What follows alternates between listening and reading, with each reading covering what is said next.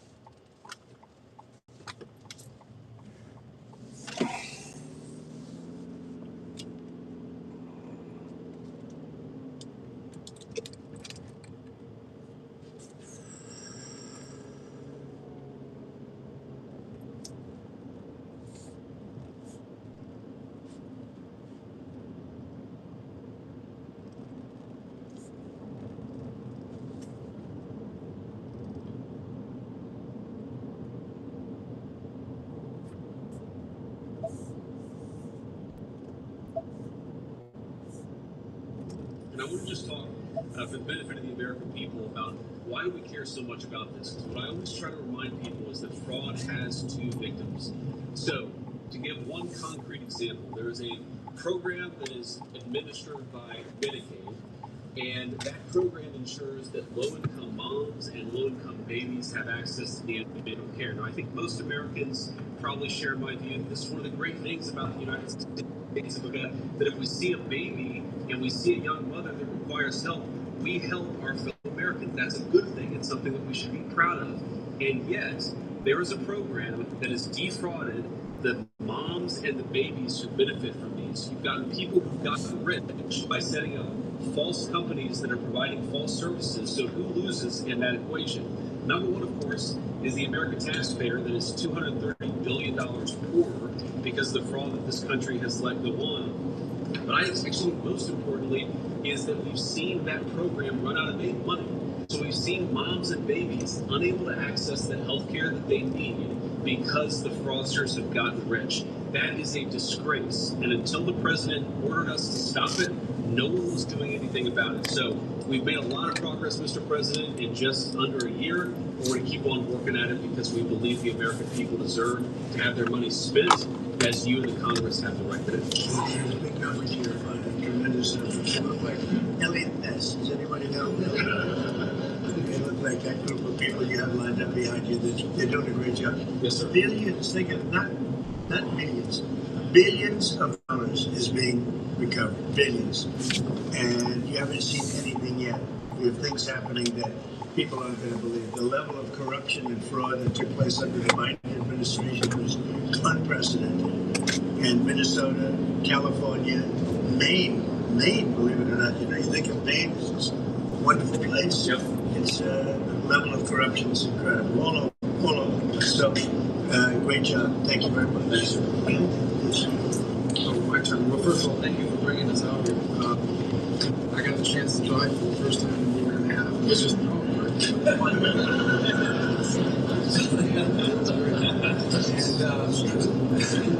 so just a couple of points that we all know. We follow the news, obviously, events in the Middle East and others here. We'll talk about that. Not that they're not important, but there's some other issues happening around the world, Mr. President, that you've shown great leadership in that not nearly as much attention. I think they deserve to mention today. The first is the International Criminal Court is an illegitimate international organization that, frankly, illegitimate. They make themselves illegitimate because they claim that even if you're not a member of that court, you can come after. What that literally means in the future is that American servicemen, political leaders, and others can find themselves under indictment by this International Criminal Court. Do you want to know a little bit about it? Jack Smith used to work there. These are the people that think they can go out and basically indict any world leader and haul them into The Hague. So we tried to get them to reform and listen to us. They wouldn't do it. They're very arrogant. We've now begun an effort to really try to bring the court to heel. Where there's no information that they're after me. You could have. Howdy, J Bird. Just so you know, she's talking about it. He's not trying to defend me. He's trying to defend me and various other people.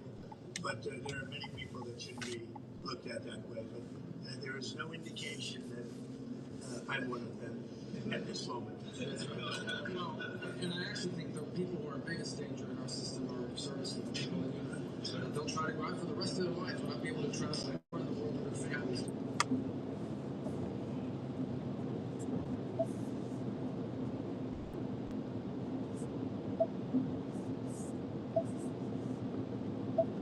Creating a strong coalition to go after far-left violent terrorism. Go after it and call it by name. I think we're building a very strong coalition there. We've had some successes in the Middle East, Mr. President, as you know, in the diplomatic front. The deal with Lebanon and Israel is unprecedented. President Ayub was here a week ago. I think that was the first visit by a Lebanese president in over 30-some years. In fact, this is the first time the Israelis and the Lebanese government have spoken at the official level in close to 30 years. And that was thanks to your leadership. A lot of work to be done to keep that peace and build up. But it's a real achievement. And of course, as you announced last night, Mr. President, this disarmament deal that you brought about with Steve and Jared's work on Hamas is another big step as well. It's something a lot of people thought would never happen. It needs to happen, but the fact that even agreed to it is a real achievable. The last point is on the Western Hemisphere. For the first time in 50 15, 20 years, the overwhelming majority of the countries in the Western Hemisphere are now led by pro-American leaders and pro-American governments. It's an extraordinary achievement, all of it happening through a system. Virtually every election that's happened in the Western Hemisphere since you were elected president has elected someone who is pro-American. And I think this is an incredible situation. Wow, look at all the flags. It's pretty cool. A number of agencies here, I wonder which farm is doing this. After that terrible earthquake in Venezuela, within 36 hours, the full force of the American government was on the ground providing humanitarian assistance. Incredible. It was a sight to behold. The USS Ford, I think, was in the port. Our Marines and armed service personnel. Very patriotic area here outside of Fremont. One of the fastest, most dramatic, the most effective humanitarian responses, certainly in recent history, if not ever. And they came at the direction of the president. In fact, within an hour of that earthquake hitting, I remember because I was overseas, the president called and said, make sure we go in there and help these people recover from this.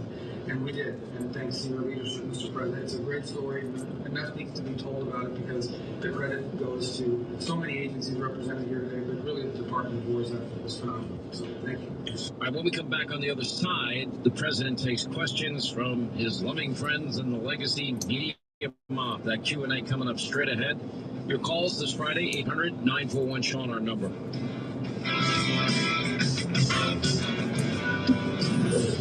Going way beyond the headlines on the stories that matter most to you. Sean Hannity's on right now.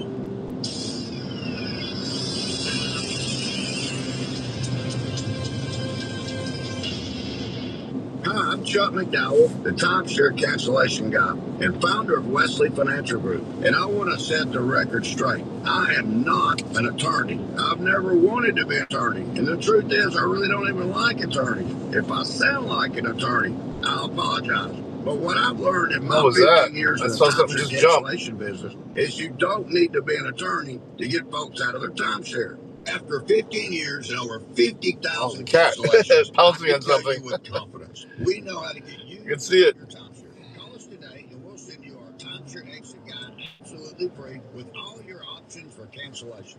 Attorneys, this was meant to be fun, so please don't sue me, especially my friend Kenneth from Black River Falls, Wisconsin. Call now for your free timeshare exit info kit. Oh, why Robert Gouvet is done. That's 800-949-1441. 800-949-1441. Usually he comes out at 5 o'clock. He's Donald Trump's #1 enemy in Congress. Chicago Delio politician is here. Durbin. Now, Durbin has a new scheme. Wonder if He's doing the his dirty baby's work coming. to benefit corporate megastores. Durbin's bill could cut corners on your credit card security, putting your personal data at risk.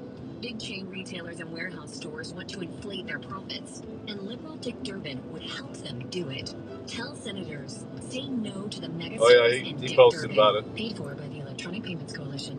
Payroll's Friday. Rent's due. That big order just landed and you don't have the cash to fill it. Sound familiar? Stop waiting on the bank. That could take weeks. You need money now. You need Swish Funding. Swish Funding gets working capital into your account fast, from $10,000 to $5 million, sometimes in as little as 24 hours. And if that low credit score has you worried, you can relax. That's no problem. At Swish Funding, we look at your business, not just a number. Here's all it takes to get the funding your business needs fast. If you've been in business over 1 year, bringing in at least $40,000 a month, that's it. Every day you wait, you're leaving money on the table. Don't let opportunities or your business slip away. Applying takes just minutes with funds in your bank account within 24 hours with no collateral. SwishFunding.com. That's SWISH funding.com. Swish Funding. The cash you need when you need it. Apply today at SwishFunding.com. At University of Maryland Global Campus, we know you're no stranger to setting big goals, whether in school, at work, or in life, and you're ready for more. At UMG, we offer the skills-based education you need to move your career forward. Learn how to apply AI, data science, and other emerging tech. Plus, gain skills in leadership and critical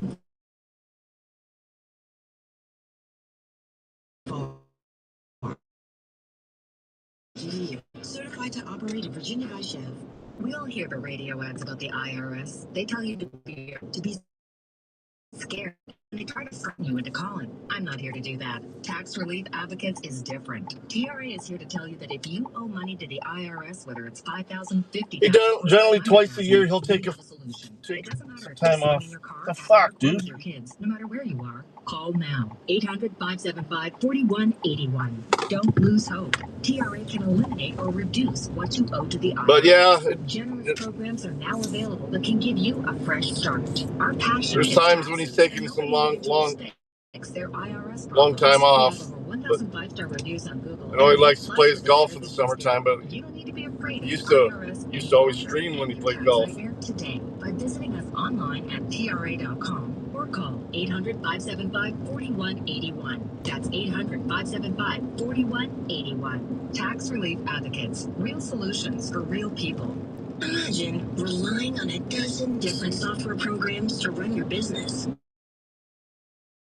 none of which are connected. And each one more expensive. I've been watching him It can be pretty stressful. through a few channels. Odoo has all the programs you I mean, his channel's still up? They're all connected on one platform, giving you peace of mind that Odoo has user-friendly applications for CRM, accounting, inventory, manufacturing, marketing, HR, and everything in between. Basically, if your business needs it, Odoo's got it. Odoo sounds pretty amazing, right? So stop depending on all those expensive, disconnected platforms and let Odoo harmonize your business with simple, efficient software that can handle everything for a fraction of the price. Yeah, he was trying to get a lot of people over to Kick because, I don't know, I think he was worried about being taken down again on YouTube. I've tried to talk him forever into getting on Rumble, but he don't listen. Rumble takes a lot less money too.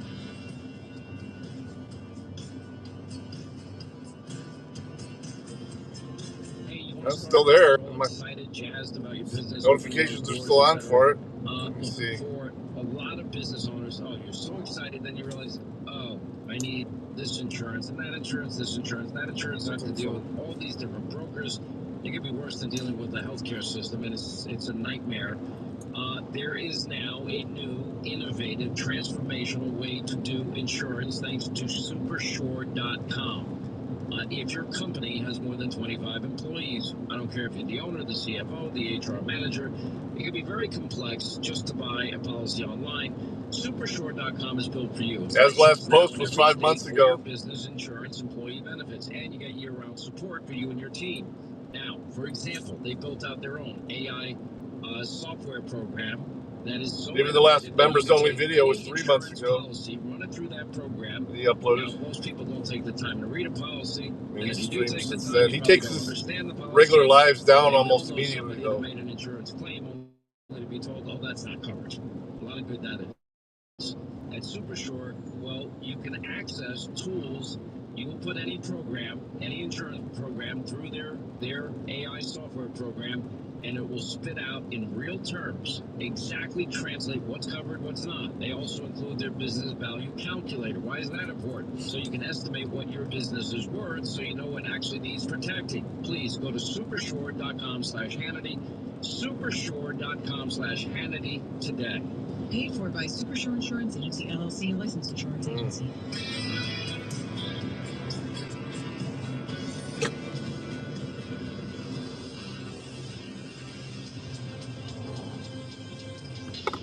I mean, there's been a lot of, what's his name? I can't remember the dude's name that used to screen record his streams all the time. I've done some clips on there, but can't remember the dude's name. Value calculator, so you can find out the worth of your policy in just seconds. There are no fees and no obligations. Get real value for your life insurance when you need it with Abacus. Learn more at abacuspays.com.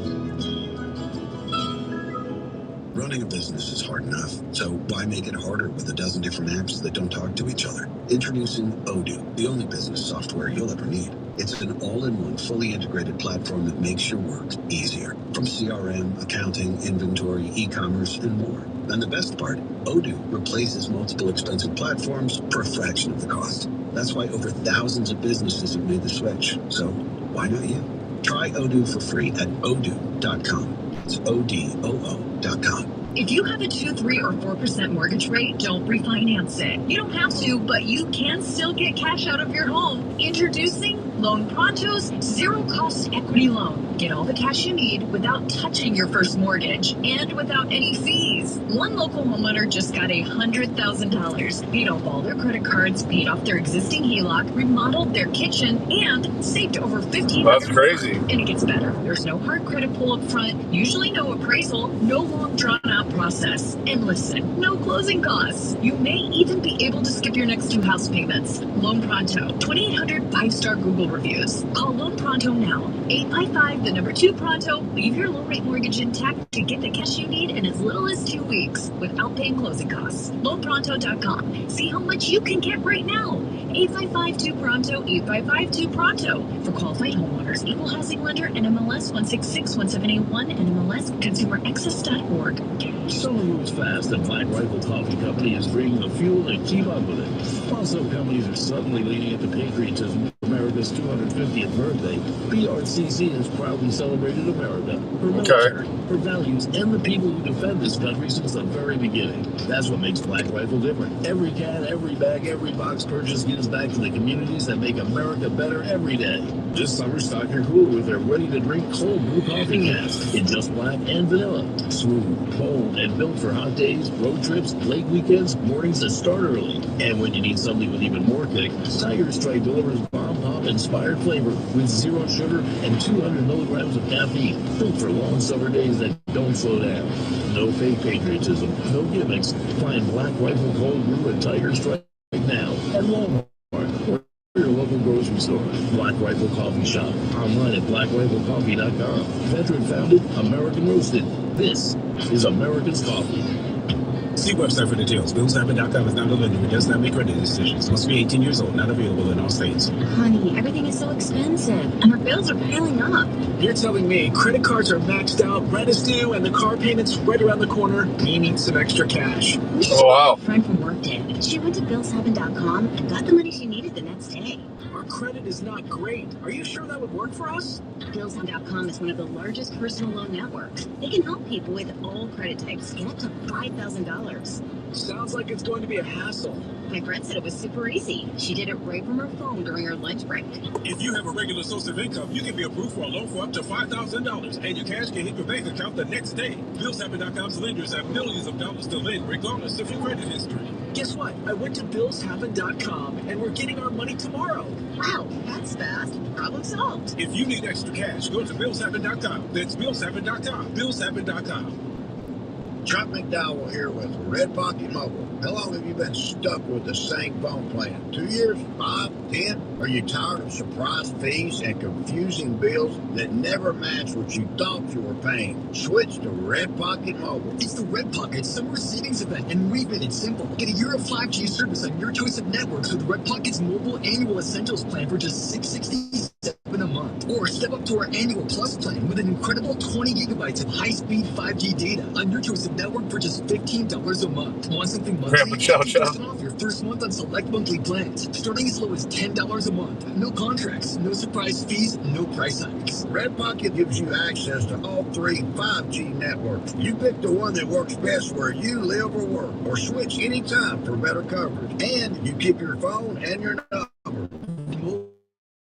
Bring your phone, bring your number. Don't miss the summer savings event at your new Ultimate Cell carrier. Go to redpocket.com now. Redpocket.com.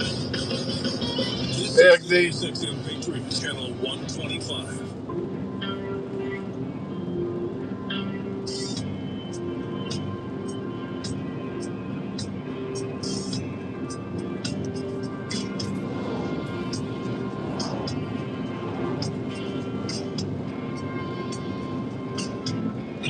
Uncovers the real truth about the politics of D.C. He's your watchdog on Big Brother every day. Hannity is on right now. 5:25 now till the top of the hour. Busy. Just left Green Springs a few minutes ago, about 30 minutes ago. I still got about another hour and 10 minutes to get to Defiance. When you get a new P3 Seemed like every time I got near being done over there in Green Springs, someone else approached me with an issue. So something that's a must carry for me every day. one of those one thing after another days. Best everyday carry flashlights on the market that you can buy right now. When you buy the #1 concealed carry pistol in the country, you will get one for free. Summertime's almost here. More people outdoors. You gotta have a safety security plan for you and your family if that God forbid moment happens. By the way, 6 Sauer, all of it manufactured right here in the Live Free or Die state of New Hampshire. About half their employees are former military, and 6 Sauer is a proud partner of the U.S. military. It is the official sign Helena, of all branches Ohio. of our military. I actually have the M17 pistol as well. It's the same one carried by our brave men and women defending freedom around the world. Now, remember, P65, that is the #1 concealed carry pistol in the country. That's pretty much my everyday carry. Very easy to conceal carry. And we're a 6 Sauer family on this show. Sweet baby James, like me, has several 6 Sauer firearms. Linda, well, she has her own special. Hey, did you see that message I sent you on X about that the predator poacher, Illinois? I guess he just had a catch and it was on the news right there in Rock Island. All right, let's get back to the president at Camp David had a cabinet meeting, and then he took a lot of questions. We're going to run that Q&A with the president and his friends and the legacy media mob. Strikes between Iran and the United States for the past 2 days. How do you go about reviving the ceasefire and getting diplomacy back on? Well, I think we just want to win. We just want to win. We're doing very well. We're trying to be nice as you can be in a situation like that. But they're being decimated. They have no Navy. They have no Air Force. They have no anti-aircraft. Doesn't mean they don't have any capability. They have some, but very little. We just want to win. We don't want to have them. It's very simple. They're everywhere. I thought it was something else that when I actually watched the video, Alex Rosen posted that. If I didn't stop the JCPOA, the Obama deal, if I didn't terminate that, they would have had a nuclear weapon. I believe they would no longer be with us in big parts of the Middle East and perhaps other countries in different continents, frankly. These people are crazy. So they cannot have a nuclear weapon, and they won't. I guess he hasn't been arrested yet, though. They're still investigating. I don't know, when you have someone admitting to stuff on video, I don't know how investigation takes. It seems like probable cause for an arrest and then do more investigating. Yeah. So we do have an understanding with Israel. Israel is very happy about it. Israel helped us. And they've been very good. They've been very good about it. Most people said that would be a deal that would be undoable now. And will it go through its ups and downs? It's a very complex situation over there. The people are very complex and difficult. In many cases wonderful, in many cases not so wonderful. But that will be it's a great breakthrough. Nobody thought that would be possible to disarm Hamas. That shows you how much success we're having with Iran. Because if you go 4 months ago, 5 months ago, a deal like that would have been impossible. So it's a big step for the Middle East, and people are really impressed by it, and they're surprised by it. And what comes first, Mr. President? What comes first? Mr. Infantino speak to you about their proposal to sell a stake in the World Cup, and is that something you support? Did FIFA or Mr. Infantino speak to you about their proposal to sell a stake in the World Cup? Mr. President, you said this morning on True Social that victims of government abuse should be paid back. Yeah. Even if it's not an anti-weaponization fund, would you still want the acting attorney general? No, I'm talking about the weaponization against large numbers of people in our country by the Biden administration and by Obama. Oh, really? The Biden administration in particular in this case. But large numbers of people, their lives have been ruined, they've been destroyed, their families have been decimated, they've gone to prison for no reason whatsoever. There's never been a group of people, most likely, I can think of a couple that were treated pretty badly, groups, but there's essentially never been a group of people treated. I'm 58 and a 55, and I got somebody on my ass. This fund was for those people that have been weaponized, that have been abused by I was abused. They attacked my house, Mar-a-Lago, where I live, and I was, big damages should have been given to me. I don't want anything. I'm not talking about myself. I think that there's a group of people in this country, history will show, that were treated like nobody else has ever been treated. So badly, so horribly. Their families have been ruined. Many, many suicides. They've committed suicide. People that were very successful that wanted to go to a rally or an event and ended up spending the rest of their lives in horror. Predictable. So, I mean, you can say what you want about the fund, and they've agreed to not have a fund, but there are a lot of people that are very upset about it. A lot of Republican people, a lot of Democrat people are very upset about it. A lot of people were covered. I wasn't covered by that fund. I don't want to be covered by the fund. I probably was abused more than anybody in the history of our country, but I wasn't looking for that. But there were a lot of people, and I'll tell you something, Todd Blanche is a very, very good man, and he shouldn't be in the middle of this. He should get approved, because you will never get anybody like him. You're never going to get anybody. And to make him a pawn in this whole thing, this is being done by a senator. I don't really blame him, to be honest with you. I endorsed his opponent. As soon as I endorsed his opponent went through the roof, and he won the primary election in Texas for the Senate. And the man that lost, the man that I didn't endorse, has become very angry, and that's okay. I mean, I understand that. I probably would do the same thing. One other truth, I think I'd do the same thing. Do you agree, just to be clear, do you agree with the acting Attorney General that the anti-weaponization fund is dead, and why not just put that in? Well, it is dead, but I wish it weren't, to be honest with you. I think people were horribly treated, horribly abused. This has nothing to do with that. This was being horribly abused, and I'd like to see them compensated for the pain. They lost their families. They committed suicide. Many people committed suicide. It went down for an innocent journey. And I'm not only talking there, I'm talking about not even having to do with that. The way they were treated. The Biden administration and the Obama administration weaponized government. I'd like to go down and do a tour of the bourbon country down there. Limits on the scope of the audit immunity deal in order to get Attorney General Blanche confirmed? Well, he should be proved forthwith. I mean, you're not going to get a person like that. Everybody agrees to it. Don't forget, Senator Gordon thought he was phenomenal until he lost. When he lost, is that a correct statement? There's the flock camera. I mean, he thought this was the most incredible person. Then when he lost because of me. I endorsed somebody else. And as soon as I endorsed the other person became a rocket ship upward, and he lost. And I think I'd be the same. I shouldn't say that, but I'd be upset also. And I fully understand it. He shouldn't be that way. I shouldn't be that way. But he is that way. He's become a very angry person. And you have a couple of others that have caused their defeat too. And we'll probably hear from them too. Yeah. Mr. President, that's not wrong. There's a report that you got a proposal from the military to go big and hit them hard over 10 or 14 days. We've already gotten big. Look, what's big? They had 159 ships. That was their entire Navy, 159. Their entire Navy is laying at the bottom of the sea. I say that's going big. They had 200 airplanes all gone. Everyone, they're not one airplane. They had little self-censoring. Very good, but it didn't work. And it's all gone. Their radar is all gone. Their leaders are all gone. Everything's all gone. But they'll fight onward. Mr. President, on Ukraine, you said the other day that you're not sure about whether to grant Ukraine the Patriot missile license that had been discussed. What's going on here? More from Zelensky before are we all backed up?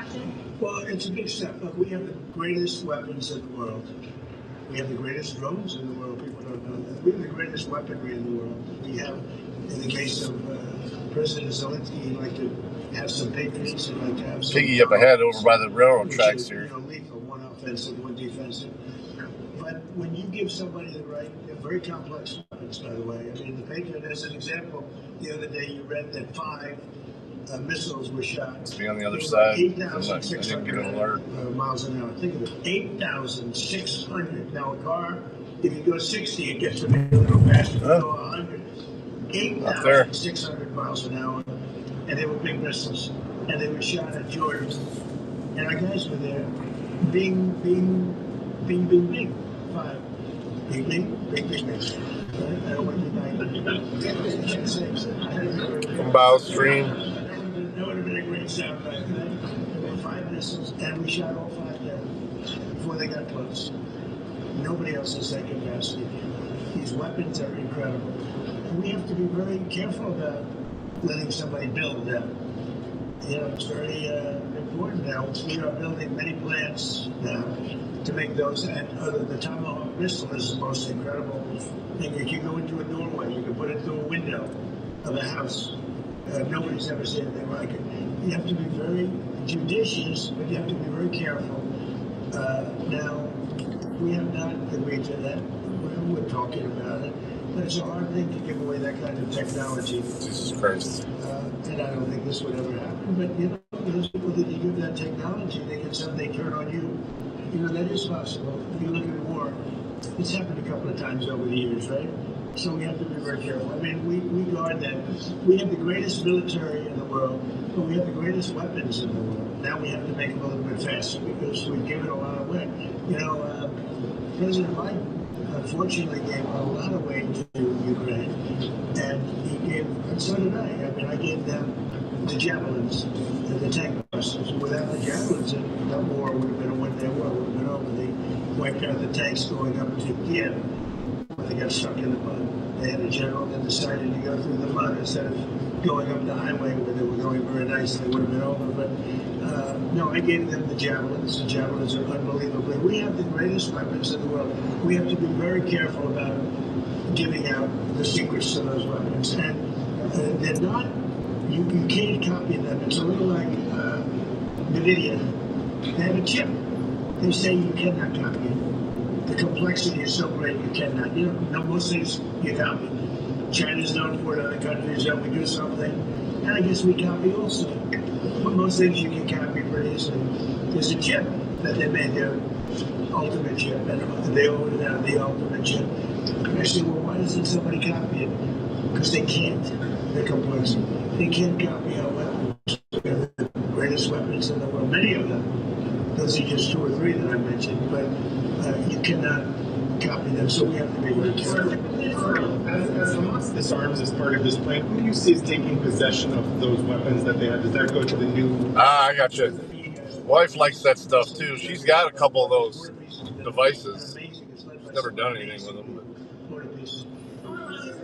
You said they do have some capabilities left. Should Americans be prepared for these back and forth attacks to continue until Iran's able of striking back? They'll get weaker. They'll get a little stronger maybe now, but they'll get weaker, and then they peter out. Yeah, I think some of it would be foolish to say no. You always have to keep your guard up. What is the status of talks? Who from the administration? Well, they always want to talk, but they break their word so often. Steve is talking, Jared, we're very good people. JD's involved, very strongly involved. We have great people talking. Marco's involved. Very good people, we're the best people, but and they'll make a deal. As an example, we'll talk about nuclear, and we'll be in there talking about nuclear for 7 hours. I say, why do you need 7? If you take 10 minutes, you have 5 minutes. He said, so 7 hours, and then they'll go out, and I'll say, they discuss nuclear, and they'll go out and they'll say, we never discussed nuclear. And I said, why did you say that? Well, they just make me angry. You know, they just make me angry. Any other questions? Do you think that you should deal with Iran given the important? Yes, you can. I'm losing faith in them because they do lie and they do misrepresent. Well, the other day, the 5 missiles we shot, we knocked them down, but we were in the midst of a negotiation. I mean, I'm waiting for Steve to call. How's the negotiation going? And instead, I got a call from Pete that they just shot 5 missiles at one of our bases in Jordan.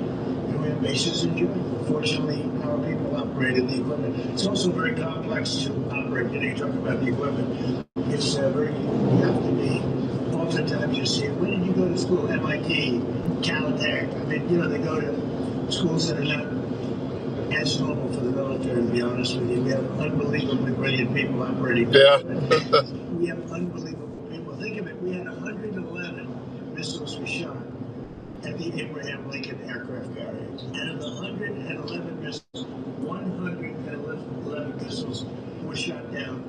right, that's the president taking questions from earlier today at Camp David, where he had his cabinet meeting, first time ever. Look, I want to remind you, you're so excited, you're giddy, you've dreamed about opening your business. Before you can open those doors, you find out, well, you need this insurance and that insurance, and you deal with this agent and that agent. It's a nightmare. It's a bureaucratic nightmare. Now, there is a new, innovative, and transformational way to do insurance. It's transforming the whole industry, and it's called supershort.com. If your company has 25 or more employees, whether you are the owner, the CFO, the HR manager, it can be too complex to just buy a policy online. Now, SuperSure is the super agency built for you, licensed in every state for your business insurance and employee benefits, and they offer year-round support for you and your team. And at supershort.com, you can access, tools. For example, most people get an insurance policy. Nobody reads it. Very few of you do. If you do, you probably don't understand it. We all know somebody that made an insurance claim at some point, only to be told, oh, I'm sorry, that's not covered. So they will put it in their AI software program and put out in plain English what's covered, what's not covered. They have their business value calculator. It's incredibly important because you can estimate what your business is worth, so you know what needs protecting. Go to supershort.com/Hannity, supershort.com/Hannity today. Paid for by Supershore Insurance Agency, LLC, a licensed insurance agency.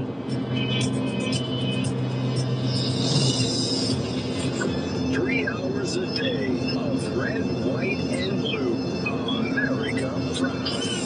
This is the Sean Hannity Show.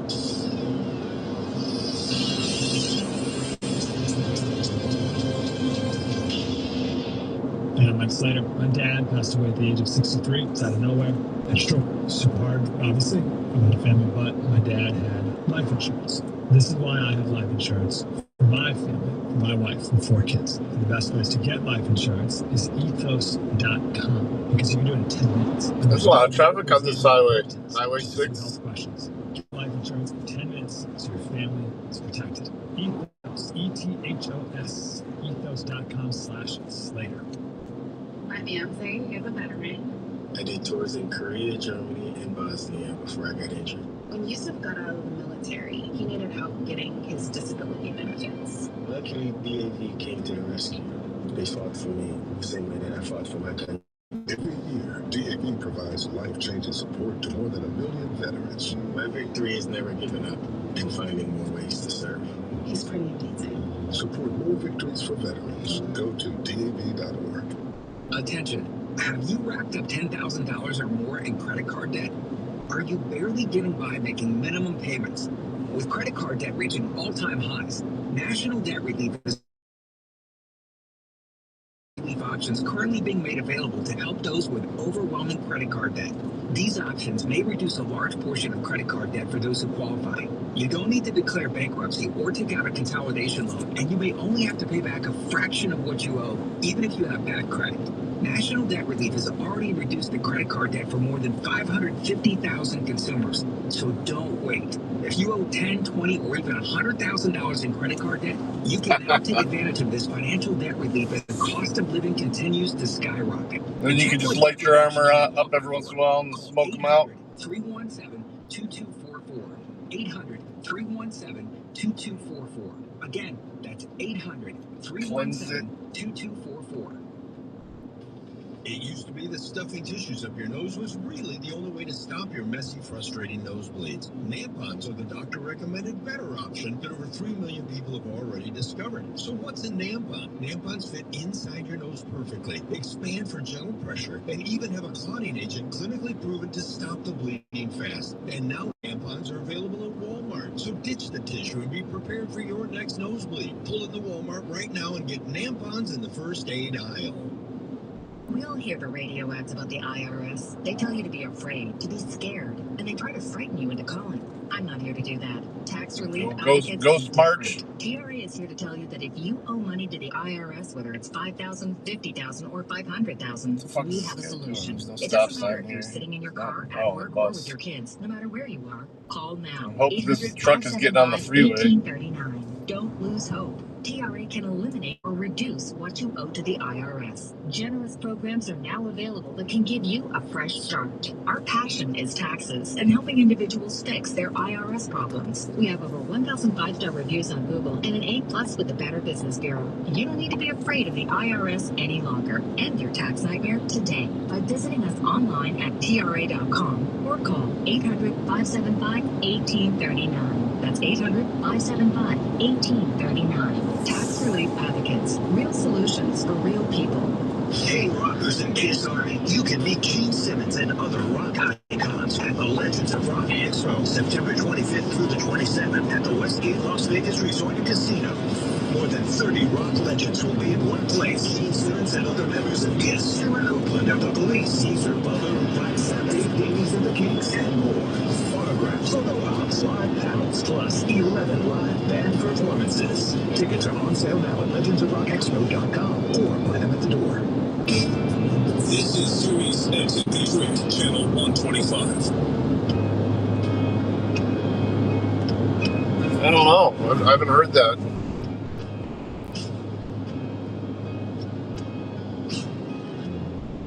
All right, that's going to wrap things up for this week, this Friday. Let Not Your Heart Be Troubled, Hannity tonight, 9 Eastern on the Fox News Channel.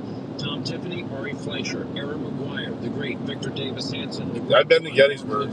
Jimmy Fallon, all coming up. Second DVR tonight. Hannity at 9. We'll see you tonight. News you'll never get from the Legacy Media Mob back here on Monday. Have a great weekend with your family and your loved ones. Mammoth that population.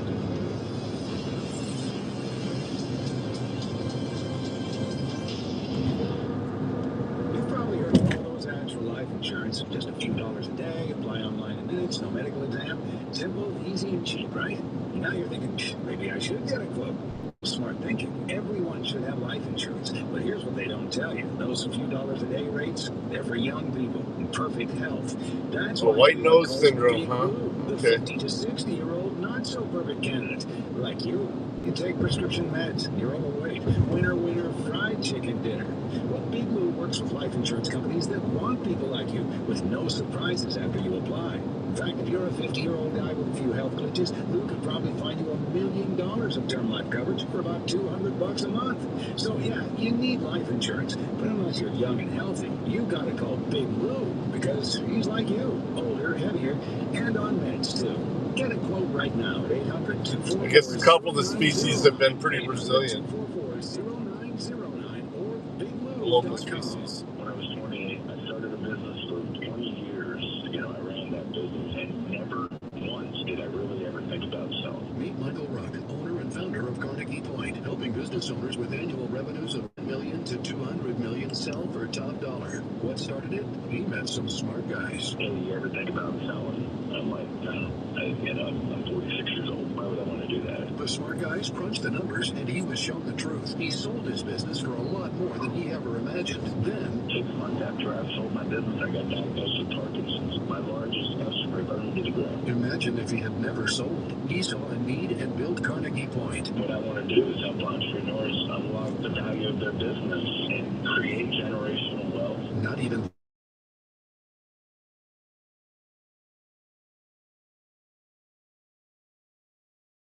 866-9909. That's 800-586-9909. Or visit CarnegiePoint.com. Instrumenting their names to the Rush for Freedom, those 56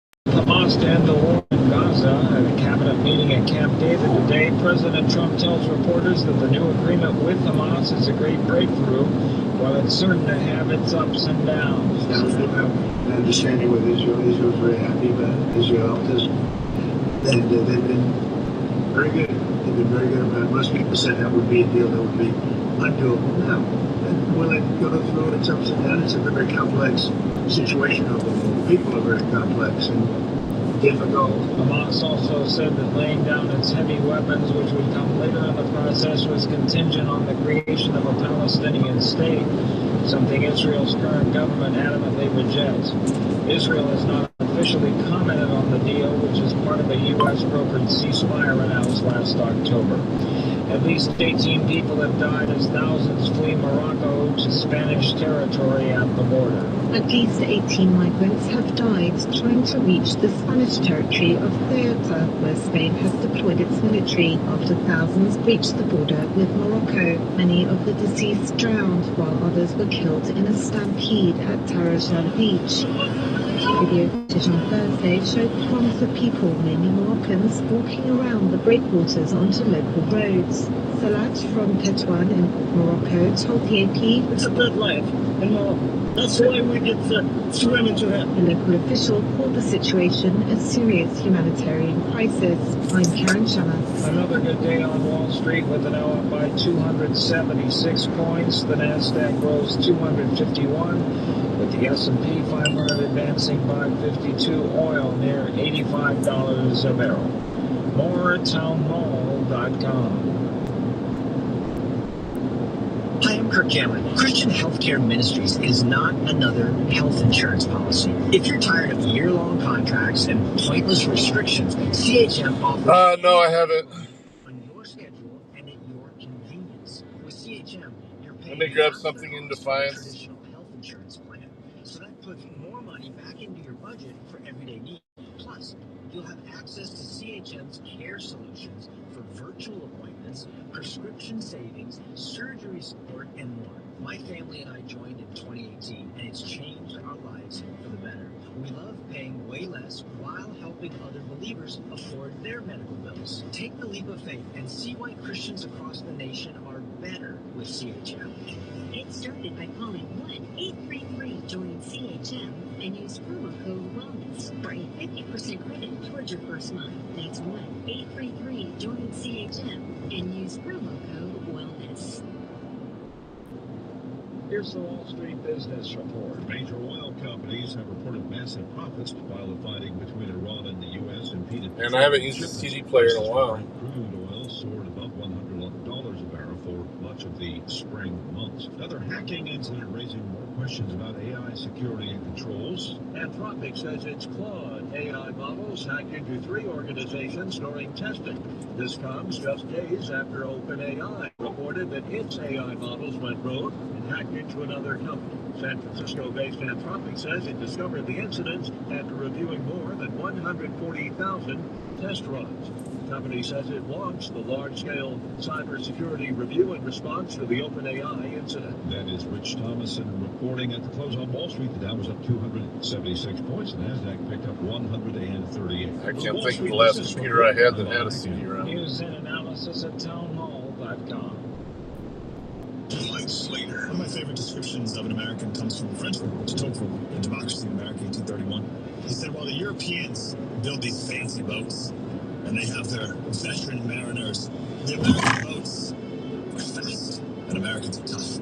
And that's why we're the best. Been that way for hundreds of years. The more we tap into that, the even stronger. I've never seen that. I've never seen boom boxes that had a CD writer in them.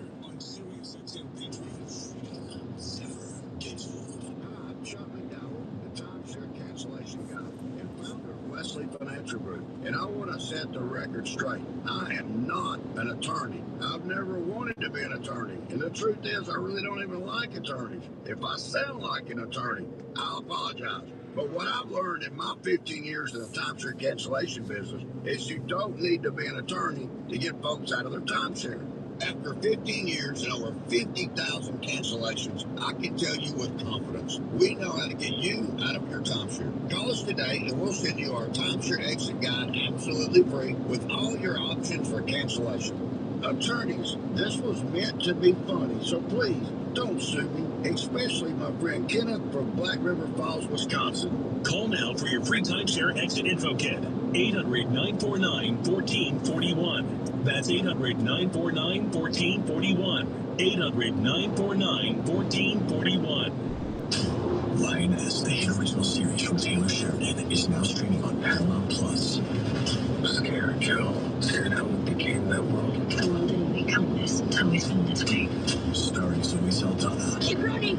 Michael Kelly. You tried to touch us here. It's a two-way street, buddy. With Morgan Freeman. The fallout from this illness. And your kidnapped. This isn't the end of a fight. This is the start of one.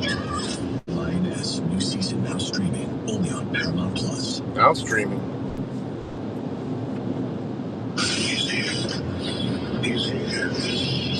Really? I thought it was just until next month.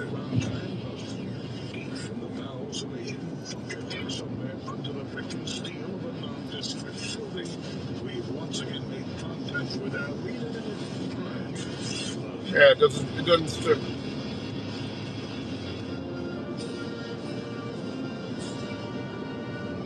Yeah, the new season doesn't start till August 2nd. It's not streaming yet. August 2nd. So what? What's that, Sunday?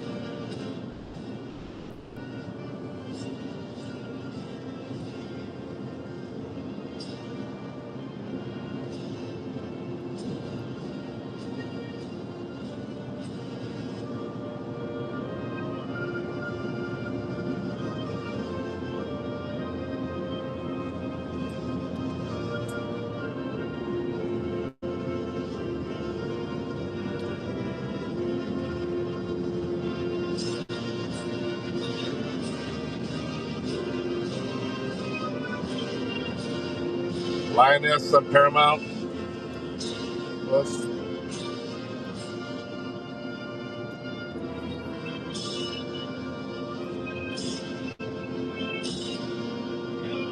Mark Levin here. Our number 877-381-3811. 877-381-3811.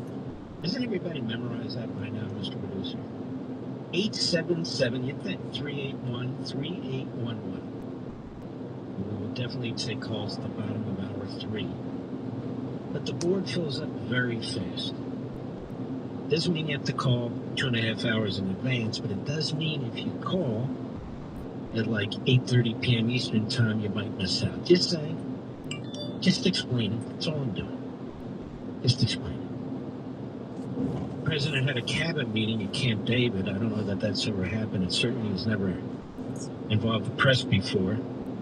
And he's in New Jersey this evening. I will be on Hannity tonight, 9 p.m. Eastern time on Fox, if you want to watch that. That's Hannity. Hannity. And among other things, the president said this about Iran. Cut 4, go. What is the status of talks? Who in the administration is talking to Iran? But they break their word so often. Steve is talking, Jared. We have That's very what good they do. people. JD's involved, very strongly involved. We have great people talking. Marco's involved. Because they say talks aren't happening. Very good people. We have the best people. But, and they'll make a deal. As an example, we'll talk about nuclear. And we'll be in there talking about nuclear for 7 hours. I say, why do you need 7? You can take 10 minutes. You have 5 minutes. You should solve it. For 7 hours, and then they'll go out. And I'll say, they discussed nuclear. And they'll go out and they'll say, we never discussed nuclear. And I'll say, what did they say? All they do is make me angry. You know, it's just make me angry. Any other questions? Do you feel that you can reach a deal with Iran, given that you talked about how disloyal they are?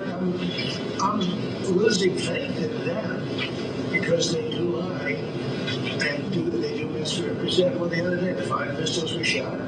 We knocked them down, but we were in the midst of a negotiation. I mean, I'm waiting for Steve to call me. How's the negotiation going?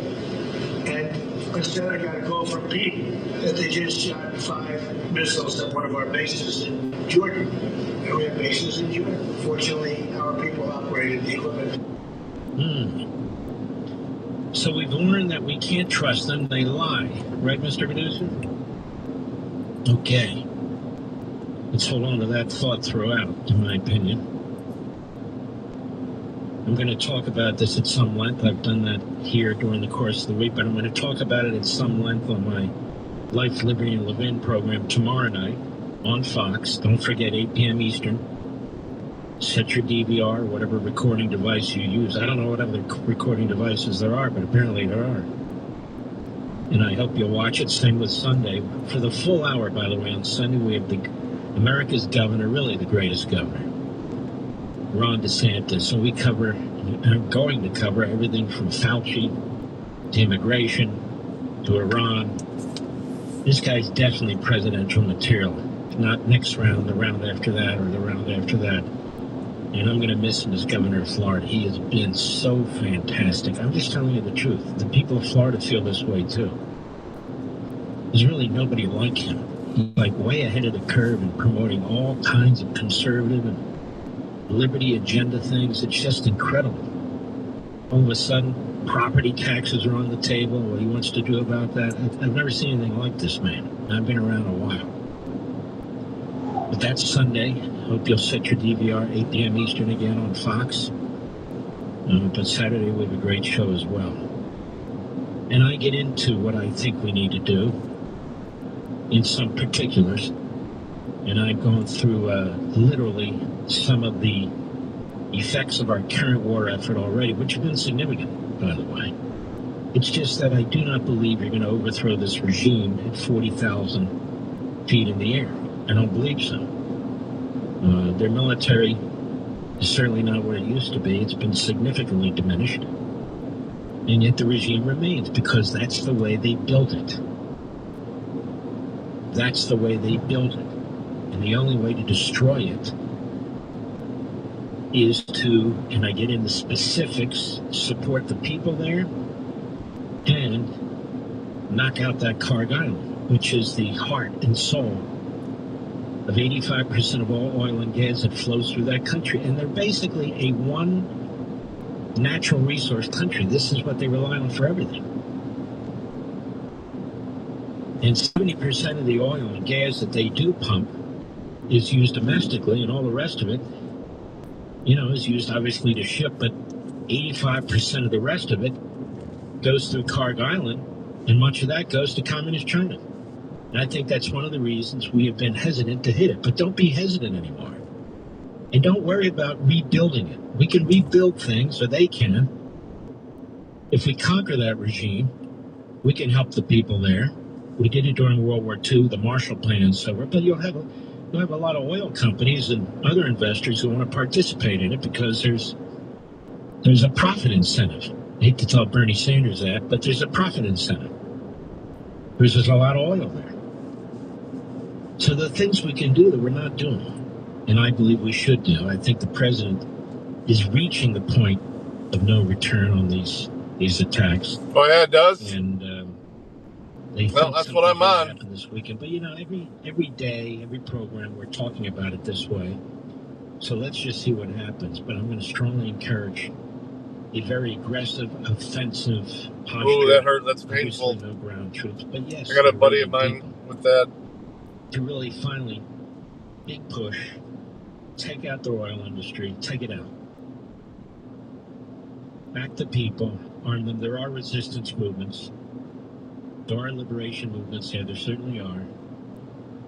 Identify them, support them, help expand them, and get on with it. We used to know how to do this sort of thing, and we got to do it. I also see the woke right isolationists all over the internet. And basically they're saying, cut a deal and get out of there. And they have no plan if Iran has a nuclear weapon. And they're just sort of mind-numb nitwits. And many of them are saying, don't help Ukraine. They're still at that. So basically, they support Russia effectively, and they support Iran effectively. Iran getting a nuclear weapon. If you're not going to do something about it, then you're a useful idiot for Iran, just like you're a useful idiot for Putin. Now, we are proposing F-35s and our most sophisticated engines for Turkey, which in many ways is aligned with Russia, which has an alliance with Russia on many fronts, which bought their S-400 sophisticated ground-to-air missiles in violation of, by the way, our rules here in our Congress as well as NATO. And we want to sell them 70 F-35s. That would change the entire balance of power in the Middle East. But even putting that aside, at the same time, We had said yes to Zelensky in Ukraine in selling them licenses to build Patriot missile defense systems. They would build them themselves. The president today said, I don't think I'm going to do that. That's very advanced technology. No, wait a minute. The F-35s are very advanced technology. You would sell them to Turkey that has a relationship with Russia, and that won't be kept confidential or secret. Meanwhile, Ukraine would be building the Patriot missiles themselves in a license, and that we have to be concerned about. I see it the other way around. We got to be helping Ukraine with the licensing and no F-35s for Erdogan, who also constantly threatens not just Israel, but Greece, who still controls 1/3 of the island of Cyprus, even though it's not his, and seeks to make his own Ottoman Empire in the Middle East. The Ottoman Empire was there before the British in World War I, basically. The Ottoman Empire was very powerful, but they lost in World War I. And the British basically went in, I'm doing a thumbnail for you, and divided up the area and created a lot of these Arab countries that didn't exist. And a lot of these fiefdoms that didn't exist. A lot of these monarchies that didn't exist at the time. Oh yeah, it's nice and relaxing. A lot better than the freeway. At all. What does he need the F-35s for anyway? More when I return. We'll be right back. Mark Levin.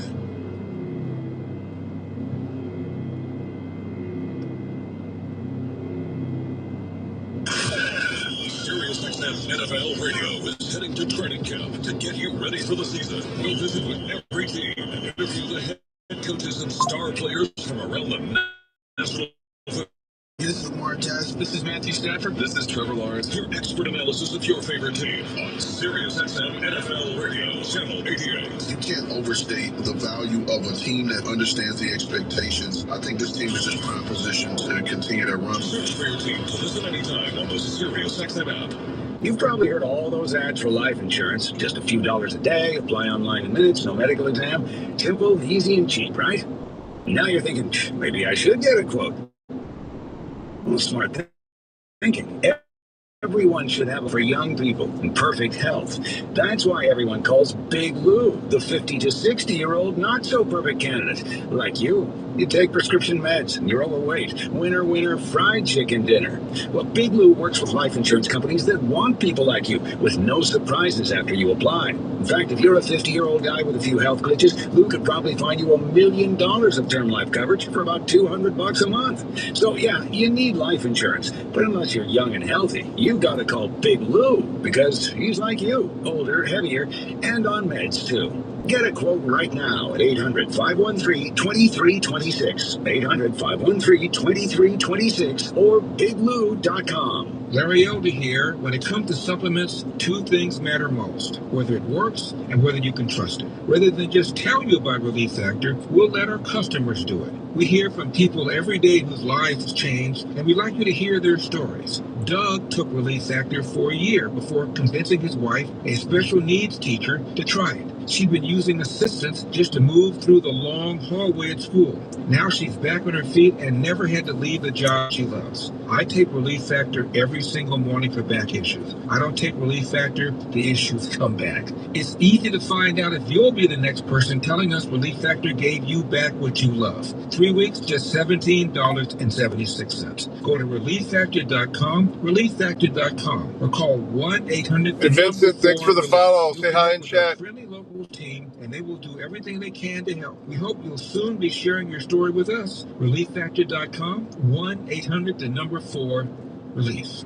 We don't do this often at Untuck which is why you won't want to miss this flash sale going on now with everything site-wide and store-wide, 25% off, and we mean everything. Wrinkle-free cotton, performance stretch, polos, pants, even our women's wrinkle-free cotton. 15 years, 15 million shirts sold, and we're still the best in the game. Shop the 25% off flash sale going on now at Untuckit.com and all of our many stores nationwide. Untuck It. Shirts designed to be worn, untucked. Wesley Financial Group is not an law firm. Ask yourself this question. Is it really worth holding on to that timeshare that you know you need to get rid of? Here's the truth. The average maintenance fee just went up over 17%. That could have been 117%, and there's nothing you can do about it. When you buy a timeshare, you give them a blank check for annual maintenance and assessment fees. I'm Chuck McDowell, founder of Wesley Financial Group. For 50 years, I've helped over 50,000 families cancel their timeshare. Vincent. Not sell it,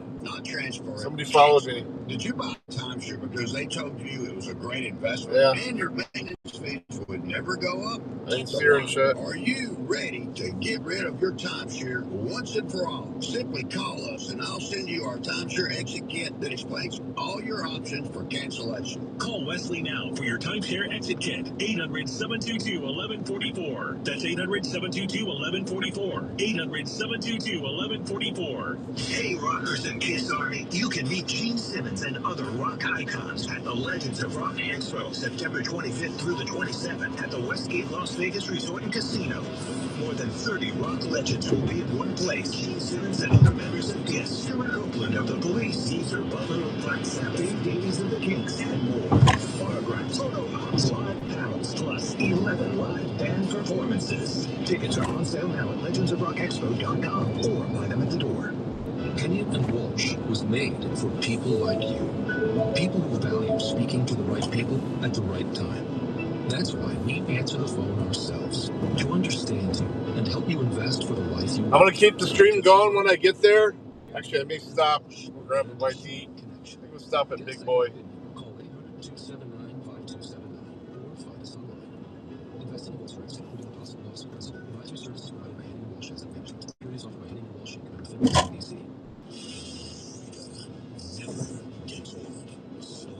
Actually, no. What the fuck? Oh, okay.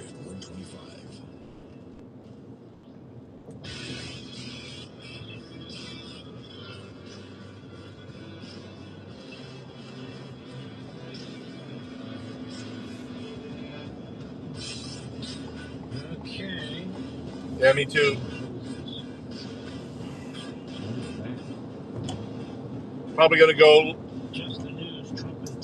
next week sometime because I got more cameras coming in. Writes John Sullivan. Trump said they're going to get a beating.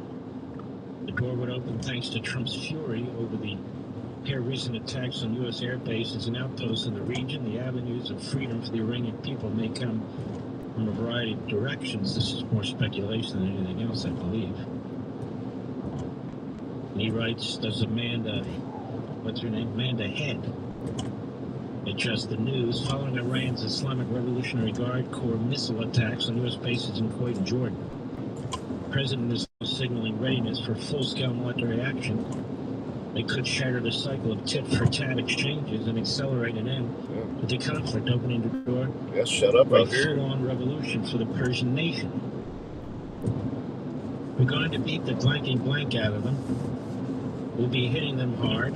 Still 388 on get a beating. the other side of town. Usually it's pretty cheap out here. The Iranian regime collapsed under external pressure and internal strain. Power vacuum could imperil. Price is unavailable. Control of their country's future. Now, this is something I've been talking about and pushing. I don't think it's just going to collapse. It needs a big push. A military push, an economic push, and a push by the people. It is my contention, ladies and gentlemen, that the Iranian regime fears more than the United States, more than Israel, more than economic sanctions, their own people. That they fear their own people rising up and taking them on, armed and supported by us, than anything else. She writes, free from the revolutionary guards and clergy, citizens still haven't got an opportunity to do that yet. Now, this is a bit of a stretch. She's I think I'm just going to stop and get something on the way. But it's hard to believe that this will come from a week's worth of attacks, since we've had weeks worth of attacks. I'm also getting the sense, as you and I go through this together, and there's various stories together, we're really going to hit them this time and so forth, that maybe we haven't been hitting the targets we need to meet. Now, by that, I'm not making a criticism. By that, I'm meaning, there are targets and there are targets, right? And so maybe the targets shouldn't be simply military targets.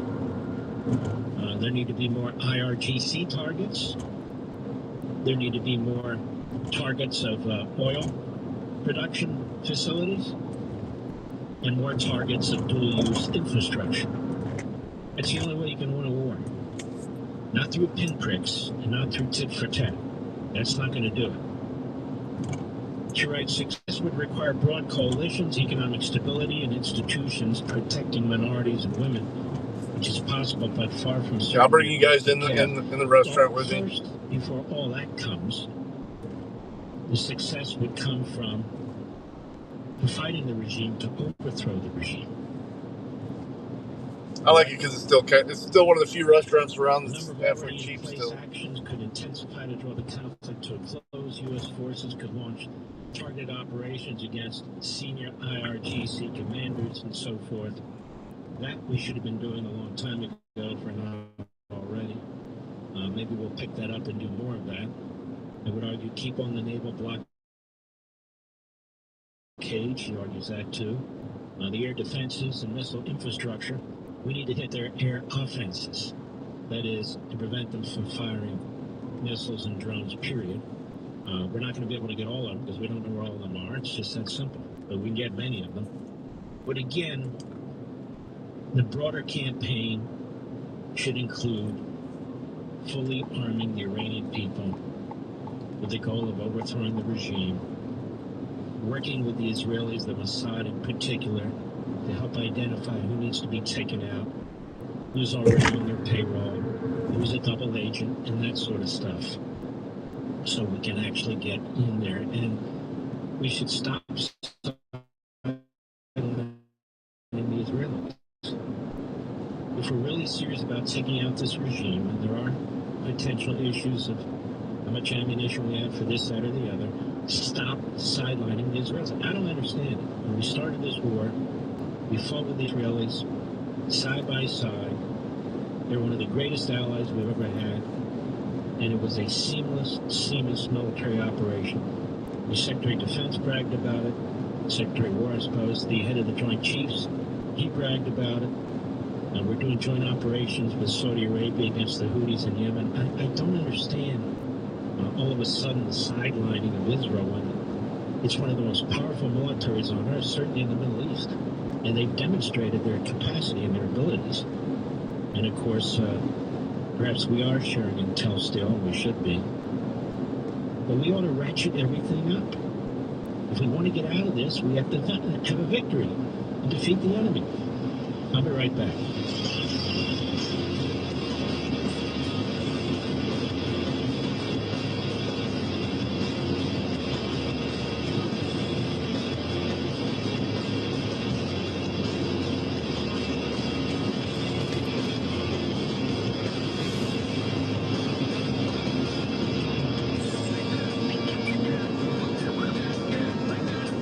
Sambos.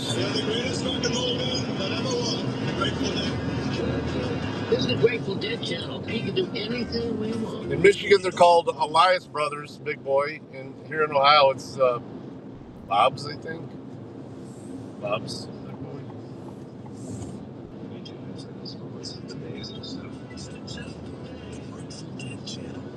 Oh, yeah. I remember Howard Johnson's.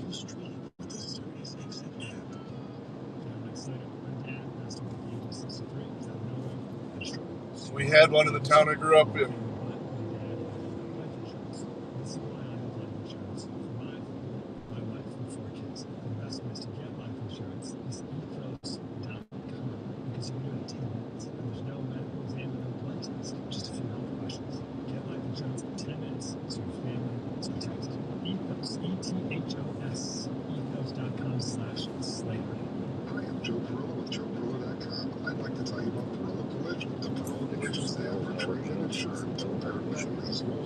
Lamborghinis, or any other high-end luxury vehicles. We service accidents from all over the country. Maintain your luxury vehicle's warranty with our professional team. Visit JoePerlo.com. That's JoePerilo.com. You go orange roof. PRILLO. Click on Perillo Collision or call us at 312-BMW-1111. If you have a 2, 3, or 4% mortgage rate, don't refinance it. You don't have to, but you can still get cash out of your home. We spent a week at one in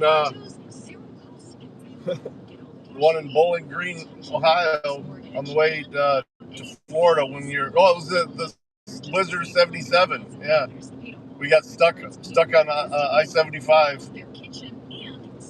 And Dad's customized Econoline van heading to Florida. We tried to outrun the blizzard before it hit. And we got stuck. And some trucker picked us up, brought us to the next exit.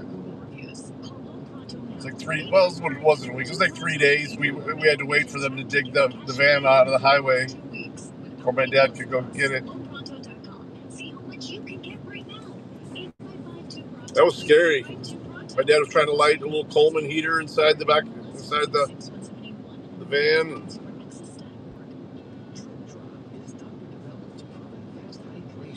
Your body and mind work better. Trusted by firefighters, medical professionals, and over 90% of top college and pro sports teams, Drip Drop is engineered to hydrate faster and more effectively than water alone. With 3 times the electrolytes of leading sports drinks. Stock up now and drink. Yeah, they call them Hojos now. Promo code radio20 for 20% off your first order. That's dripdrop.com. Promo code radio20.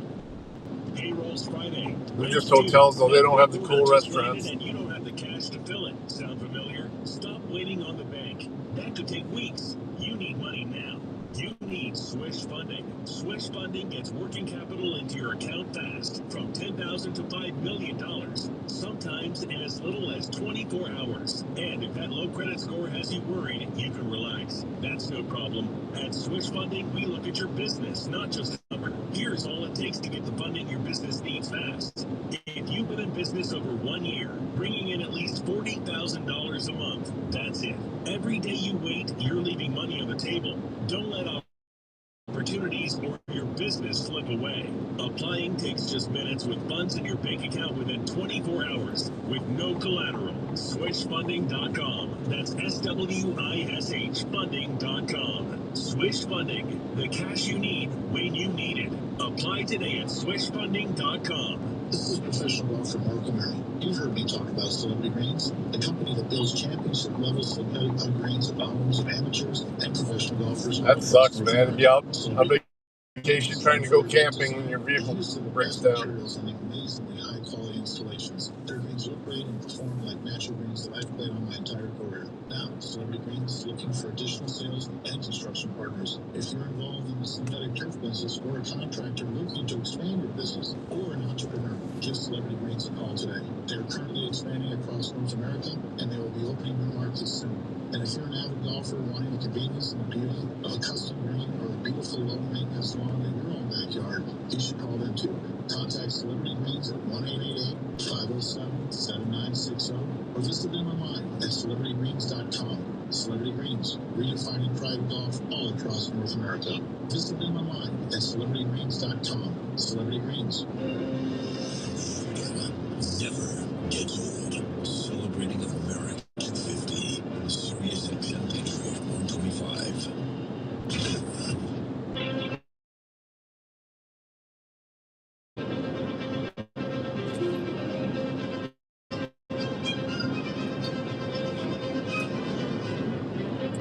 All right, ladies and gentlemen, CBS News reporting that the cabinet met, obviously. The United States and Israel are reportedly preparing what could be one of the most extensive bombing campaigns yet against Iranian energy infrastructure, including power plants and oil refineries, with potential strikes as soon as this weekend, again according to CBS News. The plans were reportedly discussed during President Trump's cabinet meeting at Camp David on Friday, that is a few hours ago, where some White House political aides expressed concerns over the potential political and economic consequences. Geez, I can imagine who they were, Mr. Producer.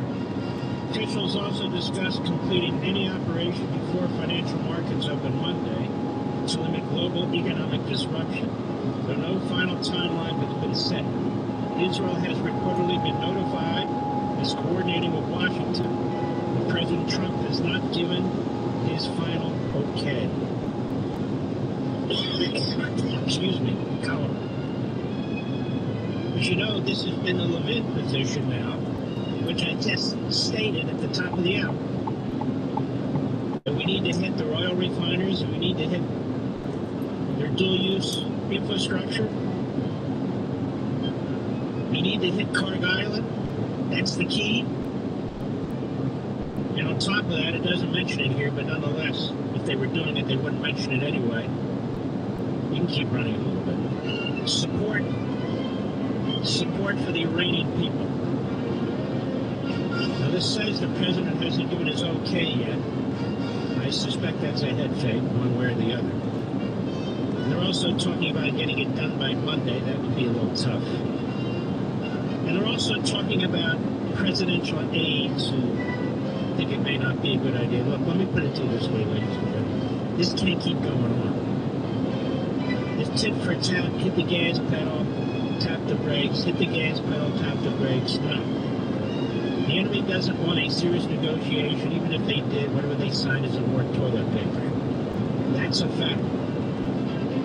Now, I understand. I see them online and elsewhere. We have the woke right isolationists. We're telling us we are going to lose the midterms, which we may very well. We went through this yesterday. But it won't be because of Iran. Those people are not affected by Iran, to be perfectly honest with you. It'll be because the Democrats have succeeded in convincing the American people that we're in a depression.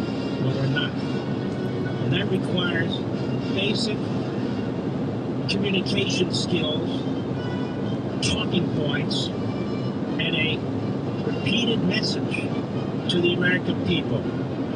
But, again, we discussed that yesterday. If we lose the midterms, it won't be over this. This isn't even the top three issues to the American people. Because the American people aren't involved in this for the most part. I fucking missed my volunteers are. exit for the restaurant. God, I'm losing it, man. You and I are very interested in this because we love our country and we want victory. We want to destroy. Wait, hasn't he getting off here anyway? Okay, I didn't miss it. Isolations Weird. are really inconsequential. I noticed that their ratings are way down. Did you see that report, Mr. Producer? They must have known I wanted to go to Big Boy. Whether it be Carlson or Kelly or Bloated Bannon, Oh shit, I was wondering what happened to you. Whether it be Nick Fuentes, the laid off, The overheat from being plugged in. Numbers are down. We continue to show our muscle here. Or just running. On our talk program.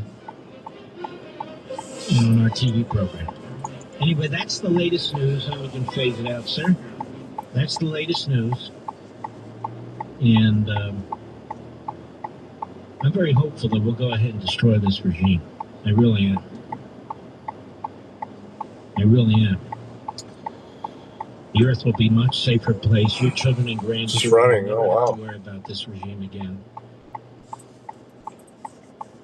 In the center of the enemy that supports Hamas and Hezbollah and the Houthis will be gone. And of course, those surrogates may not be gone, but they won't be around forever once Iran, the regime, is gone. And can you imagine the Iranian people being free? Can you imagine the end of the executions, the hangings of young people? Wouldn't you celebrate that? I would celebrate that. Wouldn't that be fantastic? Yes, it would be fantastic. And then we really have a peace. We have a relationship with the Iranian people who are really Westerners more than anything else. Half a century of this nightmare. And the fact that this regime has killed thousands of Americans and maimed thousands of Americans, that's important too. You know, there are families out there who are still suffering from what this regime has done. Slaughtered Marines, airmen, infantrymen. It's just called Big Boy. Embassy personnel. Tortured in the most horrendous way. Some of our CIA assets. William Buckley.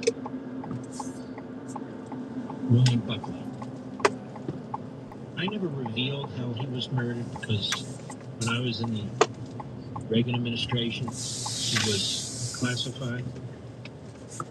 Tim Sheehy, a great senator from Montana, he revealed it. I don't think it's classified anymore. William Buckley was a CIA employee. He wasn't spying in Hezbollah. He was working basically with the UN, basically a peace mission. And he was captured by Hezbollah. They held him for a long time. Give her plenty of room. He was horribly tortured and starved. No, I'm just gonna go inside and sit down.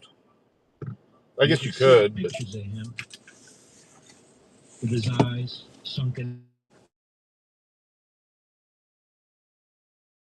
It's from torture.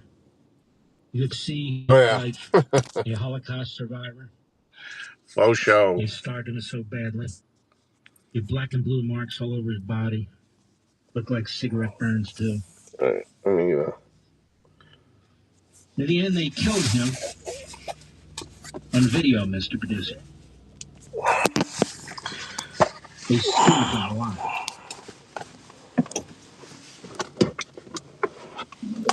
They skinned him alive.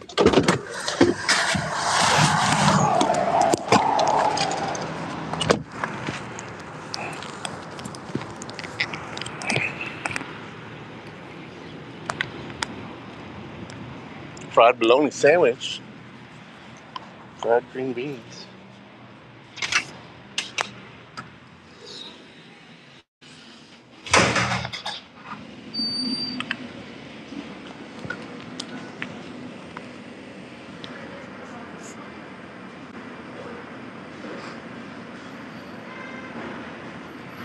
Hi. Yep.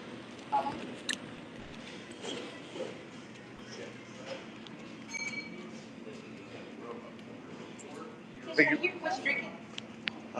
Coke or Pepsi? Pepsi. Sweet tea, unsweet. Just unsweet tea. Unsweet tea? Yep.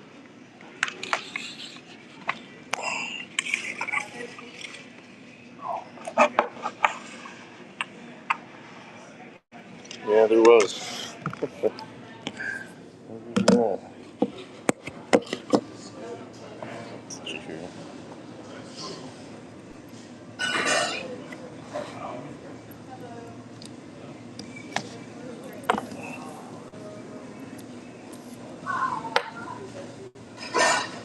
Oh, thank you.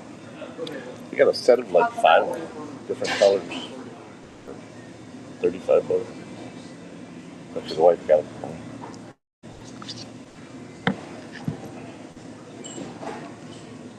It's all right.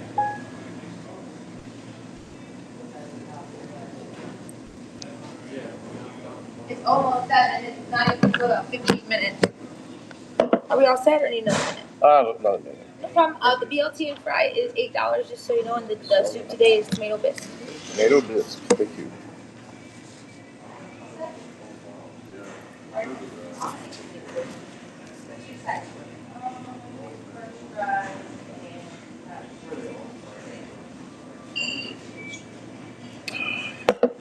That's good.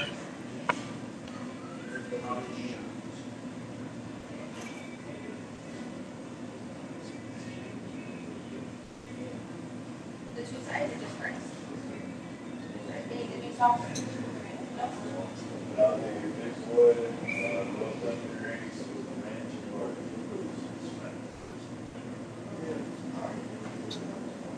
Those are it.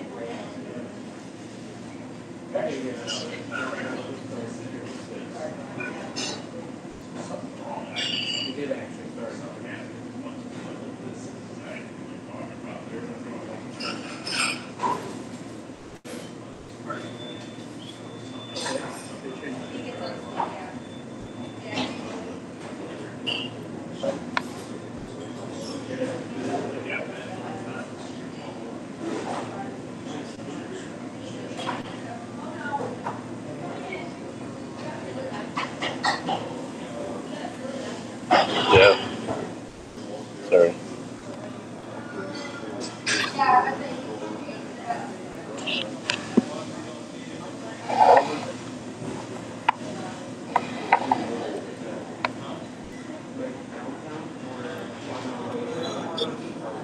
The waitress acting weird about it.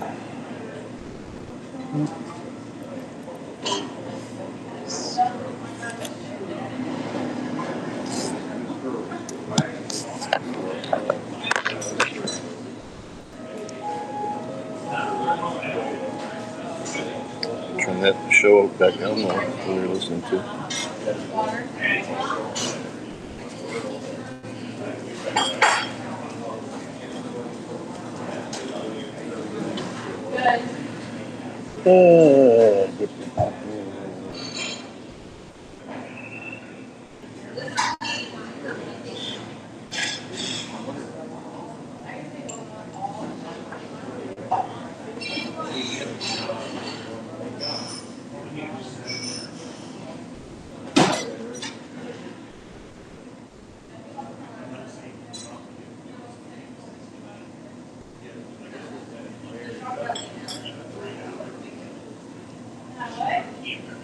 I think I'm just going to get the super big boy Flatcher.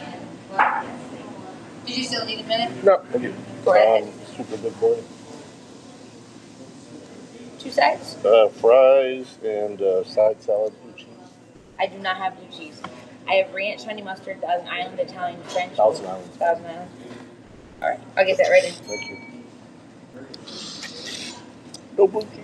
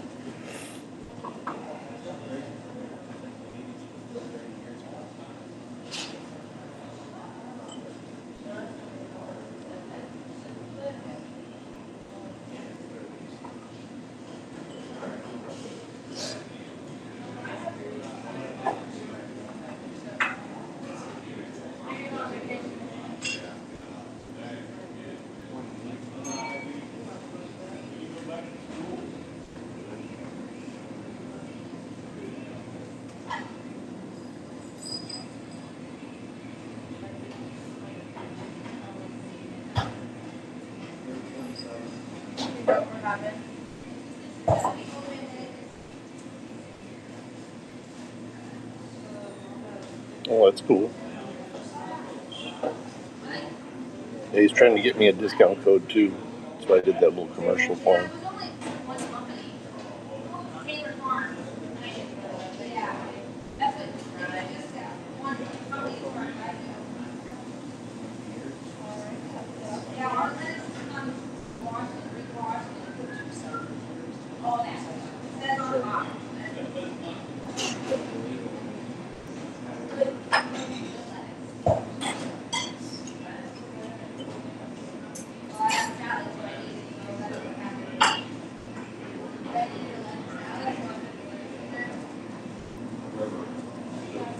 I'll risk it with lettuce.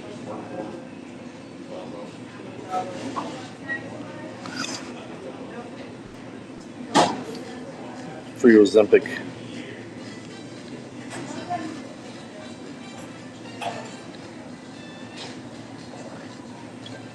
Give me some of that explosive diarrhea.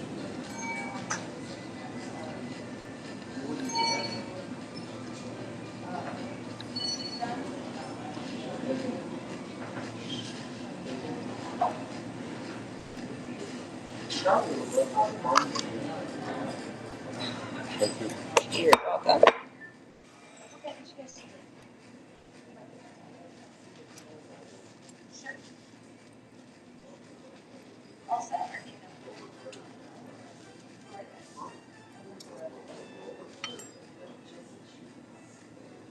The cheese cross extra and American, and you want sides? Yeah. Freezer? Thick dressing. It's so cold. 2 sides?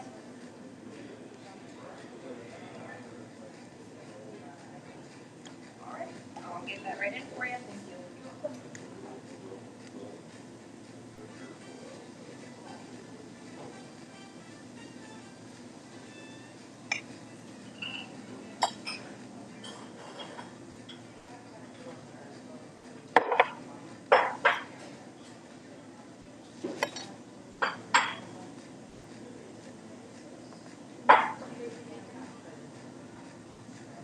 I'll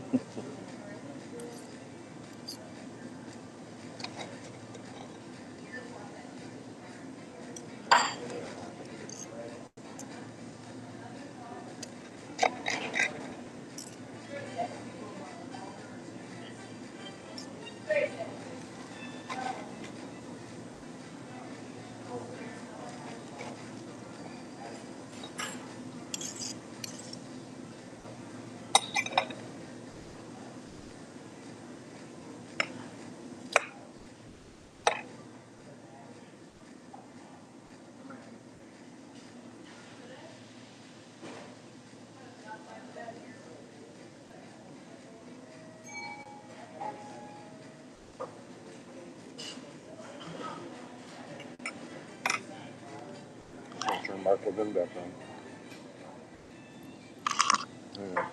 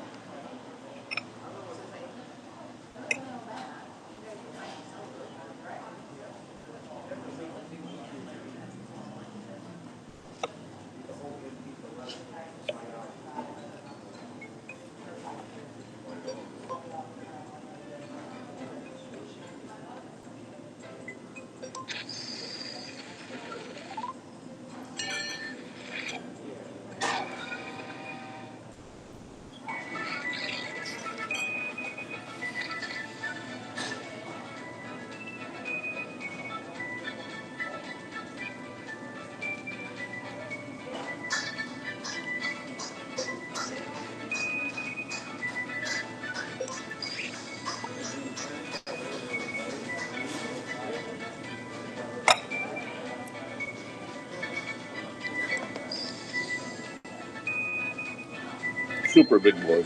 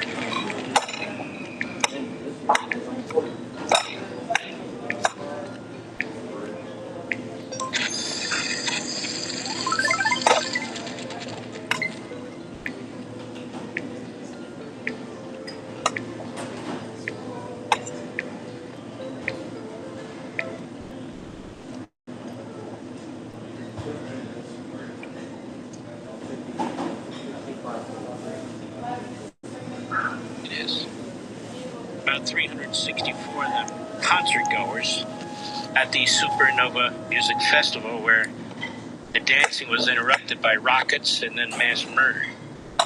It's not the first time the Culture Club lead has voiced his support for Israel. In 2017, the pop legend fronted a concert in Tel Aviv critics said was tantamount to performing in South Africa during apartheid. There is no apartheid in Israel. All you have to do is go to Israel, and you can see there's no apartheid. There's apartheid in every single Muslim country, in every single Arab country, every single Marxist country, but not in Israel, and not in the United States. The singer responded by declaring the two weren't comparable, that Israel was in his heart. You know, I'm particularly proud of you in the audience who are not Jewish, particularly proud of you righteous Gentiles who stand up for what's right, who stand up for what's good, who stand up for the Judeo-Christian belief system, who stand up for the state of Israel, who stand up for the United States of America. Do you have 3 ex-wives and your current trophy wife wants a life insurance policy 3 times the size of the policies you had to purchase for your previous mistakes? If so, you need to call Big Lou and Term Provider, 800-513-2326. Big Lou is intimately familiar with your problems, and if you're 50 or 60 years old and in reasonably good health, a $1 million policy should only cost about $100 to $200 per month. Big Lou may have a solution for your previous policies as well. You may even save enough money to lighten the load on your new $1 million policy. Remember, call Big Lou. He's like you, except he's only on number 2. Call Term Provider at 800-513-2326. 800-513-2326. For $1 million in term life insurance that you can live with, call Big Lou at 800-513-2326 or visit biglou.com. That's 800-513-2326 or biglou.com.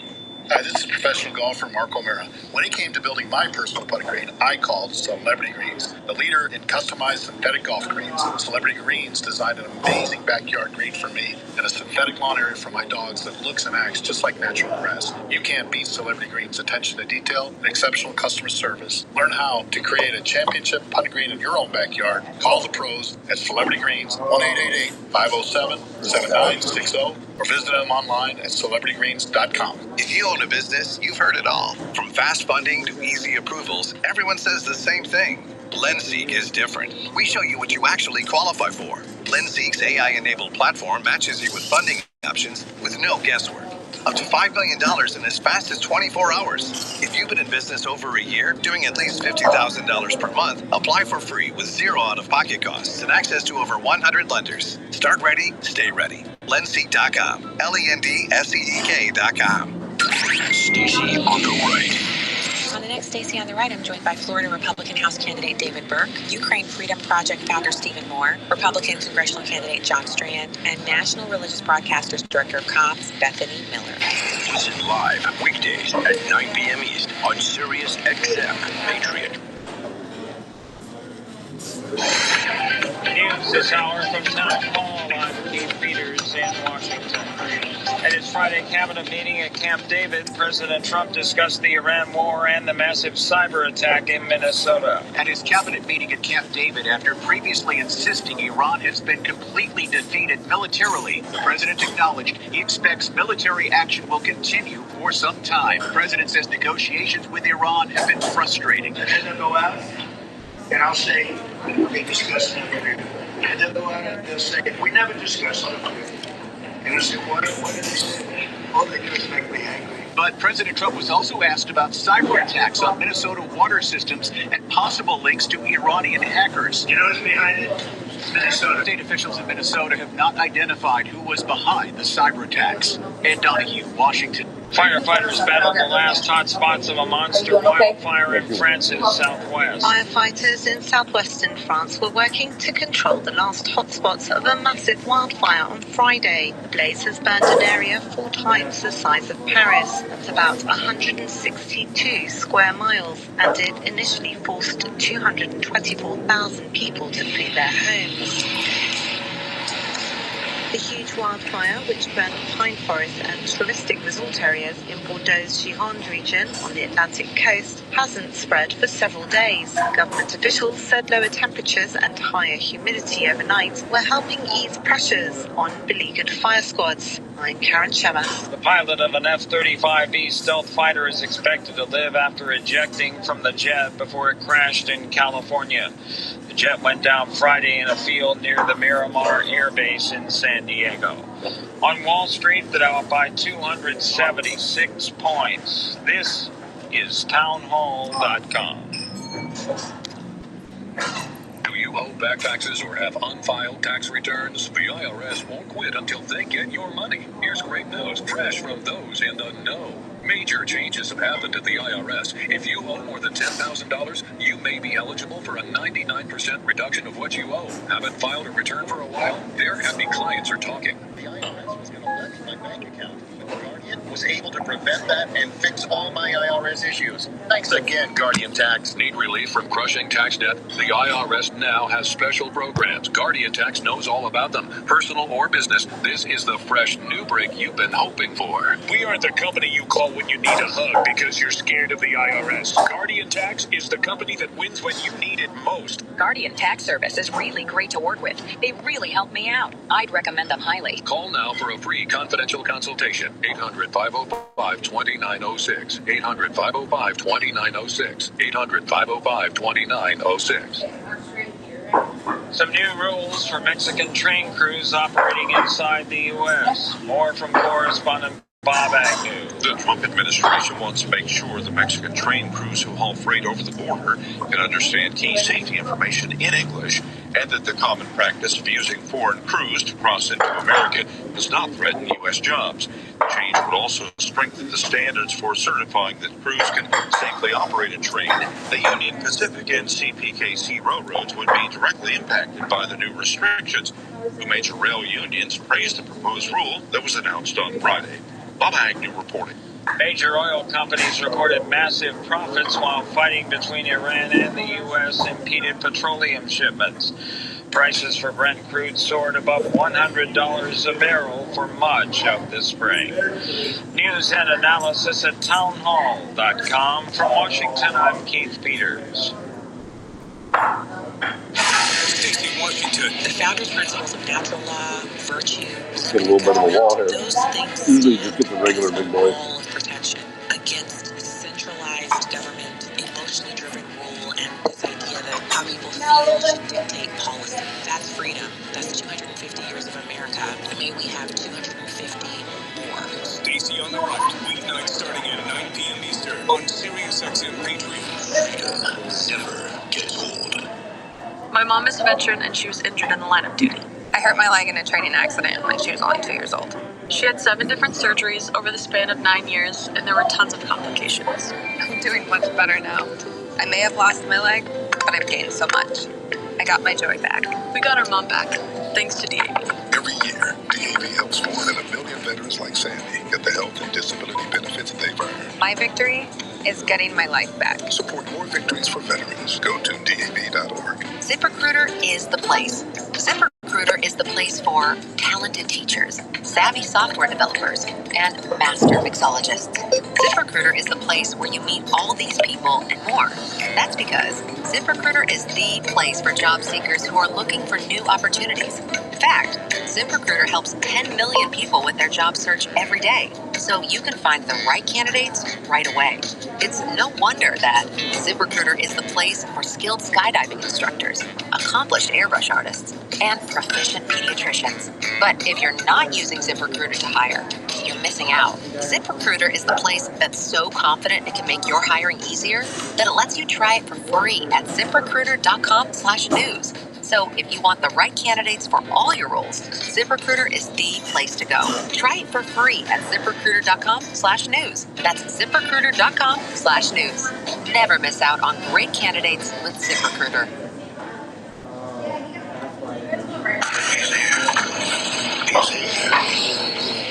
Now broadcasting from the underground command post, deep in the bowels of a hidden bunker. Somewhere under the brick and steel of a nondescript building, we've once again made contact with our leader, Mark Levin. Hello, America. Mark Levin here. Our number, 877-381-3811. 877-381-3811. You know, let's take a step back. You saw what happened in Spain.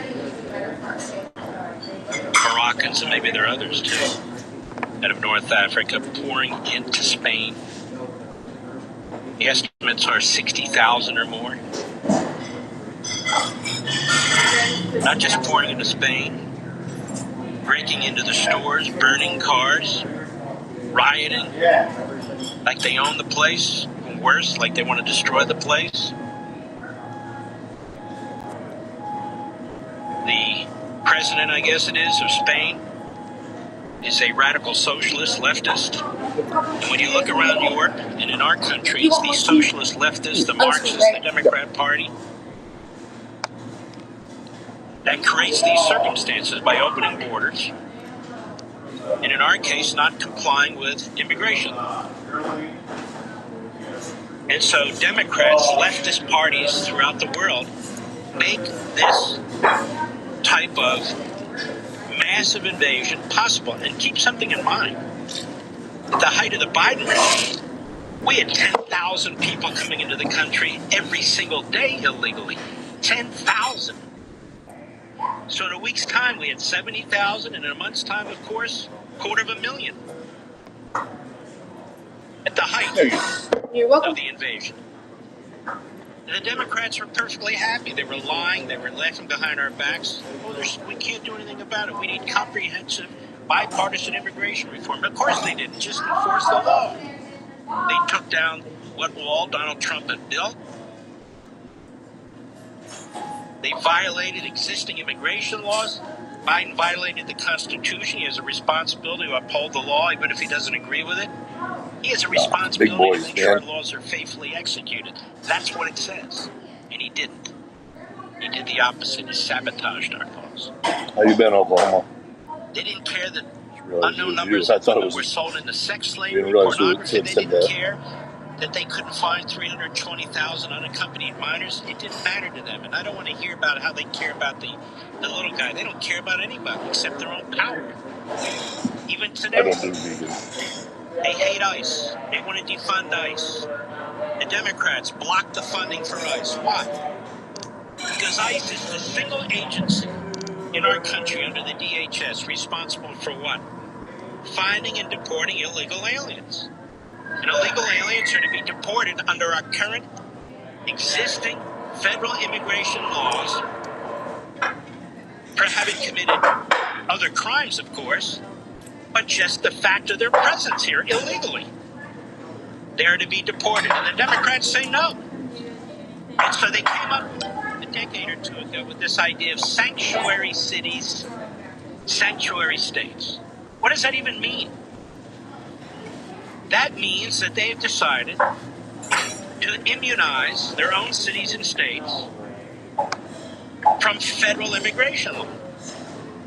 That for purposes of federal immigration laws, they have nullified our federal laws. That's the same mindset that brought us, as you know, the Confederacy. But they don't have the power. They don't have the authority. They don't have the power or the authority to do that. So the claim of sanctuary city status or sanctuary state status is utterly unlawful. It's without authority. And yet they do that to make it impossible for ICE, federal law enforcement, to get access to the information about where these people are. And in fact, these mayors and these governors have encouraged their private militia, these radical left-wing groups funded by billionaires and others, to obstruct, undermine, and interfere with the enforcement of our immigration laws and the deportation of illegal aliens. I mean, it's gotten so bad where the Democrats, they even attempt to stop the deportation of illegal aliens who have raped kids. who've done other forms of really serious crimes and offenses. But if you have false paperwork, you're to be deported. If you're here and you weren't permitted here, you're to be deported. And I go on and on and on. Those are our immigration laws. Those are the requirements. But you wouldn't know it listening to the media and the Democrats.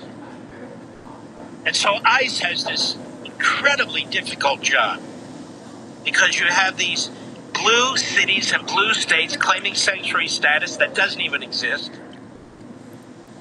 calling out their well-funded and networked militia on the left, obstructing ICE, federal law enforcement, with the media supporting the Democrat Party militia and the illegal aliens, making it incredibly difficult to get this job done. And for the Democrats, they're hoping that they can wait it out. They plan on taking the Senate, the House, and then eventually the presidency. Now, you saw, again, what took place in Spain, so I want to ask you this. We have podcasters in this country who are lowlives, who are bigots and racists, like little Ada Fuentes, people like that. Or they pretend they're not, but they are. And we have podcasters, who are not necessarily bigots or racists, but they're buffoons like Joe Rogan, pushing the Epstein files, the Epstein files, the Epstein files, and how Trump has disappointed us and the Republicans have obstructed and failed us. Let me ask you something, America. Does Spain and what you saw happening in Spain 24 hours ago or less, does that help explain why it's important to elect Republicans?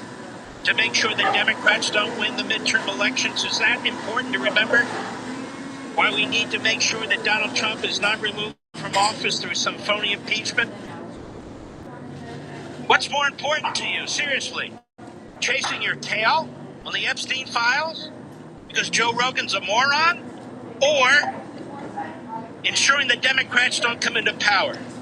The misfit patriot on the internet, this guy is good. This guy's blue collar.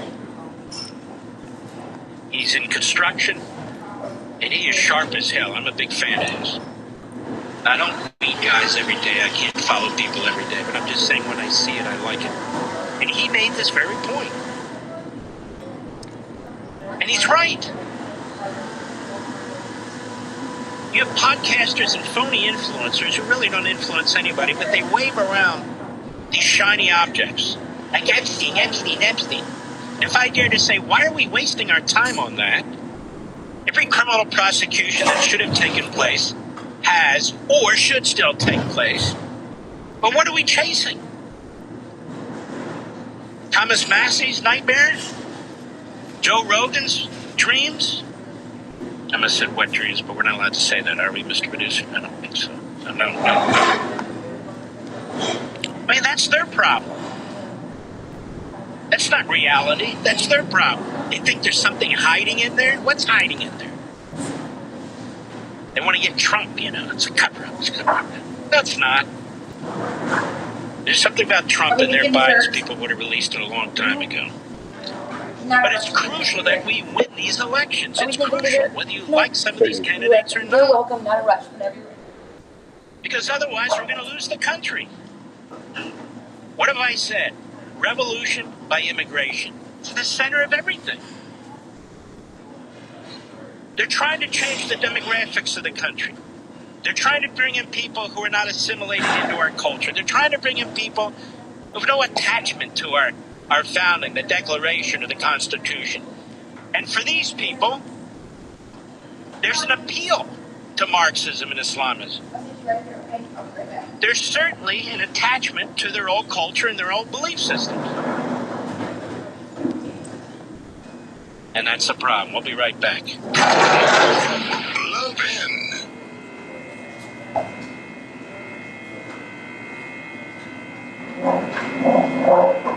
Payroll's Friday. Rent's due. That big order just landed and you don't have the cash to fill it. Sound familiar? Stop waiting on the bank. That could take weeks. You need money now. You need Swish Funding. Swish Funding gets working capital into your account fast, from $10,000 to $5 million. Sometimes in as little as 24 hours. And if that low credit score has you worried, you can relax. That's no problem. At Swish Funding, we look at your business, not just a number. Here's all it takes to get the funding your business needs fast. If you've been in business over 1 year, bringing in at least $40,000 a month, that's it. Every day you wait, you're leaving money on the table. Don't let opportunities or your business slip away. Applying takes just minutes with funds in your bank account within 24 hours. With no collateral. SwishFunding.com. That's SWISH funding.com. Swish Funding. The cash you need when you need it. Apply today at SwishFunding.com. Navigating life stages. Caring Transitions offers support for every step of the way. For seniors, Got some work I gotta do in a minute. we offer a compassionate, individualized approach that provides comprehensive solutions. Estate sales, our experts will list your items. Ooh, there's a hot air balloon outside. CT bids. Preserving memories. Our family's best interests at heart. And for those tough cleanouts, we're here to help. Visit caringtransitions.com.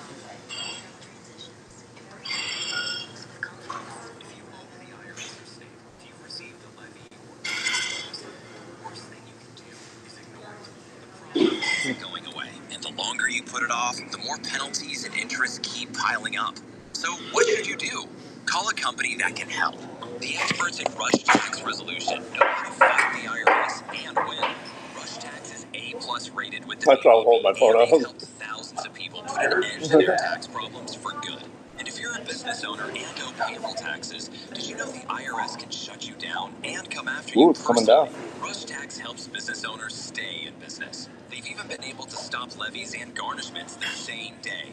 Call 800-485-3021 now, and Rush Tax will tell you upfront and for free if they can help. And they only take cases they know they can help. 800-485-3021. 800-485-3021. 800-485-3021. Or RushTaxResolution.com. Looks like they leveled The up. dog days of summer are here. You know what that means. Summertime storms hitting without warning. You need the only weather app that predicts when and where lightning will strike.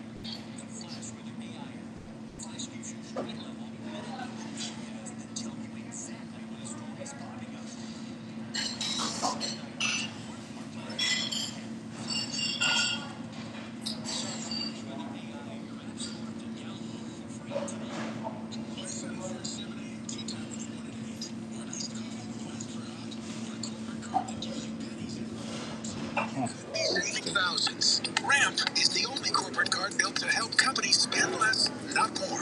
That's not coincidence. That's design. And it works without slowing Another one too. With Ramp, you get real-time visibility into every A few of them are transaction. coming. Out of policy spend, blocked before it clears. Duplicate SaaS tools run you seats, flagged before they waste your budget. Yeah, especially going right over the freeway. Stop chasing receipts and start driving strategy. Over 40,000 companies already run on Ramp, including CBRE and Shopify. They're not just logos, they're teams reclaiming time, cutting costs, and closing the books without overtime. Because with Ramp, the less you touch your expense system, the better it works. Right now, your business can get $50 off at ramp.com/SXM. That's ramp.com/SXM. Ramp, built for savings, not points. Celebrating America 250. Sirius XM Patreon 125. Video.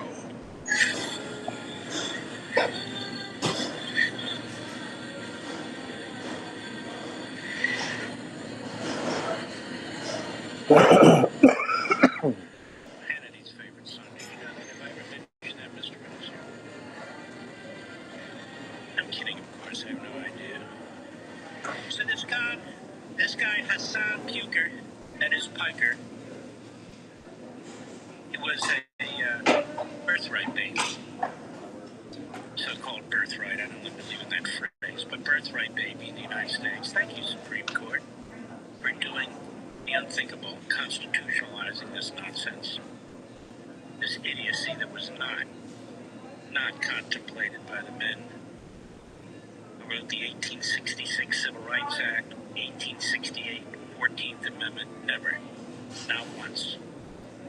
Nonetheless, here we are.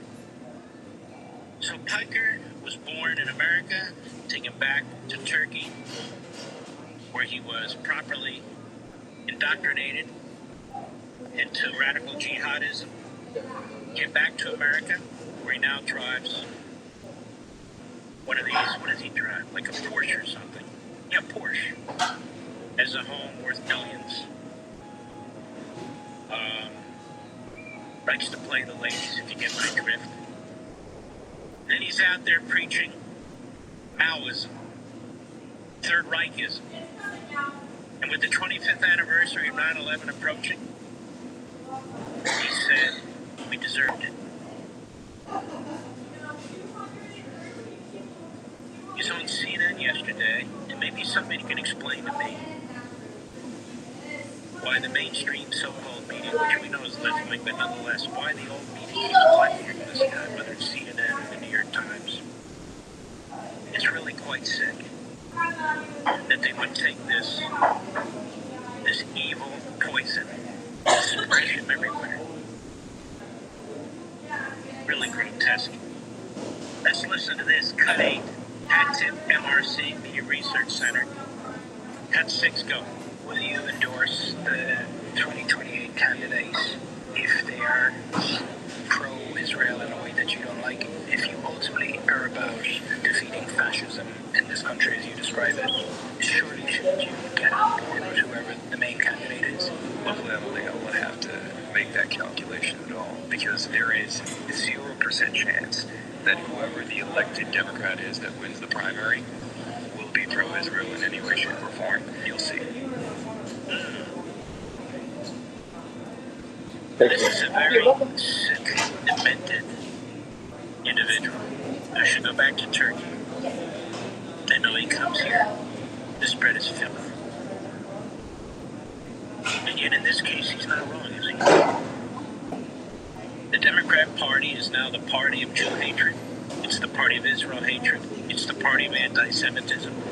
The way it was the party of black hatred, slavery, segregation, and Jim Crow. I'm quite serious. You know Democrat Party history as I do, and I know it very well. I wrote a book on it. When you listen to people like Van Hollen, Democrat out of Maryland, this guy is among the worst Jew haters. You know, I'm always hoping you know, they're rich. Because I would counterclaim I know everything they have. I'd get into their emails, I'd get into their texts. I would depose them, I'd depose their wives, their family members. It'll be an experience, and I'd be as transparent. I want to be as public as possible. It'll be an experience that the world would get to see. That's why I talk about groups like CARE, this guy Puker, all of them. All of them. And I know a damn good lawyer, me. And I don't give up, I'm a Doberman. Once I got your pant leg in my mouth, I'm not letting go. And better yet, your ankle. So it's on Puker. With the Democrat Party, with the Van Hollens,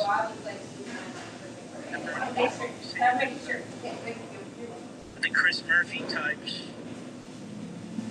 Elizabeth Warren, all those who ran to support her, Blackner and me, and his Nazi had to change their minds at all. In fact, Bernie Sanders has said, as John Fetterman has pointed out, that he would have done it all over again with Blackner, even though Blackner now was accused of rape. Accused of rape. He would have done it all over again with Bernie Sanders. Because he's an old, stupid, evil, useless, selfish,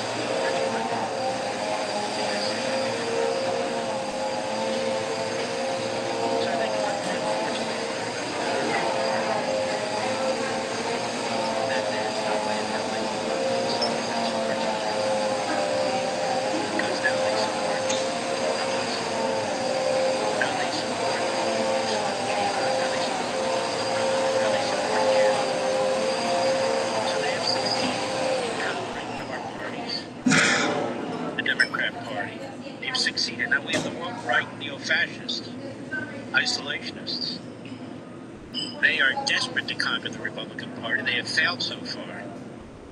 Some of them are breaking off, like Trader Tucker Carlson. But some of them, you'll see them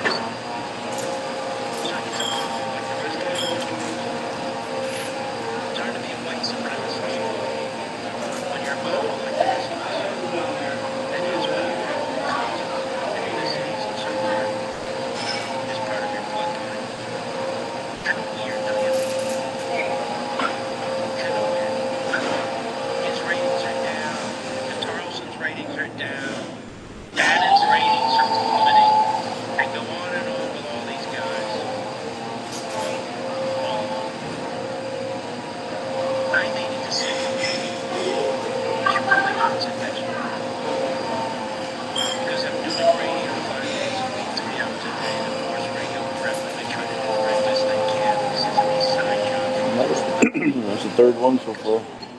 And because I do Life, Liberty, Live In on Saturday and Sundays, and that is a main focus, and I write my own monologues, and because I write my own books, and I'm writing one right now, I decided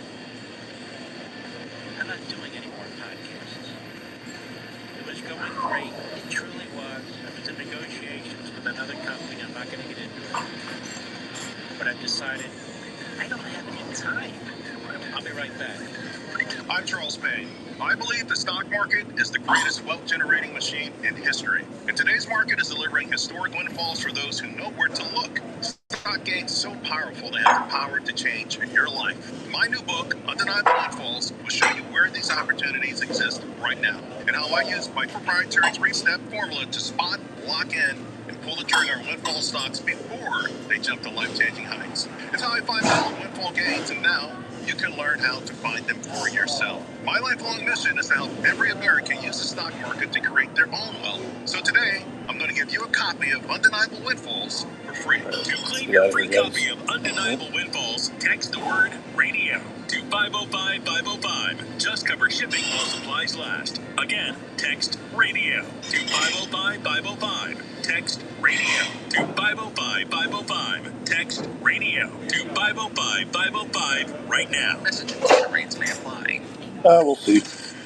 Tires matter. They're the only part of your vehicle that touches the road, and they're responsible for so much. Acceleration, braking, steering, and handling. Tread confidently with new tires from Tire Rack. Whether you're looking for expert recommendations or know exactly what you want, Tire Rack makes it easy. You'll get fast, free shipping, free road hazard protection, and convenient installation options. Try mobile installation. They'll bring your new tires to your home or office and install them on site. Tire Rack has the best selection.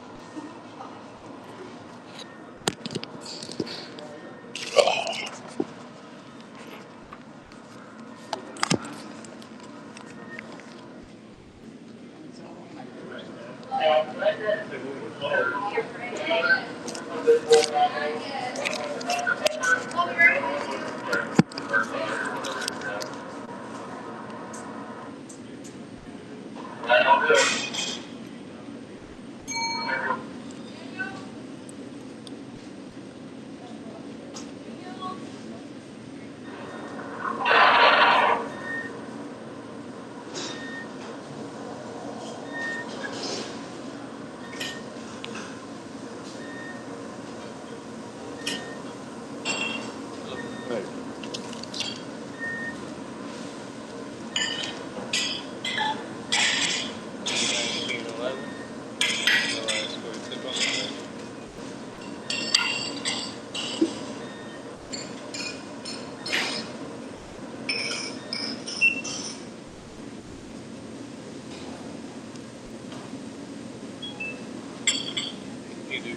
No, thank you.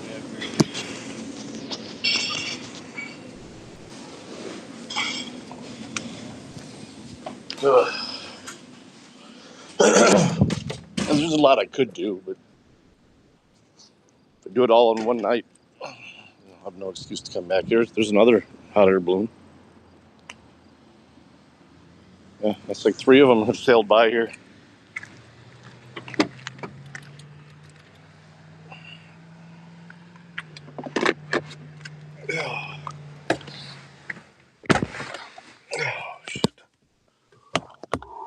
One of them got really close to the ground earlier.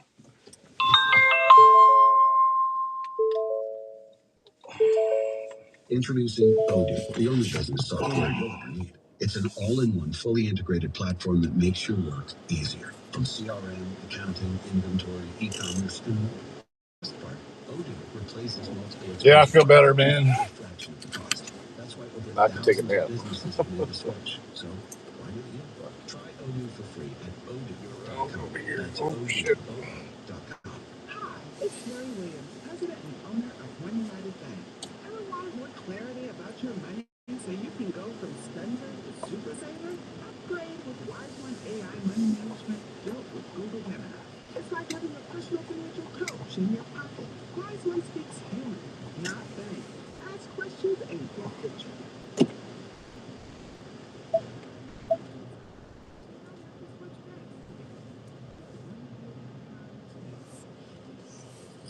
Never gets old. Celebrating America 250. Sirius XM Patriot 125. Living Show.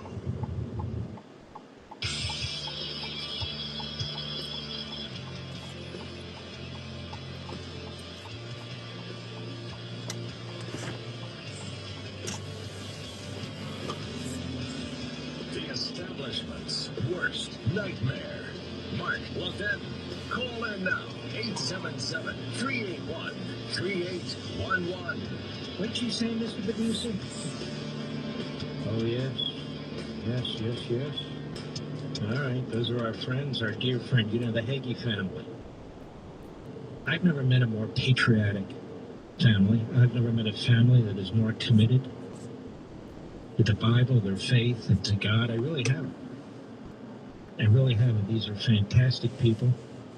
They're just wonderful human beings. And they so care about our country, the people in our country. They so care about the Holy Land, the Jewish and Christian locations in the Holy Land. They so care about their fellow man.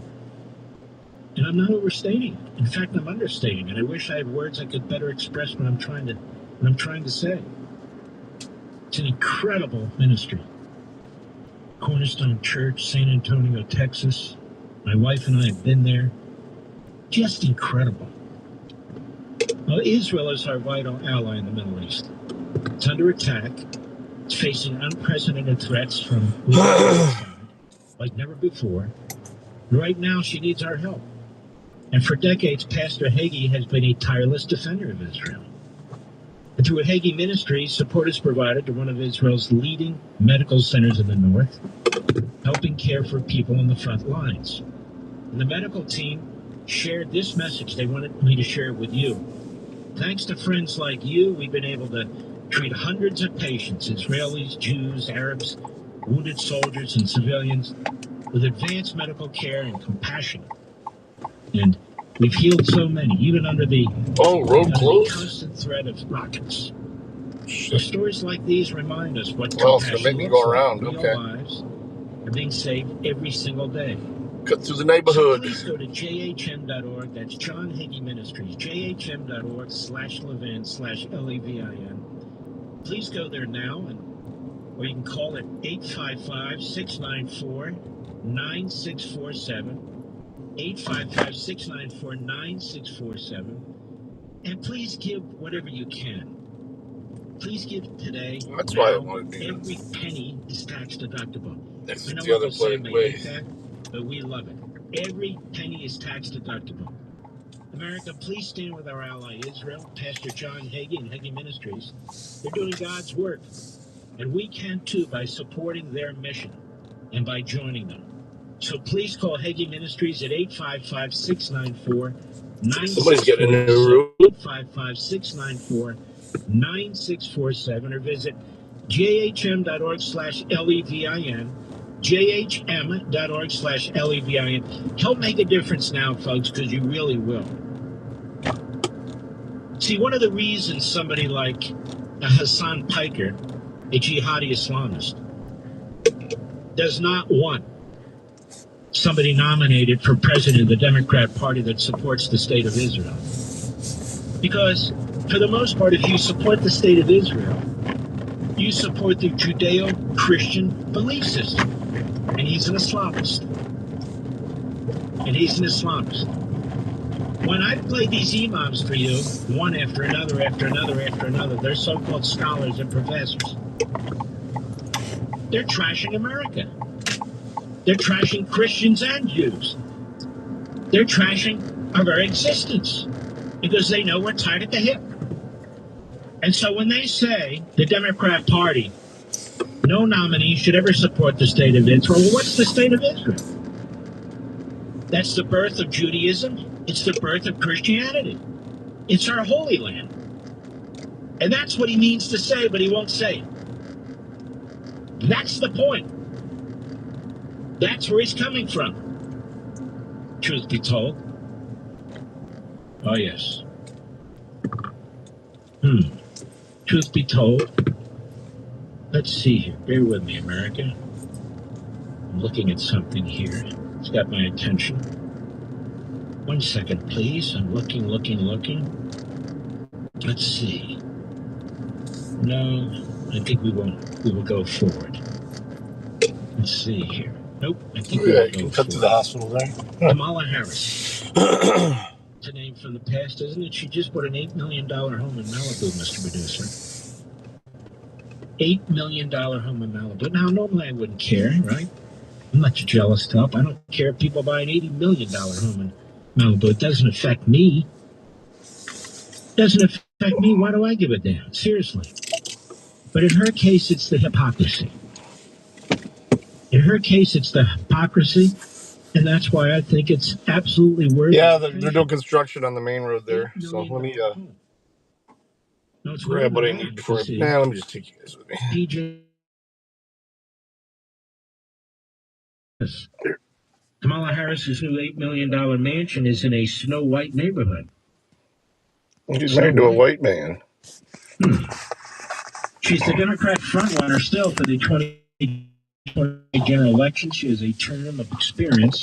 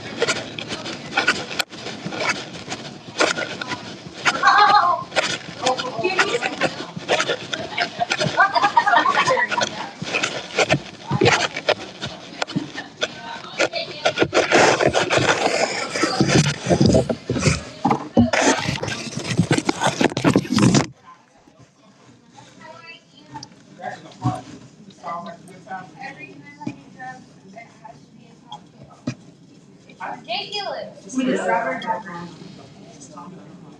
Make sure I get the thing.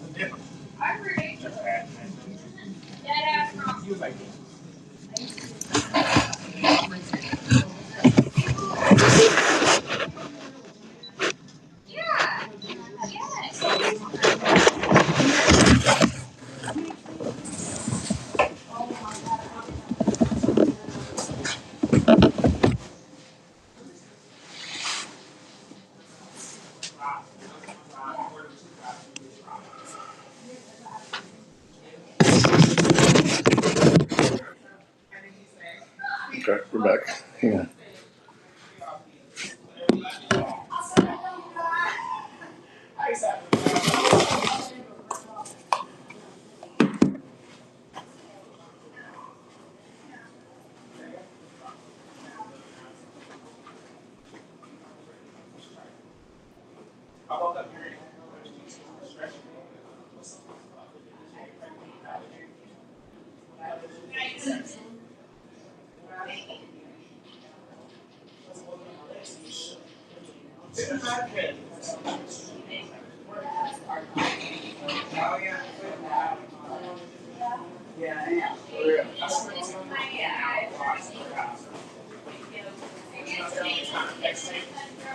I'm coming. I don't want to find drugs. Drugs are bad.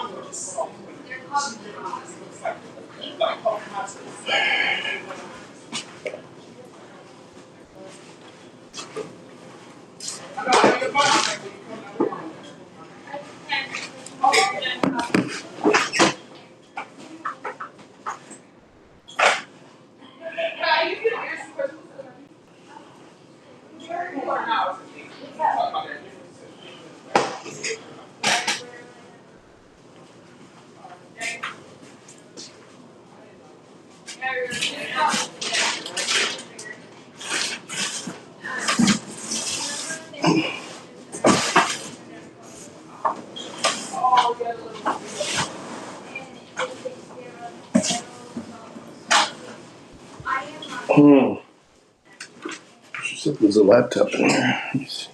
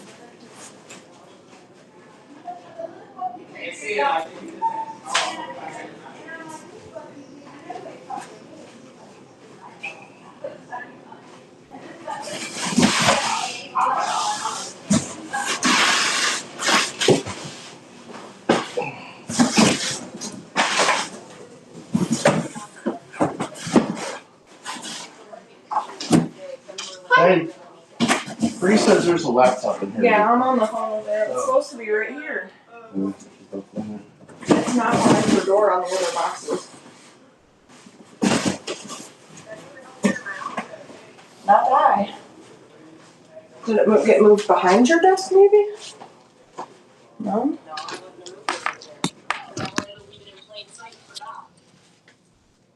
Yeah, it's not over there. That's it. Got it. Thank you. Yep, you're welcome. Does she still need one? It You looks still- like it's her personal one here. Yeah. All right, I'll set one up for her too. Tell her to She said she's been using her personal. Yeah, but look, it's I don't messed buy up. HPs. Yeah. Yeah, I'll set her up one. Okay. Did you hear him? Awesome. Thank you. Hey, send me your email password so I don't have to change it unless you want me to. My password, I'll send it to you. Yeah, all right, cool. All right. Thank you. I'm gonna do it in Jeremiah's old office. That way Okay. all right. Thank you. Thank you. Yep.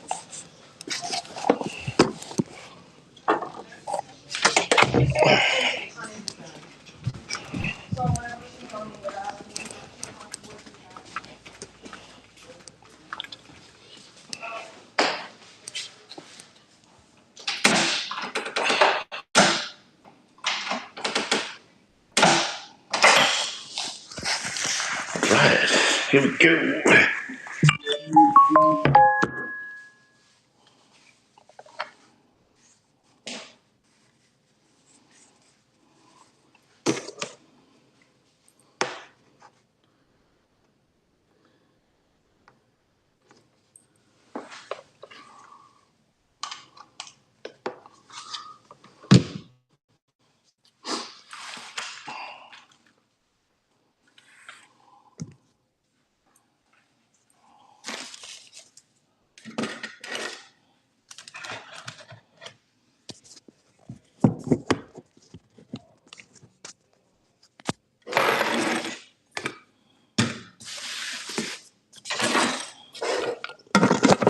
All right, cool. Get some peace in here.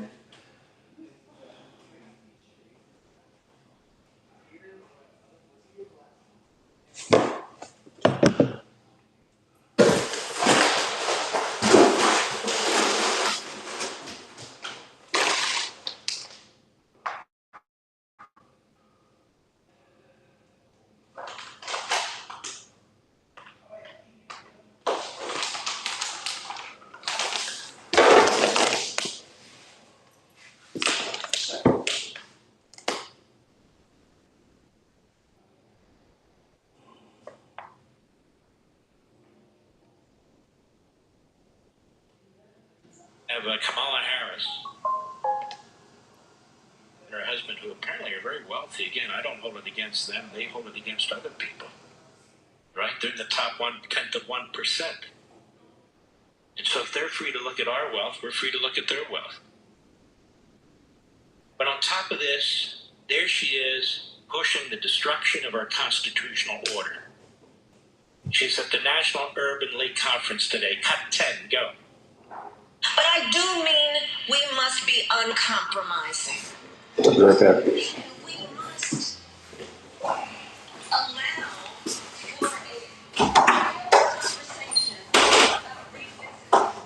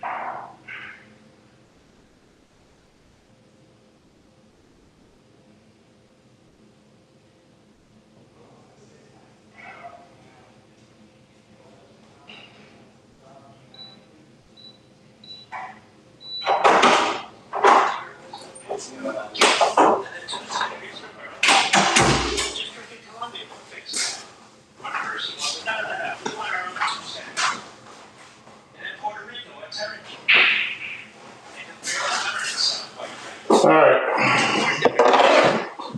So they had figured out that's how we get 4 Democrat senators. So they're not concerned about the franchise in D.C. and the franchise in Puerto Rico. They want 4 more Democrats. So again, how is this any different than the Marxists, the DSA? It's not. Destroy the independence of the Supreme Court by packing it with ideologues. Destroy the voting system. Destroy it. So basically, the big cities and the big states have representation and nobody else. And then make sure the Republicans never have a majority in the Senate again. Oh, and by the way, illegal immigration up the wazoo because the census counts persons, not citizens like it should, persons, which means illegal immigrants that basically come into Democrat districts around the cities and outside the cities in the metropolitan areas. They'll have more representation. So they've got it all figured out, you see. They want you to believe this is really expanding democracy when it is no such thing. It is a massive power grab by the Democrat Party and the radicals that will destroy our Constitution and our government. Go ahead. That'll do it. But she's not saying anything that we haven't heard before. She's not saying anything that other senators haven't said before, other House members haven't said before. And I think it is a very important point to underscore that it's in many ways the same agenda as the Democratic Socialists of America, the Marxists. Now their agenda goes even further. But the Democrats will eventually go there, just like they eventually went to supporting Hamas over Israel. They will go there. They don't have an American principle in their body. Again, from slavery and segregation, eugenics and Jim Crow, this is a and it always has been. You know, it's not the party of liberation and civil liberties and all the rest. Take a look at it. The Civil Rights Act of 1964, the overwhelming majority of Republicans in the House and the Senate got that passed over the Democrats. The Civil Rights Act of 1965, often called the Voting Rights Act, same exact thing. How about the 1960 Civil Rights Act, introduced by Dwight Eisenhower? How about the 1957 Civil Rights Act, introduced by Dwight Eisenhower? How about the 13th, 14th, 15th Amendments? All Republican. Payroll's Friday. Rent's due. That big order just landed and you don't have the cash to fill it. Sound familiar? Stop waiting on the bank. That could take weeks. You need money now. You need Swish Funding. Swish Funding gets working capital into your account fast, from $10,000 to $5 million, sometimes in as little as 24 hours. And if that low credit score has you worried, you can relax. That's no problem. At Swish Funding, we look at your business, not just a number. Here's all it takes to get the funding your business needs fast. If you've been in business over 1 year, bringing in at least $40,000 a month, that's it. Every day you wait, you're leaving money on the table. Don't let opportunities for your business slip away. Applying takes just minutes with funds in your bank account within 24 hours with no collateral. SwishFunding.com. That's SWISH funding.com. Swish Funding. The cash you need when you need it. Apply today at SwishFunding.com. If one of your goals is to live healthier, here's an easy place to start. Your water. It's surprising how many impurities can end up in tap water. Lead, microplastics, PFAS, even pesticides. Many of them you can't taste or smell, but they're still there. And no one wants that in their daily routine. What you do want is cleaner, great-tasting water you can trust. And that's exactly what Aquasana delivers. Aquasana water filters reduce harmful contaminants while leaving you with fresh, odor-free, delicious water. You'll notice the difference right away. At every sip, every meal, even every shower. Whole house systems to under-sink units, Aquasana offers high-performance filtration that's low-maintenance and eco-friendly. Trust Aquasana and start the year drinking with confidence. So make the switch. I have to open up the office here, though. You know, quiet here. No air in it, 50% off select. That's AQUASANA.com. Promo code SXM. Because healthy living starts with water. Stacey on the right. On the next Stacey on the Right, I'm joined by Florida Republican House candidate David Burke, Ukraine Freedom Project founder Stephen Moore, Republican congressional candidate John Strand, and National Religious Broadcasters Director of Comms, Bethany Miller. Live weekdays at 9 p.m. East on Sirius XM Patriot. News this hour from Town Hall. I'm Keith Peters in Washington. President Trump appears to be backing away from a commitment to give Ukraine a license to make Patriot interceptors. We have not agreed to that. We're talking about it. But it's a hard thing to give away that kind of technology. Lines of the NATO summit. You give that technology, they can someday turn on you. You know, that is possible. Trump says he discussed the topic with Ukrainian President Volodymyr Zelensky at their White House meeting on Tuesday. About Patriots, I spoke to him about Tomahawks, I spoke to him about everything. I also spoke to him about let's get this war over with. Zelensky is also urging U.S. officials to help him permission to use Elon Musk's Starlink satellites to guide drone strikes inside Russia. I'm Jennifer King. It's not good news for consumers from U.S. oil producers. ExxonMobil and Chevron warned that global supplies of diesel and other refined products will likely remain tight and lead to persistently high prices in the second half of the year, as the Iran war continues to cause major energy disruptions. Both companies reported large jumps in second quarter refining profits on Friday as declining fuel stockpiles combined with curtailed exports from China and refinery outages in Russia led to higher margins. Bill Alexander reporting. The Justice Department has moved to dismiss a criminal case charging a former Olympian with deliberately damaging the Lincoln Memorial reflecting pool. Government lawyers said in a 20-page court filing Friday evening that information provided since the indictment of David Hearn shows that the damage was the result of a flawed installation by the contractor as well as the rush to complete the project prior to events associated with the America 250 celebration. On Wall Street, the Dow by 276 points, the Nasdaq rose 251, the S&P advanced 52. More at townhall.com. Diabetes, high blood pressure, anxiety, everyone's on it. 50-year-old male may be a bit porky and have type 2 diabetes. $1 million of term insurance may only cost you about $200 a month. Call Term Providers with Big Lou at 800-555-2085. Big Lou will find a term life policy for you even if you have type 2 diabetes, are overweight, or have high blood pressure. Term Providers help thousands of people like you who think they can't afford term life insurance. To $1 million of affordable term life for you, all you need to do is call Big Lou at 800-555-2085. Lou will make sure the scales are tipped in your favor. Call 800-555-2085. Big Lou will answer your call and work to fit you into a term life policy that you can afford. Remember, Big Lou's like you. He's on meds too. Call 800-555-2085 or biglou.com. Markets close out the month on a strong note. We hear more from correspondent Damian Troisi. Stocks rallied on Friday to close out a choppy July. The S&P 500 rose 0.7%, the Dow rose 0.5%, the Nasdaq Composite jumped 1%. Amazon surged 15.3% after delivering a stronger profit than analysts expected during its latest quarter. Apple slumped 7.4% after giving investors a disappointing revenue growth forecast. Oil prices rose and added to concerns about inflation. Treasury yields rose in the bond market amid worries about inflation potentially remaining high. New York officials have sued prediction market platform Kalshi for potentially billions of dollars, calling it an illegal, unlicensed gambling operation. News and analysis at townhall.com. From Washington, I'm Keith Peters reporting. Did you know your life insurance is an asset you can sell?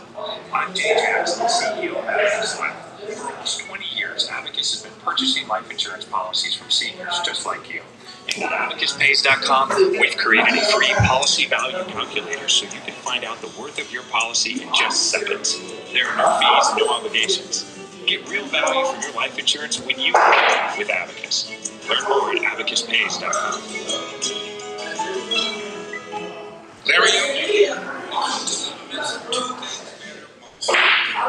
And you can trust it. Rather than just telling you about Relief Factor, we'll let our customers do it. We hear from people every single day whose lives have changed, and we'd like you to hear a few of their stories as well. Ken ran out of Relief Factor twice, and both times his aches, stiffness, and pain came back.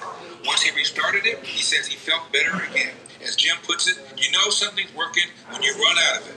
I take Relief Factor every single morning for my back issues. I know exactly what Jim is talking about. Now, they make it easy for you to find out if you'll be the next person telling us Relief Factor helped you tackle your daily aches and pain. 3 weeks for just $17.76. Simply go to ReliefFactor.com, ReliefFactor.com, or call 800-4RELIEF, 800 the number 4RELIEF. You'll connect with our friendly local team, and they will do everything they can to help. We hope you'll soon be sharing your story with us as well. 800-4RELIEF, ReliefFactor.com. Manage your willpower. Freedom means you can chart your own course, cut your own path, live your own life. You can rise and fall on your own merits without the government being intertwined in every single personal decision that you make. That's what it means to be free, and that's what it means to be an American on the 250th birthday of this nation.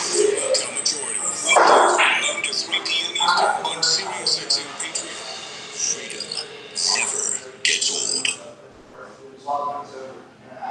He's here. He's here. Broadcasting from the underground time. So we're hidden, drifting somewhere under the broken steel. This refilled we once again make contact with our leader.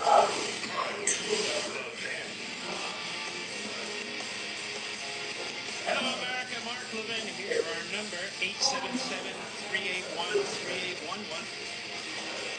877-381-3811. All right. Let's go through some of these people. Abdul Al-Said and AOC. In an ad in Michigan, where we fully support our friend Mike Rogers. Let's listen to this. I haven't heard this ad yet. Cut 16, go. Dr. Abdullah Sayed and I may come from stop. He's not a doctor. That's phony. Okay, he's not a doctor. He's no more a doctor than I'm a doctor, Mr. Producer. You play doctor at home, Mr. Producer. Mr. I hope. No. Okay, so this guy's playing doctor. This is so sick.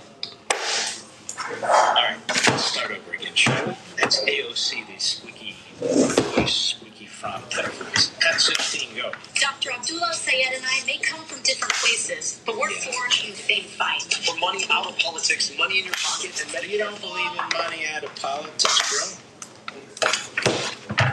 You don't believe in money out of politics? You don't believe in not taking money from billionaires? I love all these guys that have support from Qatar. I'm not saying they have money from Qatar, but Qatar supports candidates like this because Qatar believes in the overthrow of America. But all the money that pours in here from these potentates, these inbred and robes, who happen to live on top of enormous amounts of oil and gas reserves, just got luck. They have money and power. They don't care that Qatar is pouring money in this country. Hamas is pouring money. Saudi Arabia is pouring money. China's pouring money. We just don't want money in politics, you know. The Democrats seem to raise more money than anybody else. Have you noticed that? They got their billionaires. They got the Soros boys, the father and the son. They got that guy in Beijing. What are we supposed to call it today? We used to call it Peking, but you're not allowed to do that anymore. Like Qatar. What's it called now, Mr. Producer? I forget. Qatar. Excuse me, it's called Qatar. Or Kiev. No, it's Kiev. Yeah, nonetheless. I digress. Abdul Al-Said and AOC, they don't want any money in politics, so swear up money, but they do raise money for politics, so mostly out of state. Plus, they want your money. They see Elon Musk and they want his money. They see a billionaire, they want their money, they want everybody's money. Got 16 go. That's the one they can't stand. That's Medicare for all. No, I can't stand that, actually. What are you going to do, put Fauci in charge of it? Oh, that'll be a good one.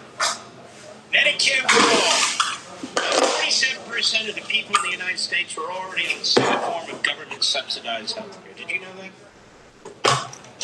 But they want Medicare for all. And by the way, all means illegal aliens. That's right. Now that won't break the system, will it? Medicare for all. People never paid into it. Oh, that's kind of cool. That won't break the system. Medicare for all. Now, where does that work in any country? Government-run healthcare. Long lines. Dirty highways. That's right. Long waits for life-saving treatment. You want a specialist? Good luck. What a disaster. What a disaster. Get somebody on the phone on the weekend? Forget it. You better make sure you have an emergency during the week. And it better be before 10 a.m. Excuse me, between 10 a.m. and 3 p.m. Rush hour in the morning, rush hour at night. That's right. We're talking the truth. No problem. They just throw the Medicare for all. What do you know about health? I'm a phony doctor. What do you know? I'm a former whatever I am. Sandy, they used to call me, you know, Westchester. But now I pretend that I'm from the Bronx. Go ahead. Millions to Barry Abdul and this movement. All because wherever you live, however you can be, whatever you vote for, Gonna fight for all of us. That's why billionaires are spending millions to Barry Abdul and this movement for all. No. I wish they were. We want to defeat Hussein because we don't want the enemy in the house. That's right. We don't want some guy who goes on Hassan Puker's show. Hassan Puker who defends 9/11. That's right. We don't want some candidate who's a puker going into the Senate. Don't do billionaires and millionaires. Okay. Cut 17. One more. Let's go. You know, when AIPAC watches this, come for me. See what happens. Come for me. When AIPAC comes for this, watches this, come for me.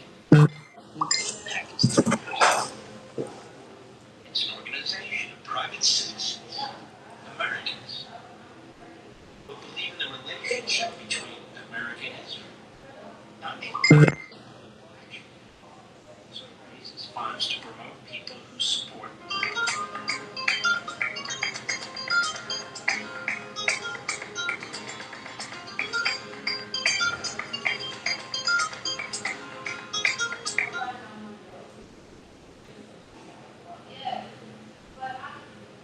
Second Amendment done. James Madison, you've done it again. Who are you? Hi, I'm Brindley. I'm a Democrat from the year 2025, and I'm here to make a few simple changes on the Second Amendment. Are there flying carriages by then? I've always wanted a flying carriage. No. But we do have crippling depression and 400 new genders. Oh, and you can kill your own baby. What? No, that's terrible. We've just come so far as a species. Anyway, so here are a few notes I have for some changes we can make to Amendment number 2. Okay. Number 1, you really need to add some clarity there that the Second Amendment only covers muzzle-loading muskets and nothing else. I'm not sure what you mean, but this amendment is intended to allow Americans to own any firearm. But what about the really scary ones? Scary ones? Yeah, like AR-15s, AR-16s, the ones with the high capacity, the 30 round barrel clips. You know, assault weapons. Assault weapons? That sounds awesome. Well, I don't know what firearms you have. The point of the Second Amendment is that an armed citizenry is essential to keep the government in check and defend our rights. But those guns are only for the police and the military. Do you trust your government? Of course not. Then why would you want them to have much better guns than you? Shut up, James Madison! Number 2, you need to add clarifying language that common sense gun laws do not violate the Second Amendment. Okay? I'm sure that's what you really meant, right? But you really need to spell these things out for the Republicans. They're a little slow. Common sense gun laws? Yeah, you know, red flag laws where you can take away someone's guns at any time. Background checks, magazine capacity limitations, bans on any type of gun that is too scary. Just common sense stuff. Does common sense mean something different in the year 2025? Look, when I wrote, shall not be infringed, I meant shall not be subject to common sense gun laws. Okay, great. Glad we're on the same page there, Jamie. Okay, got tons of other notes to go through here, so we can just stay focused. Okay, closing gun show loopholes, banning the shoulder thingy that goes up, making sure guns are only used for hunting, of course, and establishing gun-free zones. Shoulder thingy. Yeah, you know, making sure people can't bring guns to schools, churches, hospitals, and so on. Is there some new technology in your town that can stop a gun from being carried into such places? Some kind of advanced steam-powered force field? No. We have a sign. Does that stop bad people from having guns? No, but there's a sign. Yes? Okay. Really, the Second Amendment is foundational to the idea of these United States as an independent people. It's the bedrock of our democracy. It's a shield against tyranny. A country not responsible enough to bear arms is not a country worth defending. Yeah. Counterpoint, guns are scary, and I'm gonna make a few changes. No, stop it. You will stop. This is You're highly Give me the irregular. I blocked it this morning. We may disagree on the Second Amendment, but at least we can agree on the First Amendment, freedom of speech. It's good with you, right? No. Here is the list of notes I have on the First Amendment. Oh, jeez.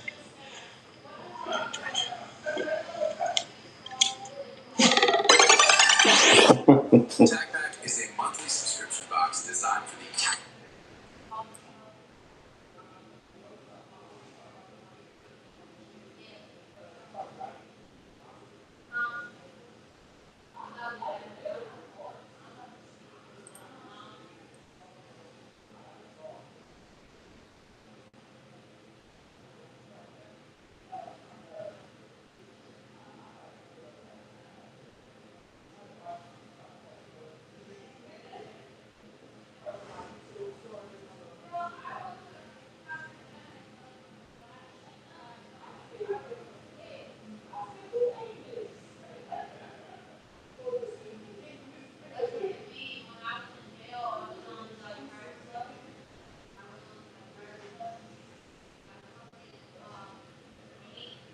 Look, I know where y'all are from. You keep your hands on in church and you take off your shoes to show your respect. But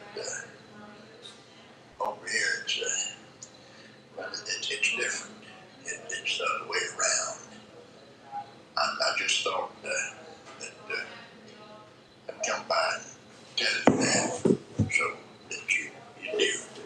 Setting up two laptops at once. Oh, no, thanks. Is that an M16 or an M16A1? A1.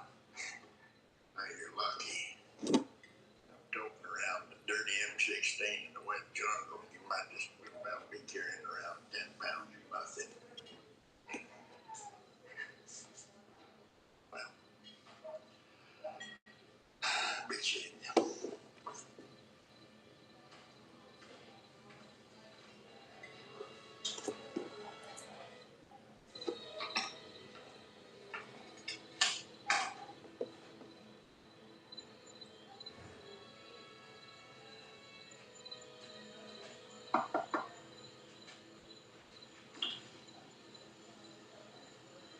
Peace. Thank you.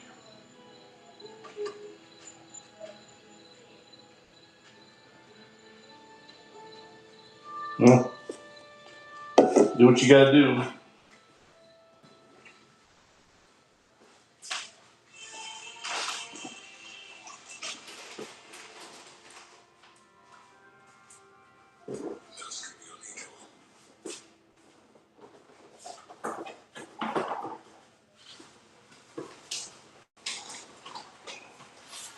fire mine up for a second too.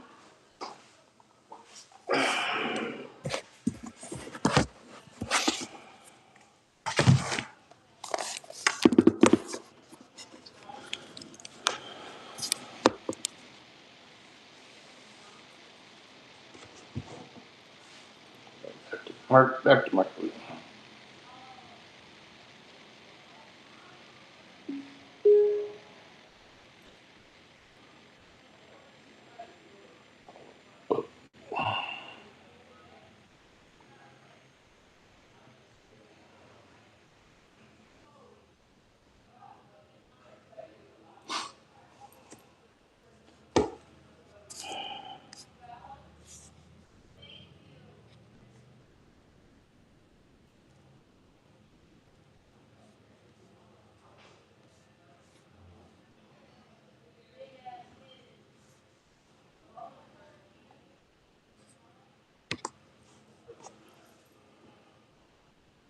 Actually, let me put this in.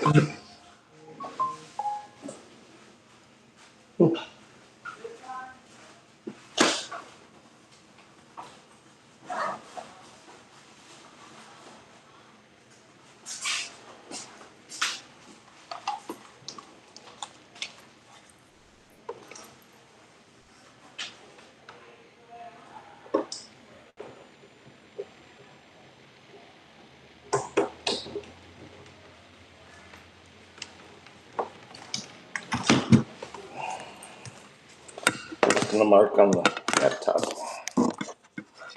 You'll actually.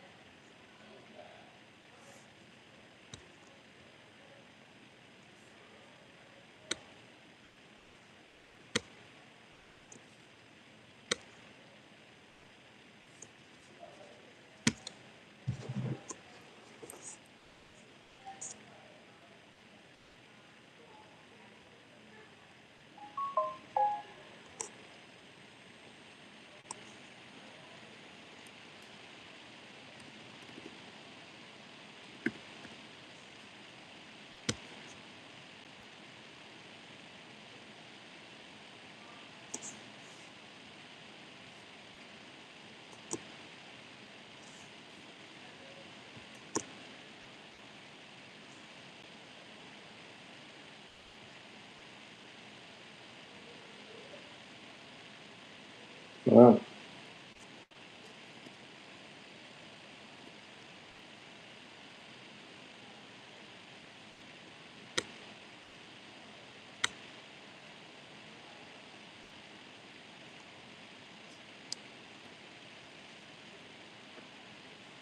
I'm not hearing anything.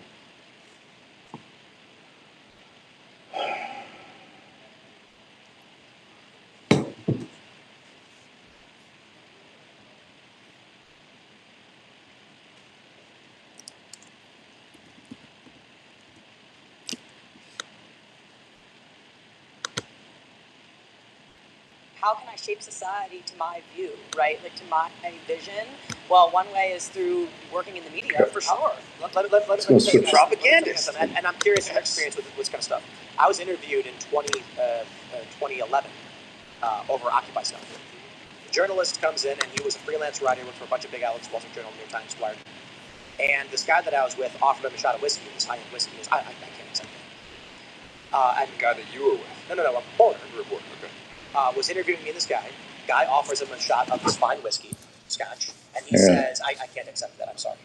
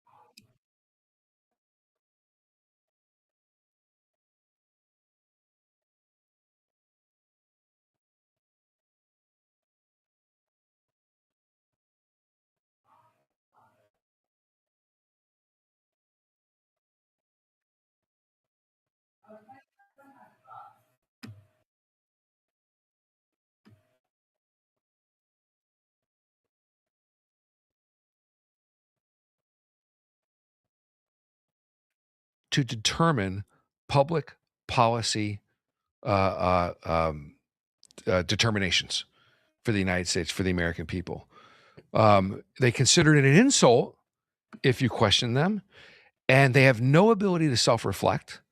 They have no ability to self-analyze or express regret. They're never wrong. That explains the hostility to Donald Trump as well. Correct. Correct. It hurts. And they think that they're the only, like I said, they're the only, if not me, then who? But and the media are the same way. I would describe it this way, because we were talking about this a bit. We did a longer interview, which is coming out soon. The left and right, what does it mean to be left and right? I would just argue that the right, as it's generally used, whether intentionally or not, just means closer to reality, and the left means further from reality. And I will explain this, because I know immediately the liberals are going to be like, how dare you say that? When we're describing the tribes in bias, the examples I like to use is that Jimmy Dore is called right-wing despite being a socialist. I'm called right-wing despite having left libertarian views. Lincoln Project is called left-wing despite being clearly old-school conservatives who hate Trump. So it's not the policy positions the person holds that defines whether they're going to be left-leaning or right-leaning. It's who do they side with? And when you side with someone, you side with them largely based on their interpretation of facts. What we know is that, let's just go with the Very Fine People hoax. Let's go with the Shinzo Abe hoax with the fish. Let's go with everything said during COVID.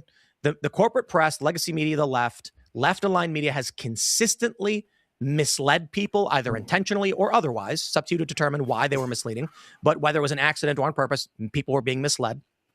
And the right has, while sometimes they get things wrong, tended to break through that noise to get out the correct narratives. So if you look at like the Burisma scandal with Joe Biden and Hunter Biden, for instance, liberals largely believed that Joe Biden never engaged in a quid pro quo to get a prosecutor fired. Everyone else, I'll put it this way. If you say publicly, Joe Biden told the president of Ukraine, if you don't fire the prosecutor, you're not getting the $1 billion, they would call you a conservative for stating a fact.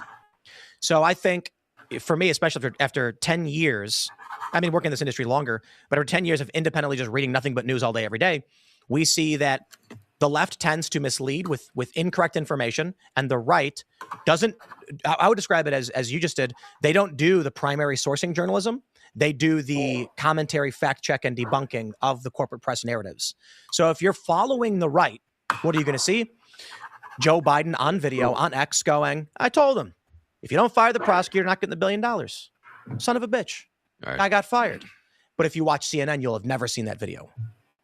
I'm thinking of like 9/11 and because that was the right was in charge. I mean, it was the Republican Party, but were they always leftists? I got to pause you. The world has changed. Yeah. When we have the liberal economic order, that means liberal leftist. Are all of us leftists without realizing? No, let me explain. The Lincoln Project are those people from back then, but they're anti-Trump and they're aligned with Democrats these days. What is now left and right is fundamentally different from what it was 20 years ago. There's like a left and a right within this far left ecosystem that we exist within, this liberal economic bubble that is, I guess you would call it far left, democratic, socialist. Well, that's immaterial to what we're talking about. So the point is this.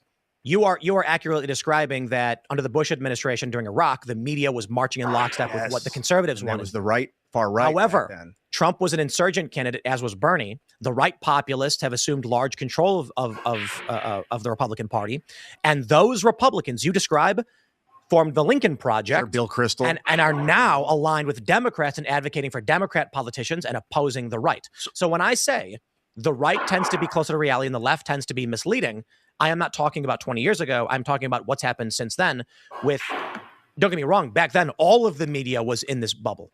The Democrats and Republicans were marching in lockstep, and Bill Maher got fired from his job for criticizing the U.S. government and the military operations in the Middle East. So how do you guys define left and right when you're working in the media sphere? Well, I was explaining this to Tim earlier. It's like we do have on our website, like if you click on any of our ratings, we have some like general descriptions of left, center, and right.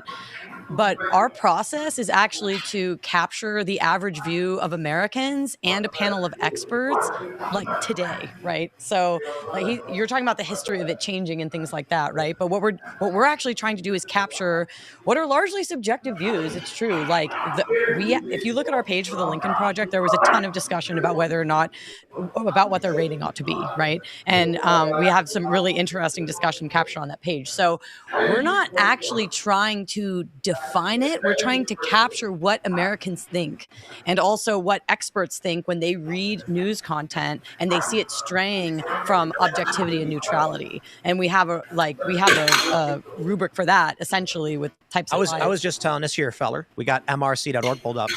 It says shattering liberal media influence. And I said, I don't think you should put liberal, because if there's a news story that says politician tries to kick dog, that's not left or right. That's just did it happen or not. However, when was it Jay Jones? What is his name? I don't know. Jamal Jones? Jamal Bowman. Jay Jones was the guy in Virginia, right? He tried to kick a dog. Jay Jones was the guy who wanted to eat the children of his political opponent. Oh, that's right. Jay Jones kicked a dog. Yeah, here you go. From the Hindustan Times. Did Jay Jones try to kick a dog? Well, he did. He wasn't punting the dog or anything. Right. But he took a swing at the dog, right? So here, let's pull this video up. And it's like a weird video because you're like, why would he do this? Here's the dog. He kicked at the dog. He didn't actually kick the dog. So here's the bias. He took a swing at the dog as it was running away. Yeah. Did he try to kick the dog? Well, he did. I'm not saying he was trying to kill the dog or anything like that. It is not liberal or conservative to point out he tried to kick a dog. That's like me being like this, and you'd be like, Ian tried to punch Tim Pool. No, come on, hold on. 6 feet away from him. Yeah. I swung. Kick doesn't kick. At least he didn't Christy Noman. It's true. Punch is definitional. Punch is to strike with force using a closed fist, typically intending to cause serious harm. But there's playful punches. However, a kick doesn't always mean. If you say kick the tire, you don't think they're going to soccer ball punt the tire. They're going to tap it with their foot. That's why I'm saying it is not partisan to say he tried to kick a dog. And I always clarify, I don't think he's trying to hurt the dog or punt it, but he did, and that's weird. Now, here's the point. Liberals would say he tried to shoo the dog away. Or that he didn't. That's what I'm saying. Like there's what happened in the video, which is him, let's say, swinging his leg, and then there's interpretation, and you're interpreting it as him trying to kick the dog. Well, but liberals are like they might soften it, say like swung at, or like that was maybe a more relaxed gesture, right? So sure, there's 2 points. First is, we're not here, I think for the most part, I think your mission actually isn't about the politics of the outlet. It's whether they're lying about what happened. So it doesn't need to be liberal or conservative. It's just, did they lie? And I will stress this. This is why people don't trust the media. I think it is I think what I described is completely reasonable. And let's just call it a 98 out of 100. I said, like when you kick a car's tires to check it, you're not using full force to break the car or damage it. It just means to swing your foot against an object. He did try to kick the dog. I don't think he was trying to punt the dog into another universe, injure the dog, or hurt in any other way, but he did kick at the dog. Now, I don't know. Kick at is different from kicked. Tried to kick. Yeah, tried to kick. Right. I think it's fair to say he tried to kick the dog. The dog. Swung at. I mean. But here's the point. I didn't say, dude, try to punt a dog. That's biased. That's unfair. That's not an accurate representation of what happened. But the point ultimately is, the way I described it is not right biased. Would it be better to call it? It's reasonable to say, I don't think he was trying to hurt the dog, but he did take a kick at it. Do you think bureaucratic media is a better phrase than liberal media? Because it's like media owned by BlackRock and stuff.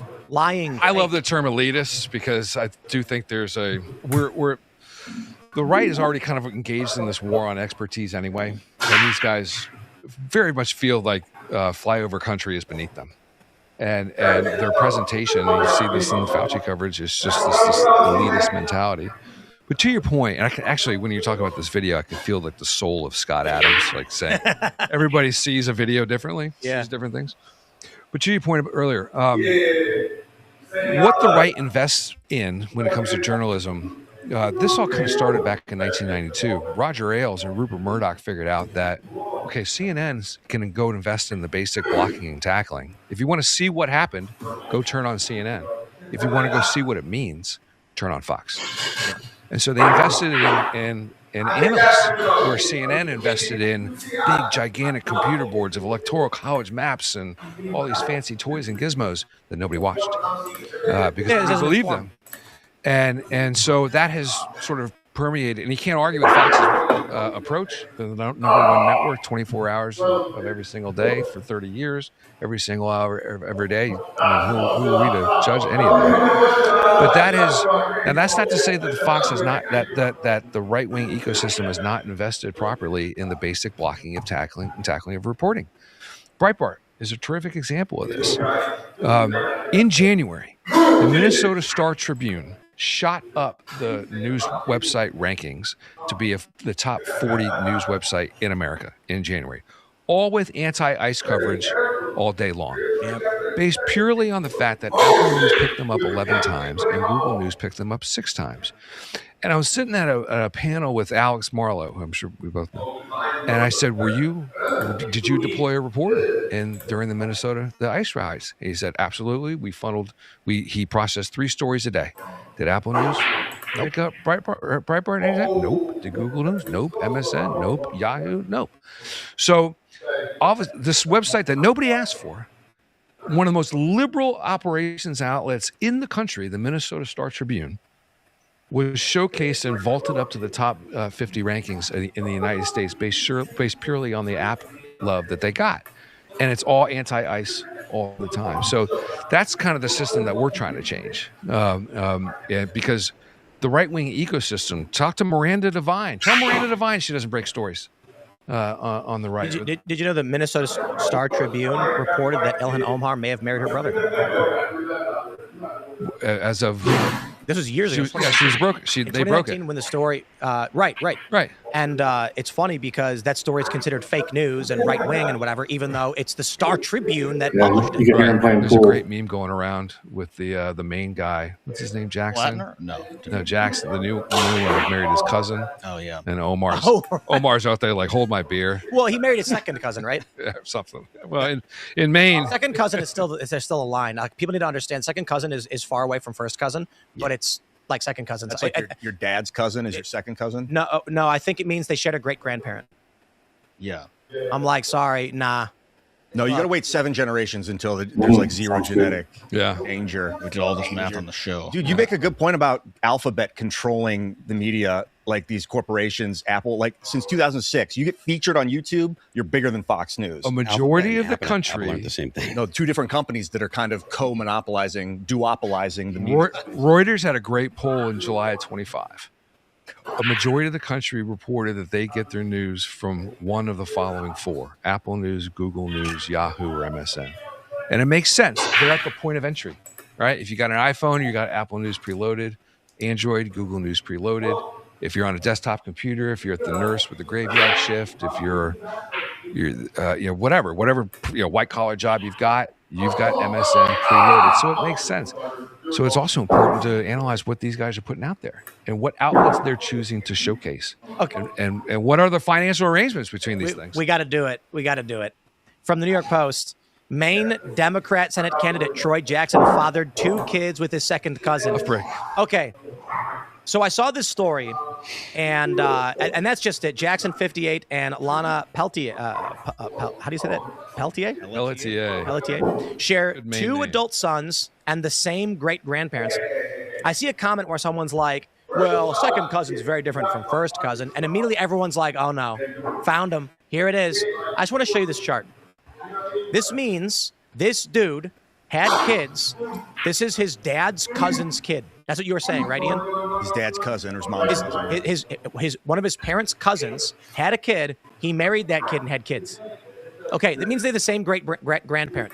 I met my great-grandparent. This is not outside of like the family. This is great-grandparents in traditional in American tradition are at your family reunion, and you know them. It's like so. In recent history, great-grandparents have fallen out of like the immediate nuclear family, the immediate family, because we're not having kids until way later. Yeah. But if at 22 years old they have a kid, that kid at 22 years old has a kid. That means the newborn kid's grandparent is in their mid-40s. That means when that grandkid has a kid, their grandparent is in their 60s while they're in their 20s. And that means your great-grandparent is going to be in their 80s when you're having your kid, and your great-grandparent is going to meet their great-great-grandchild. So I'm just going to go ahead and say second cousin is too close and very weird. How do they meet? Genetically, how close? First cousins are close. I think second cousins, because aristocrats, didn't they used to do this all the time? Oh, they bang their yeah, but like I think second cousins are genetically far away. But you're right, Yes. on like a social level, Look, like it's got some rural Maine. I mean, to there's always so many fair, options. Maine doesn't have that many people. You gotta get what you can get. Did you pull up the percentage chances of birth defects? I'm pulling that up right now. It's very small for It's second low for cousins. second. It's just about the same as unrelated. Like, you can genetically get. It's like I think I'm you sorry. share 3% genetic material with your. So I was going to pause and Don't ask say, me why I know that. it is very strange. It is very strange to go to the family reunion with your wife and kids, remembering your great grandparent, how they came to this country, and you're like, yeah, and you're like, hey kids, when we look back in our family history to how we came here, remember your mom and I have the same parent who emigrated here to have you. Maybe they're trying to keep assets in the line. Like that's why they used to do this. Bro, stuff. just bring on it all. Bring on the Democrats that are going to defend this. I'm with you. I mean, in rural Maine, 50 years ago, this is probably a lot more common. Now that's not saying you should elect him to the United States Senate. It is not an endorsement, but I'm just saying, like up in Maine, things get weird up there. And Omar says, "Hold my beer." And yeah, there's a lot of pine trees and not a lot of people. Maine's a big state. If you're in Massachusetts, it's like where I come from in Western Mass. It's the same distance to the tip of Maine as it is to down here. It's like a 7 hour drive to get up there. So people don't think about how big Maine is. It's a fairly decent sized state, especially for an East Coast state. A lot of lobster too. It's very good. For the record, it's just a 2 to 3% chance of a birth defect from unrelated parents. 2 to 3%. So then how? So there is an 0.5 to 3.5 for second cousins. There is an additional risk. Insane. There's an additional risk of between 0.5 and 1.5% for second cousins. And you get to keep the familial wealth in That's what the I'm family. And if everyone else is idiots, you know that your family's well educated. So let's just clarify. There is a 0.4 to 0.7 increased birth defect and congenital anomaly risk among second cousins, and around two times greater lethal genetic conditions among second cousins. That being said, 2 times is still only about a point or 2. So your genetic anomalies are about 2%. Birth defects are 2 to 3%. Second cousins is going to be like 3.5% to around 3.5 for both. So it is like 2 times greater, but we're talking about a single percentage point. So I'll put it this way. If you want to win an election, here's what you say. Did you know that this Democrat who's running had kids with his cousin? You don't say second cousin or first, right? Now, if you want to make it seem like you're more honest, you can say he had kids with a second cousin, which has 2 times the rate of birth defects. And they'll go, whoa, it sounds like a lot, but we're talking about like a 2% chance. Double. This is what they were doing with the hate crime data. They were like, there's been I don't remember the exact numbers, 50% increase, but it was like from 1 to 2, So you can just manipulate those numbers. I'll make a bet that Susan Collins doesn't mention any of those things. Oh, no. That's just not going to be her cup of tea. No, it'll be regular, I guess the down in the mud House members that are going to make a stink about it. I don't know. I imagine this is the problem. Here's a question for you guys. Is it a legitimate question to bring up in a debate? This? Yeah. Why did you do it? No. I would ask. Is she hot? Is she worth it? You can see a picture of her, bro. Like, okay. Could you imagine a debate? It's the Senate debate, and the debater is just like, so you had kids with your cousin? Was she hot? Do your kids know? It's going to be like, actually, yeah. Like, how'd you meet your wife? Why do you think? It's a great episode for South Park to tackle. Yeah, it is. Actually, that's a good point. I don't know if I would bring it up in a debate. I think your normal guy wouldn't bring it up because he'd be like, no, I want to be professional. But like Donald Trump would bring it up. I think it should be brought up. I think it's legitimate. I think the issue of family values are extremely important to Americans and are extremely important to uphold. This is why Tim Scott got married. Remember, like he was a contender for VP. All of a sudden he gets married to his longtime girlfriend. The speculation, of course, is that you can't win the presidency as a bachelor. You got to be a family man because too many people have kids, have families. Duh, we all mostly do, and they want to know that you understand their interests. This is interesting. Now, I wouldn't ask it in a like if I was going to ask him personally, I'd say, I think you shouldn't have done this, but I'm not going to pretend like it's the apocalypse because the genetic anomaly rate is 10 times lower than first cousins. And I'm sure your kids are well-adjusted and totally fine, but people are going to raise questions about your family values having fathered kids with your second cousin. What are the chances Mainers know this already? And this is just percolated up to the national. It's the first I've heard of it. Um, I bet it has. I don't know because he was. I don't think he was extremely well known before they brought his name up after Graham Plattner. Yeah. If he'd have run before for something, or he'd been in politics before, maybe. Yeah. But I don't. I mean, I could be wrong. It makes me wonder. Like, did he say, "I can't win because of this"? Go nominate Plattner. Did you guys see the viral story of the woman who met her husband at their family reunion, and everyone started commenting? Like, she made a video. She's like, "I met my husband at family reunion." They're like dancing. She got a bunch of comments where they were like, "You married your cousin," and she was like, "No." She's like, "It's my cousin's cousin. I am not related to him." And then people were like, "What? Your cousin's cousin is related to you?" And then she had to explain that her mom has a sister, and her sister married a guy, had a kid together. So it's her, what is it? No, that would be her cousin. It was, I'm sorry. She has a cousin. So it's her mom's sister's kid, and her dad is not related to her, had a sister who had a kid. Hold on. So, I don't think you're saying she banged her cousin. Or you're just kind of obfuscating it. No, listen. Okay. Here's her. Here's her mom. Mom's sister. Sister marries guy. Have kid. They're cousins. Guy has sister, right? She is not related to to her uncle. I get it. Uncle's sister has kid. Cousin by marriage. So now her cousin's cousin is not related to her in any genetic way, and then they got together, it just sounds weird. But actually, she was right. They're not related in any way genetically, and they don't share grandparents or anything like that. Cousin by marriage, but maybe there should be a different word for it, because it's like the word rape. Like there's different kinds of rape. Cousin. We should have different words. What? There's like underage, statutory, which is like consensual. Ian's like, let me say violent. the most shocking word to add to the story.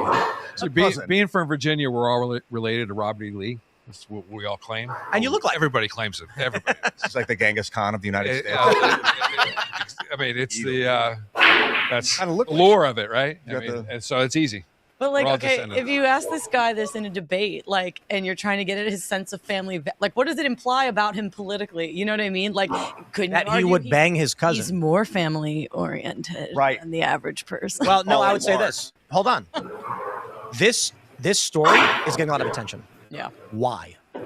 Well, is it because it sounds gross? Do you think? Probably, yeah. Okay, well, hold on. It's the right wing. Why does it sound gross? Because it's taboo. They're trying to set him up as engaging in taboos. Simply put, I think if you are trying to be a proper journalist interviewing a candidate, and there is a story of general interest that people find to be of value, you should ask them about it. That being said, I also understand it's salacious, and it's not apocalyptic, but it's bad for him politically. It's sex, drugs, rock and roll. Yeah. Where are we, is this a Fox story? This is New York Post. I guess. New Yeah. York Post? You should play it. I mean, look, the headline's pretty straightforward. Main candidate fathers 2 children with second cousin. Troy Jackson. He replaces Graham Plattner after multiple scandals for Plattner, including a Nazi tattoo, sexual assault. No, I think they're just talking about it in allegations. general. I don't think they're sharing that he made his cousin. The Post headline I'm talking about. I mean, it's pretty straightforward. That is an unbiased headline. You're saying this is getting a lot of play on other outlets because the New York Post is known for this type of Well, let me ask you: is that headline biased? Honest question. No. Perfectly unbiased. Well, okay. Now we're back at story choice bias. The fact that they're choosing to cover it could. See, I'm not a fan of that idea of story choice bias. Well, think about this. Go back to the days of print news. The editors had to select the stories that most people are only going to see what's above the fold, right? When the newspaper's folded and it's sitting there. So the editors have to select the stories that if you don't even pick up that paper. I agree with that. Yeah, so that's what we mean. But I don't agree with this. I don't agree that in a digital era we are constrained by space. So story choice, I don't think. Well, you could look at the, like, is it on their homepage? Like, we look at that a lot. We're like, is it on their homepage? Like, how important do the editors think that this story is?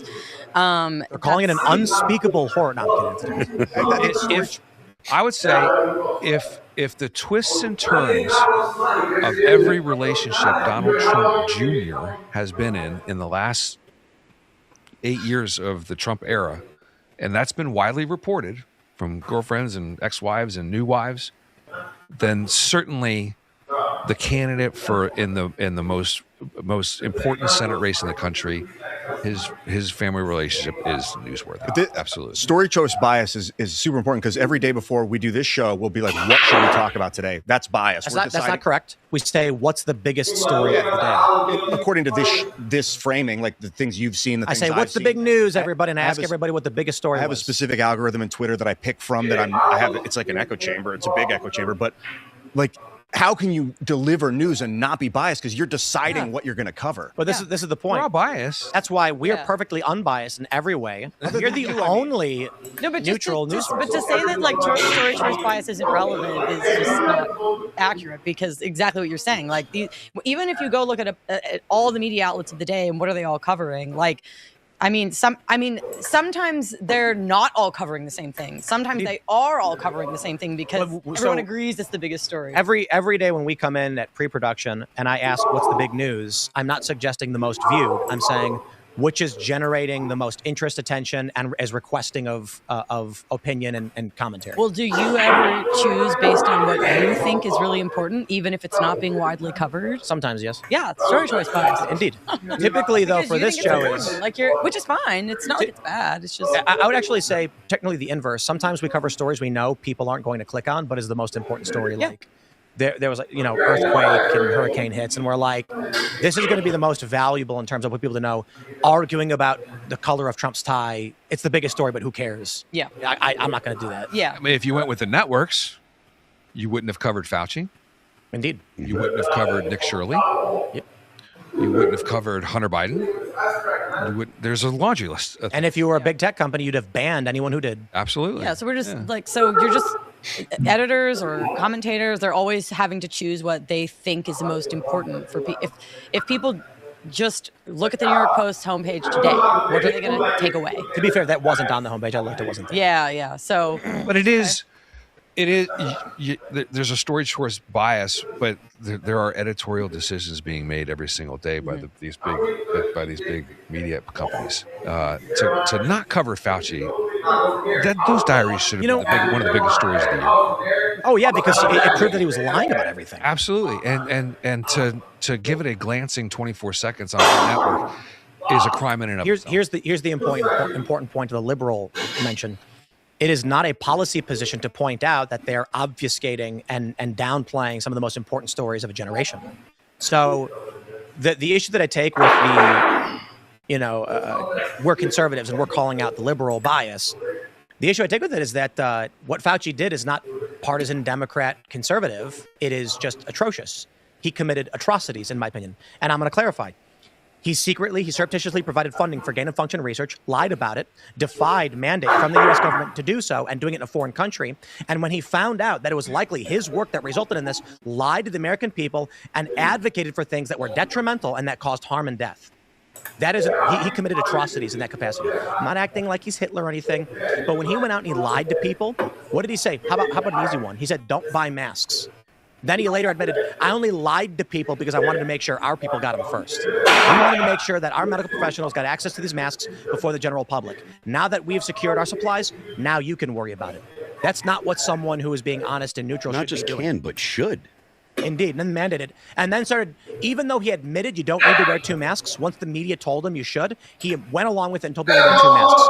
When we knew for a fact that the vaccines were causing myocarditis and pericarditis, and I'm saying new as in behind the scenes, not media speculation, he came out and lied over and over and over again. And now we have Stanford and Nature.com proving that not only could the vaccine increase your likelihood of getting COVID, but that it was causing myocarditis and pericarditis, which contribute to a 5-year shortened lifespan And that the rate, according to Stanford, is for males 30 and under, 1 in 16,750. That is a common side effect. Fauci lied and people died. And we had millions of people locked down, millions of people forced to get mass medication. And the media didn't want to cover the story. That Fauci was privately acknowledging he was lying to everybody the whole time. That when COVID patients were being put in nursing homes and the elderly were dying because of what Fauci was recommending, and because of what these governors in blue states were doing, they won't cover it. Yeah. By all means, we can point out that there is a correlation between the Democratic Party liberal policies and what the media is reporting, but I don't think it's helpful to your run-of-the-mill default lib who doesn't pay attention to, when they think they're a liberal because they don't know better, to say the liberals are doing something bad, and then they go, "What? I didn't do anything. What do you like? We didn't do anything wrong. You guys are crazy." So we're watching an entirely different movie. I think the truth is they're not watching the movie. The best way to describe it, Scott Adams said it's one screen with two movies. The thing is, most of these liberals are sitting on the couch on their phones with the movie in the background. Yeah. People think he's allowed to plead the fifth, even though he had been pardoned, and he was not allowed. People still think it. And in fact, Brett Weinstein did a piece on Dark Horse podcast, I think yesterday or the day before. I saw a clip where he was saying, this is the thing about Anthony Fauci. You got to look at him like he's part of a mafia. He's a made man in a mafia. He goes up there, he flaunts the law. He says, I plead the fifth. I don't care about you. You can do nothing to me. I'm untouchable. And if he did, he flouts the law. I think he said flaunt, maybe a little bit of both. But like, I think that if he were to be honest about what he'd done, they'd kill him, they'd whack him. Oh yeah. So he's just essentially untouchable by the law because for whatever he's already literally been pardoned. So here's the issue: if he came out and said, "Yes, we did these things," it would implicate other people. So he can either choose to lie and then get perjure himself, or he can just plead the fifth when he's not legally allowed to do that and get held in contempt. So he's chosen the contempt route. That mafia is like the business, the bureaucratic liberal order, this global homogeny coming out of Switzerland. Someone told Senator Paul that there's a diary on a government. Oh yeah. But let's clarify this too. It's not even a diary. It was his public notes. That's all it was. So I also take issue with the framing as of a diary. Yeah. Because it makes it sound like he was writing in a book and then someone snatched it. Yeah. These were public records that he was tracking what was going on during COVID in his capacity as a government actor. These are public records available to the public to be released to the public. No one snatched his diary up and then leaked it. Yeah, and I wasn't seeing that in a lot of the coverage. I was like, when I was first reading the story, I was like, where did these come? Diary? What? Did someone like go to his house? Like it was like very unclear, like what the source was, which is relevant. Well, so here's one of the issues again I have with the left-right distinction in media, is that when I say Fauci lied about the origins of the virus in his public writings in 2020, he acknowledged that the market was not the likely location for the generation of the virus, and that he also had emails from I think it was someone from EcoHealth Alliance that they believed it came from the lab. So this was the best evidence they have. He ordered it suppressed, and he was also behind the funding illicitly because the U.S. government had banned this. I will be called right-wing for saying that. That is right-wing to state a fact. Yeah. And they'll say, if anything, well, story selection. I kind of think that the biggest government lockdown, authoritarian action, unconstitutional actions, and mass death we've seen in generations it's not partisan to choose to report on it. But we are in an interesting place now in our culture where if you accurately point out what Fauci did, you are called biased. And the media just won't even cover it. Well, this happened on Monday night on Abby Phillips' show on CNN, and whoever was the right-wing commentator said, "Do we want to talk about Fauci's diaries? Because that seems to be like the big story." And Phillips said, "Nope, we're not going to discuss that. We're not going to discuss that."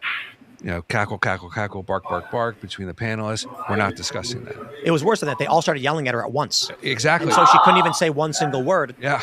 The reason you do this, and there is media training for this, is do not let them speak. So what you'll see at protests, the common thing the leftists would do is called the mic check. If you walk up and said something, they would all just go, mic check, mic check, mic, to make sure you can't talk. So when you watch that CNN clip, I should pull it up, and she says, what about Fauci's diary? They immediately all go, so that no words can be said. Yeah, it's but then Philip says we still don't know if it hasn't been proven that the origin was a lab. And so this was on a subsequent night. So it's like it's almost like Candace Owens-esque. Like no matter what, it had a lot of Candace Owens energy to it. Like no matter what. I don't know if this is because like you still haven't proved his gravity. We still don't have all the evidence to prove that gravity is real. Still a theory. I mean, they do have the names came down. They claimed it was an accident, that's some kind of glitch. But then they did not restore them to where they should be. They put them in a different place. Right. So I'd like to see Moynihan. I'd like to see that. I'd like to see that restored. I think we need to have transparency around what's going on.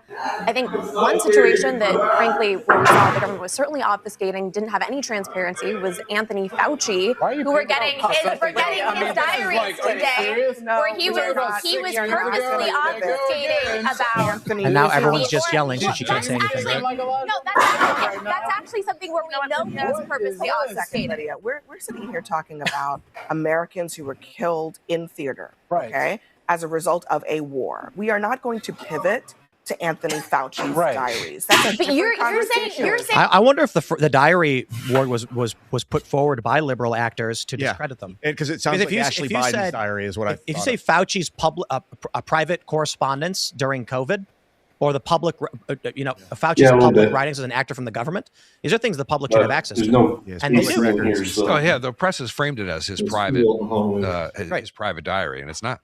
It's on government. Owned by the public and available for public reading, and it's just shocking, man. He also, I think it's just abhorrent how he wrote he violated confidentiality by writing about Barbara Streisand's ass sores. I mean, it's embarrassingly funny to a certain degree, but I'm serious. Like he's the guy. How dare he write in a public record available for the public to see about Barbara Streisand having ass sores from shingles? HIPAA violation. I was stunned at the amount of obsession with himself, but that surprised. This was the same guy who sat for an InStyle full profile shot, sunglasses on, at the pool during a pandemic. Okay, I got to pause you there. That he was supposed to manage. How about Fauci having a painting of himself? Right. What? Right. Yeah. So this has been on up for a while. This is Snopes. He's actually writing. Does Fauci's home office feature a painting of Fauci? Mostly true. Mostly true. This is what I can't handle with Snopes, right? It's literally true. Here's him in his office with a picture of himself 3 times. And they're like, well, it is there. Now, Mike Cernovich made a great point. He said, guys, don't dig too much into this. If his daughter painted a picture of him and he hung it on his wall, that's not like, you know what I mean? Right. Like, I have a statue of myself that I commissioned. At least one. At least one. No, I'm kidding. Someone actually did send a bust of me to the studio, and I was like, I appreciate it, but I do not want that. I have one of my old headshots, but Raymond set it up right outside my office. Considering, however, so when this story came out, Mike made a great point saying, if his daughter painted this picture and he hung it up, are you going to rag on him for it?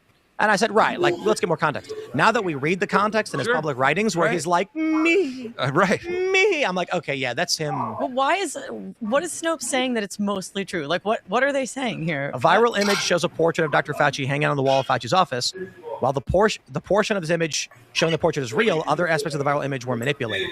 So not the viral image that they're saying was manipulated? Oh, is that what they're saying? I don't know. It's a genuine image of Fauci in his office. The red circles in this image highlight a portrait. Wait, hold on. That was The manipulation is the red circles? Yeah. That's the kind of thing Snopes would do. No. I think that's what it is. The portrait was painted by Joan Baez. Now, I'd hang a portrait of myself painted by Joan Baez on the wall. I would too. That's right. That's awesome. Can't blame him for that one. Well, that's what Mike was saying. It's like, are we really going to rag on him because someone, So, yeah. But again, but looking back, I mean, that's easy to say in that moment. But now that we've learned about every single interview, Zoom call, phone call, email correspondence that he had with the major minor celebrity, he basically transcribed it all. And meanwhile, I'm just tasked with managing the government's response to a pandemic. And he was more interested in writing about how Kim Kardashian loved his Zoom call. I mean, it's almost redundant when he said, "I am the science." He told the world he was like, that's the most psychotic thing any doctor could ever say. But one of the most psychotic things a doctor could tell you. It's also, oh my God, this is what Snopes does. I call this out all the time. They play these games because these people, I'm sorry, I'm going to tell you right now, evil, okay? This is evil. Does Fauci's home office feature a painting of Fauci? It's not mostly true. It is definitively factually true. And the reason why they put mostly is because somewhere else, as a joke, someone put a picture of Fauci sitting. They look at this. This is what they're. Someone edited the image so that they made it a recursive loop, where on Fauci's screen, it's the image of Fauci sitting at his own desk. They took the image, put it on the screen, and made a recursive loop as a joke. That is not the fact being challenged. And they put mostly true to add doubt. Yeah. And they add it to the end of the story. What Snopes does all the time is they will write, so Donald Trump will walk out into the Rose Garden and do a perfect round-off back layout. You know what that is? No. It looks like a cartwheel followed by a backflip. And then everyone will go, oh my, Trump just did a round-off back layout right there in front of everybody. The video will go viral. Everyone on social media will see it. CNN will then go on TV and say it never happened. MS Now will say Trump fell down. It was embarrassing. They'll say Trump went outside and did a tumble and stumbled. Ha, ha, ha. And then Snopes will write, did Donald Trump do a perfect round-off back layout in the Rose Garden, ... on Sunday? False. Then it will write this big, long thing about what a round-off back layout is, what Trump was doing. Then at the very bottom, it'll say, well, Trump did perform a perfect round-off back layout in front of a crowd of onlookers on Sunday, or on Monday. It was not on Saturday. The thing is, manipulating people to your will isn't always evil. It's just, if you're evil and you think you're doing good, it's evil. But if you are good and you think you're doing good, it's good. Yeah, evil's evil. Well, it's hard to define it, though, because it's you're doing good, then wouldn't it not be evil? Well, some people are doing evil, but they think it's good. Let's put it this way. Most people that are doing evil think they're doing good. That's speculative. We don't know that's true. Generally, people think they're the hero in their story, but but that's different from doing evil and doing good. Okay. So let's say there's a guy and he's like, we need a water reservoir. Every year, our town goes through a drought in the summer, and we go without water. We should build a reservoir. So he goes to his buddies and says, I'm going to build a small dam so that we can have, it will create a pool of water which will persist into these this dry period at the end of summer. And so he goes and he builds it thinking this is going to save my people. And then the village floods and he kills everybody. That's not evil. That's the story. That's an accident. Now, the guy goes, I want to build a dam to have a large reservoir for myself. It's going to kill everyone in the village. I will lie to them so that they let me do it and help me do it. And then he goes and does. Everyone dies. And then he has his water. That's evil. That's William Mulholland. He went north to the Owens River Valley of L.A. He tricked the farmers to signing away their water rights. And then he diverted their water to Los Angeles. So they named a street after him, Mulholland Drive. He's a hero. He's a beloved hero in Los Angeles, but he's an evil villain to the farmers. So that's still different. You're seeming to say that he had the intent, like, indeed, yeah. So it's all evil about intent. So I think to a great degree, not always, because there's the banality of evil, but typically, how I would define it, because of course, we're going to be subjective and biased on this one. My point is, an individual who's attempting to help everybody, who accidentally causes a problem that hurts people, isn't engaged in evil. It's more an accident. It's not even necessarily stupid to say you want a water reservoir. That's smart. But he couldn't foresee the flood would kill everybody. And now he lives with that guilt and shame for the rest of his life. What I see with Fauci, though, let's be clear. He is evil. Why? He knew he was lying, and he kept lying because it felt good for him and not for anybody else. He wasn't benefiting the greater public. He wasn't benefiting his community. He wasn't benefiting some other country or even a small pocket of individuals. He was benefiting solely himself for his emotional satisfaction and to avoid liability, and he killed people because of it. That's evil. And there's no convincing him of that. Unfortunately. Oh, no, he knows. I do not believe it is reasonable that this man is not cognizant of what he did, right? It's like that scene in Superman. Did you see the new Superman movie? Where Superman's talking to Lex over the radio, and he says, the truth is, Lex, that you're jealous. And then Lex goes, Duh! I know. You think I'm a child? I know I'm jealous of your power. Fauci knows exactly what he's doing. It just feels good for him. I think to him, I believe that he thinks, well, I've testified in front of Congress 200 times. Therefore, I've done no wrong. I've put all this out there. I don't think so. I think if that were the case, he wouldn't have pled the fifth. Pleaded grammatically. Well, that's his lawyers. I mean, say what you want about them, but their job is to reduce to the absolute minimum any potential punishment their client could. So they're going to test this theory out. And it's never really been tested. You know what really bothered me about that hearing? Let's start with the surface level. It accomplished nothing. He invoked the fifth, and then we sat there and he got yelled at. It champions him among the left, who are making him out to a martyr, where, what's his face? Levin from TMZ is crying. Harvey. And then on the right, you're not learning anything new. We already know this stuff. So it was a large WWE waste of time, in my opinion. Now, what I would have done, and the reason why no one with any level of intelligence or comprehension, the reason why they would never let me anywhere near Congress, the Senate or otherwise, is because I would have said, Dr. Fauci, when you killed those 3 people, did you solicit help from the government to cover up the murders you committed? Or are you going to plead the fifth right now to avoid implicating yourself in that crime?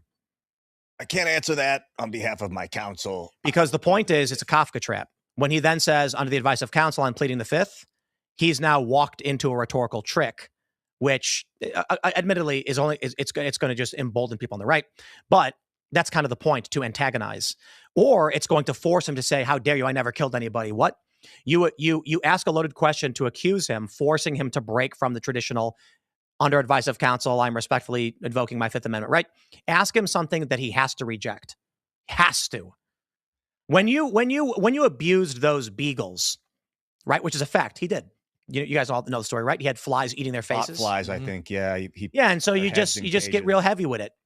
But for him, I think the whole time he's sitting there is like, if I deviate, they will kill me in my sleep tonight. So all he's doing is just saying, I plead the fifth, I plead the fifth, I plead the fifth, get me out of here, waiting. Well, listen, you're not going to win a conflict against someone as evil as Fauci and the people behind him by sitting there being like, oh, rats, he's not going to answer my questions. I mean, the argument that he would make, though, is like, I didn't answer any questions because I'd been there. I pled the fifth because I was not going to answer questions. Which is why you load the question. Well, yeah, but because it creates the soundbite you're looking for. Well, fair enough, but that if you want Fauci to say I lied or to lie now, what is the function of the hearing? You want Fauci to say something on camera that exposes him. Well, he's not going to give that to you, and at worst, he's going to get 3 months in jail for contempt.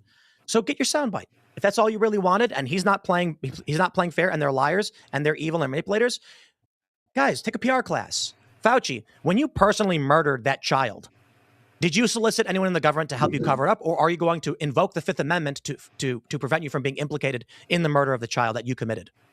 So his only choice is to break from the Fifth Amendment line or play into your Kafka trap. Get your soundbite. I'm not going to plead the fifth. I'm going to plead the fifth and not answer the question. And then you say, whoa, this is weird. What made you just change your response? Is something that I said causing you to feel fear or anxiety? Because you were answering every single question with a scripted line, and all of a sudden you changed it. I hope there's, if no consequences for him, I hope that that the medical community, hospital systems, we talked a little bit about this off air, hospital systems across the country, I think, were ashamed and aghast at what they saw the other day. Because if science is supposed to be the lead dog, the lead foot here that you take, and you're supposed to trust it, you can't. Its reputation is destroyed. Big Medicine's reputation is destroyed. He was their hero. Mm-hmm. He was the guy. He was the top paid bureaucrat in the city. He testified over 200 times. He's holding celebrity Zoom calls. He was the alpha and the omega of so many public policy decisions that were made by the federal government.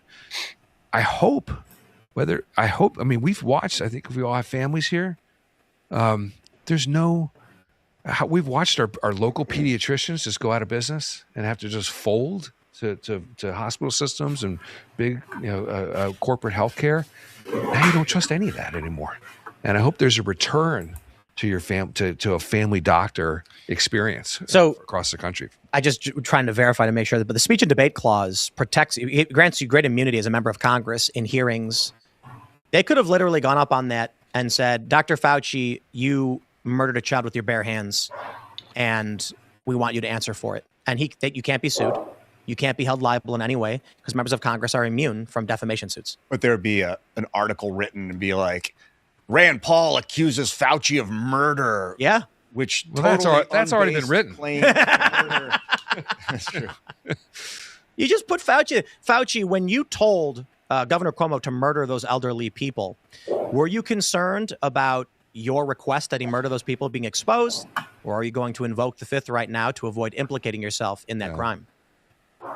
And then he's going to be like, okay, well, hold on. This is where it gets interesting. Did Fauci actually tell Cuomo to do that? Because the article then is, Rand Paul says, so first of all, you're not standing up on a pedestal and then asserting a fact. You're asking him a question. The question is loaded. The question implies a thing to be true, and that is that Cuomo didn't intentionally kill those people. Fauci told him to do it. Now, is Fauci going to want to have on the record that there is a loaded implication that he's the one who told Cuomo to murder those elderly people? So you force him to break from the line, I plead the Fifth. Because when he pleads the Fifth, you then come out and said, as we all know, Governor Cuomo, not Chris, his brother, put COVID patients in nursing homes, which resulted in the death of an estimated 15,000 people. Fauci did it. Fauci's the one who said kill those people. You're protected from defamation. The story is true, not that Fauci did it. The story is true that Cuomo did it. But the implication that Fauci was involved is believable, plausible, and Fauci will be forced to issue a statement. I don't think you could get anything out of it. I think he would have pled the Fifth, same on the advice of counsel, because when Rand Paul asked let me just pause you real quick. I am acknowledging that. Yeah. That is my point. My point is, get on record. You've created a circumstance where he has no choice but to at some point come out and challenge what was said. I don't think he would ever have to. In that case, the narrative becomes that Fauci is the one who murdered those people. Or that he's a made man above the law, which is kind of obvious anyway. Fauci is terrified of losing his legacy.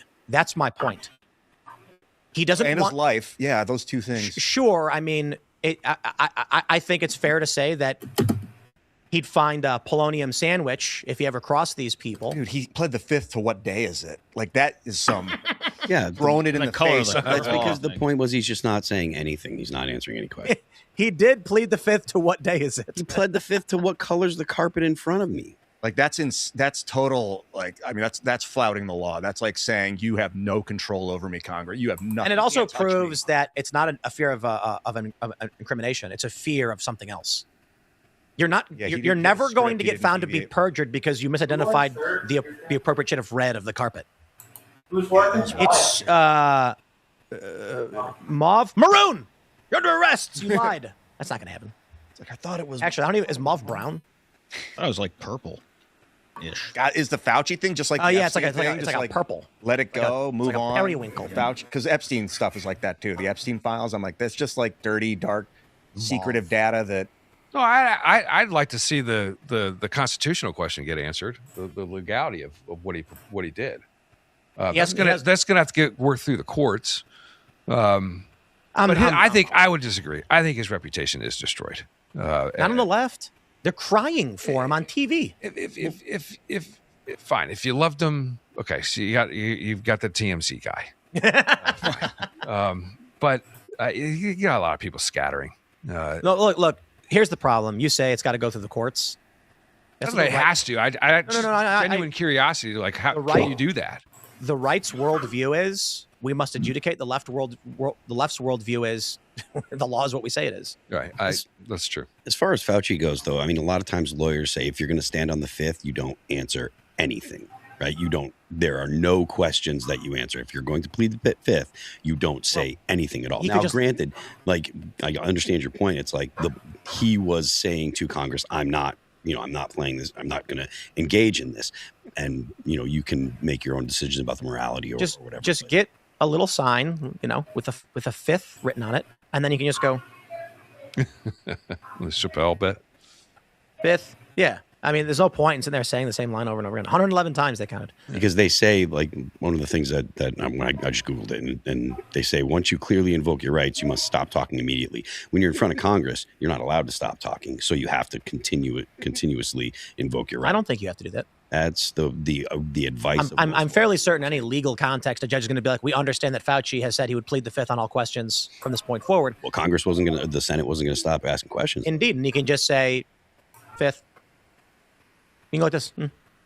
1/5. You could literally just be like, at the first question, for this question you are asking and for all other questions asked, just presume my response is I invoke my Fifth Amendment right to not answer this question. And then just stop.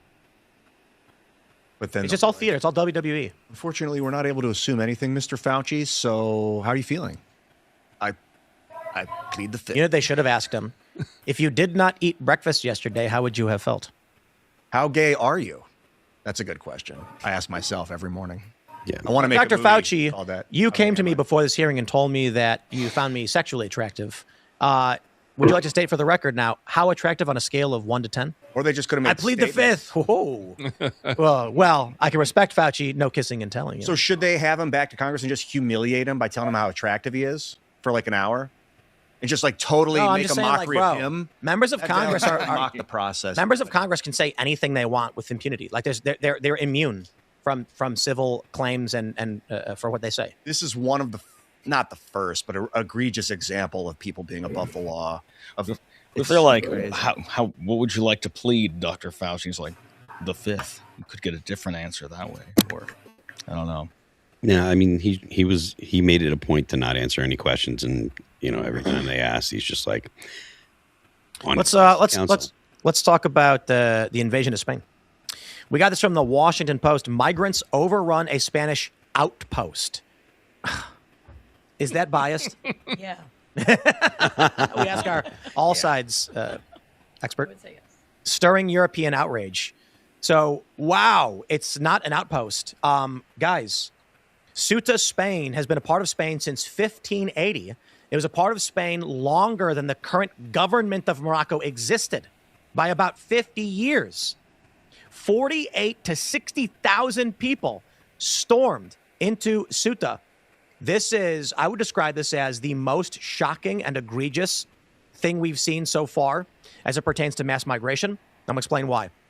A handful of boats, even thousands of boats, all across the Mediterranean, ferrying dozens to hundreds of people into various countries.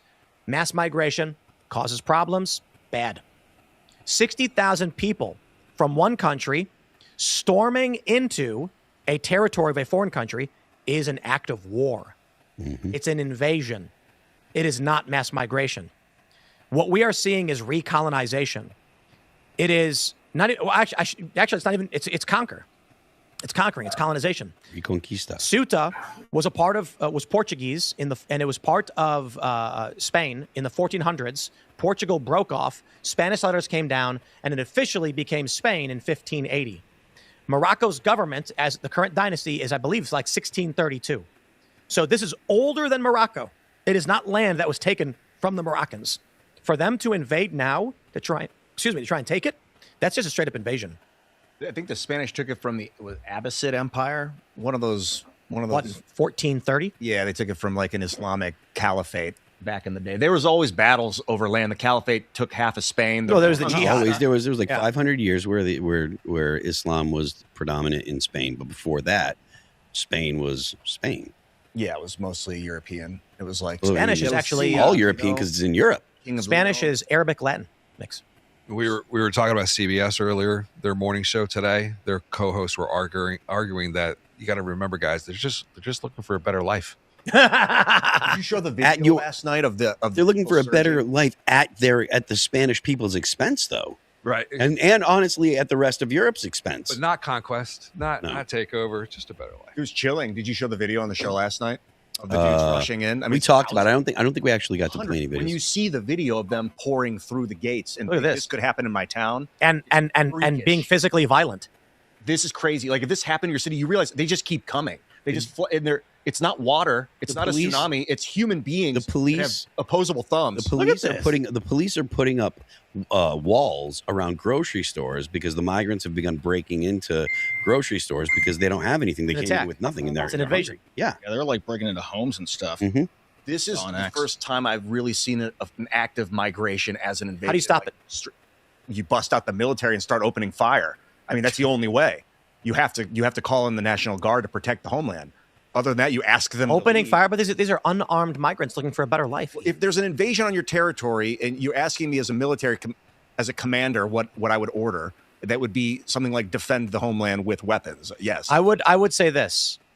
In any historical context, the immediate response from any government seeing this would be butterfly trigger 50 BMGs. Yeah, you can make an example immediately so they stop, basically. However, it's not an example. That's not historically, they just wipe them out.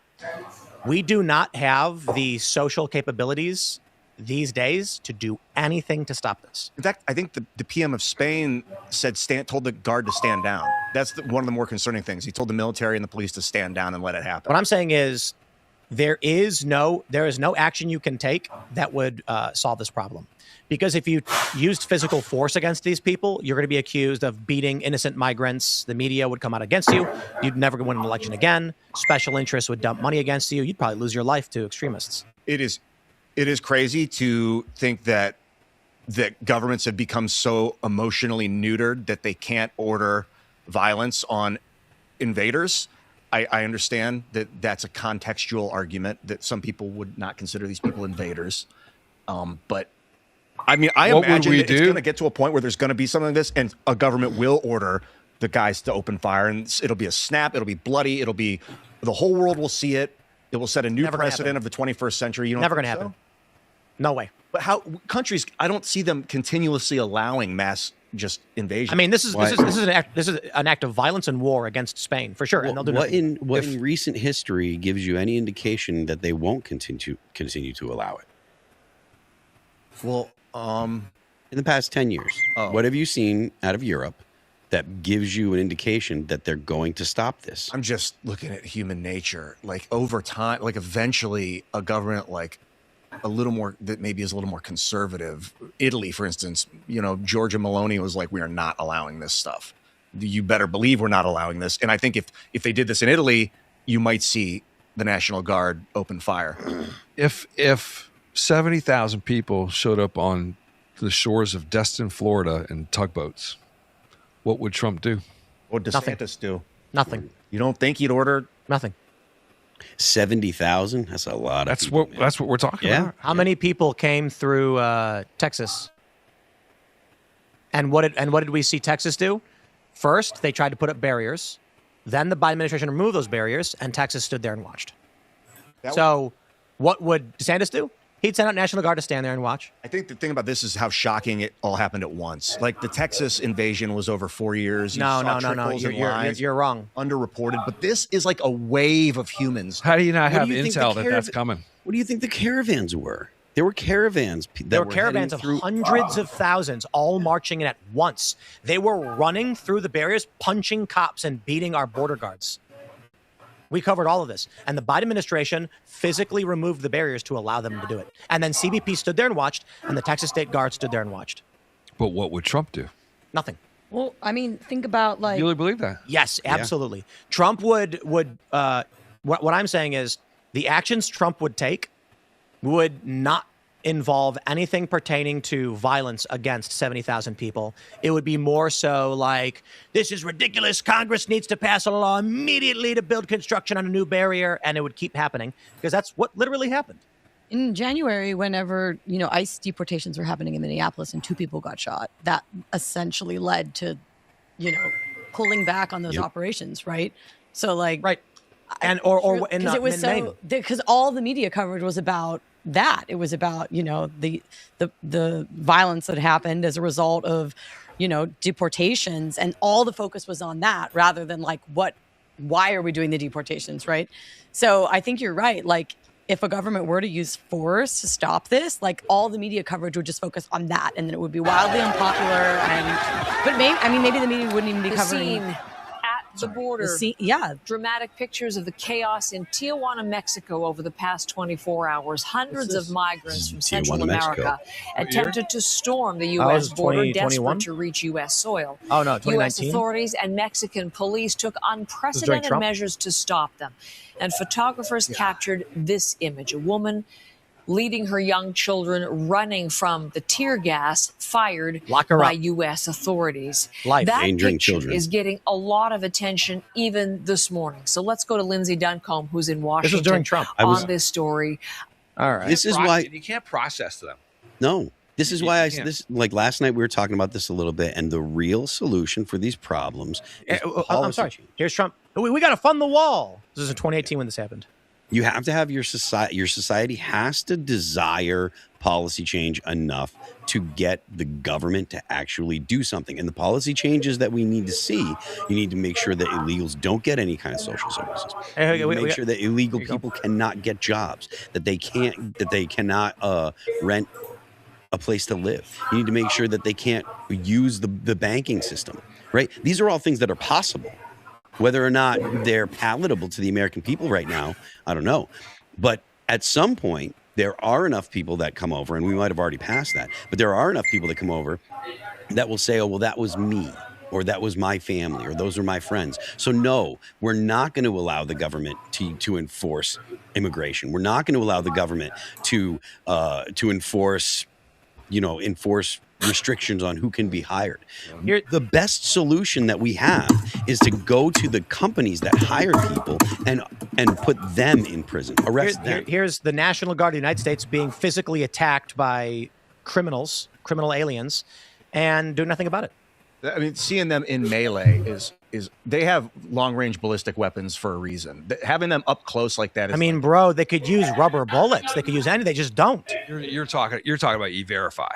Well, no, I'm not talking. I mean, I don't know. Maybe E-Verify is the solution. I'm not talking about a specific policy that's been presented. I'm saying the broad way to stop it is to remove the incentives. I'm just a little bit more libertarian on that specific process, because I just don't want DHS to be let off the hook and outsource our national security to private corporations. No. What we do is, if you are found to have employed illegal immigrants knowingly, you go to jail. If you employed illegal immigrants because the illegal immigrants defrauded you and you did not know, they go to jail. But we need to start locking these business owners up. And I'm going to stress this. If you were negligent in your duties in the hiring practice, and I'm not talking about the owners, because the owners don't always handle hiring. So let's say you're the owner of an IHOP. You don't handle hiring. You have a manager who handles onboarding for staff. If that manager onboards an illegal immigrant negligently, meaning they knew something was off, their ID might be fake, or they weren't provided accurate information, but they hired them anyway, jail. If you are deceived by the illegal immigrant, nobody's in trouble. You were tricked. You were defrauded. You're the victim. If the hiring person, be it the boss or a manager, knowingly, right to jail. Yeah. Negligently, but jail, but for less. Look, in our society, and actually in modern society, like, it is really hard to prevent this unless you're willing to do things that look unpalatable when the media is against you. Mm-hmm. To your point, like, you saw the video. The first thing they did was that within the first 45 seconds of that clip, they had a picture of a woman with 2 children running away from tear gas because, oh my goodness, who's gonna think about the chillin'? Right? The children. It's so bad. The children, my poor children. Well, the children are coming here, and they're going to be taking all the social services or they're going to be taking up social services. They've driven the cost of renting up 30%. Between 20 and 30% is the cost of housing now. The rise that we've seen because of illegal immigration. They are taking jobs that Americans will do. All of these things are real. These are things that the left continues to assert that do not happen. They say that doesn't happen. These people that come in, they're actually a benefit to society. Well, guess what? They take up space at the emergency room. And so that means that there are longer waits for healthcare. And these same people increase in costs in healthcare, increase in costs as well. And these same people that say they don't actually affect, or they're a net positive, they're also saying we should have free healthcare for everybody.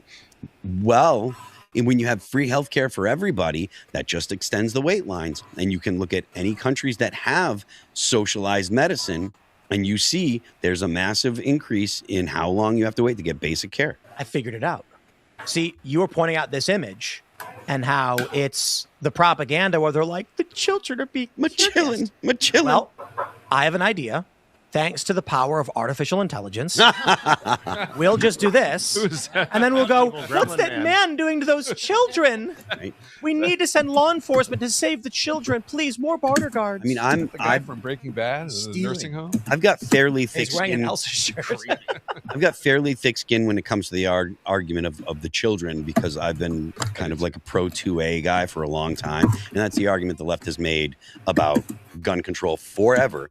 And as we see a liberalization of gun laws in the United States, there has not been a corresponding increase in deaths by gun violence.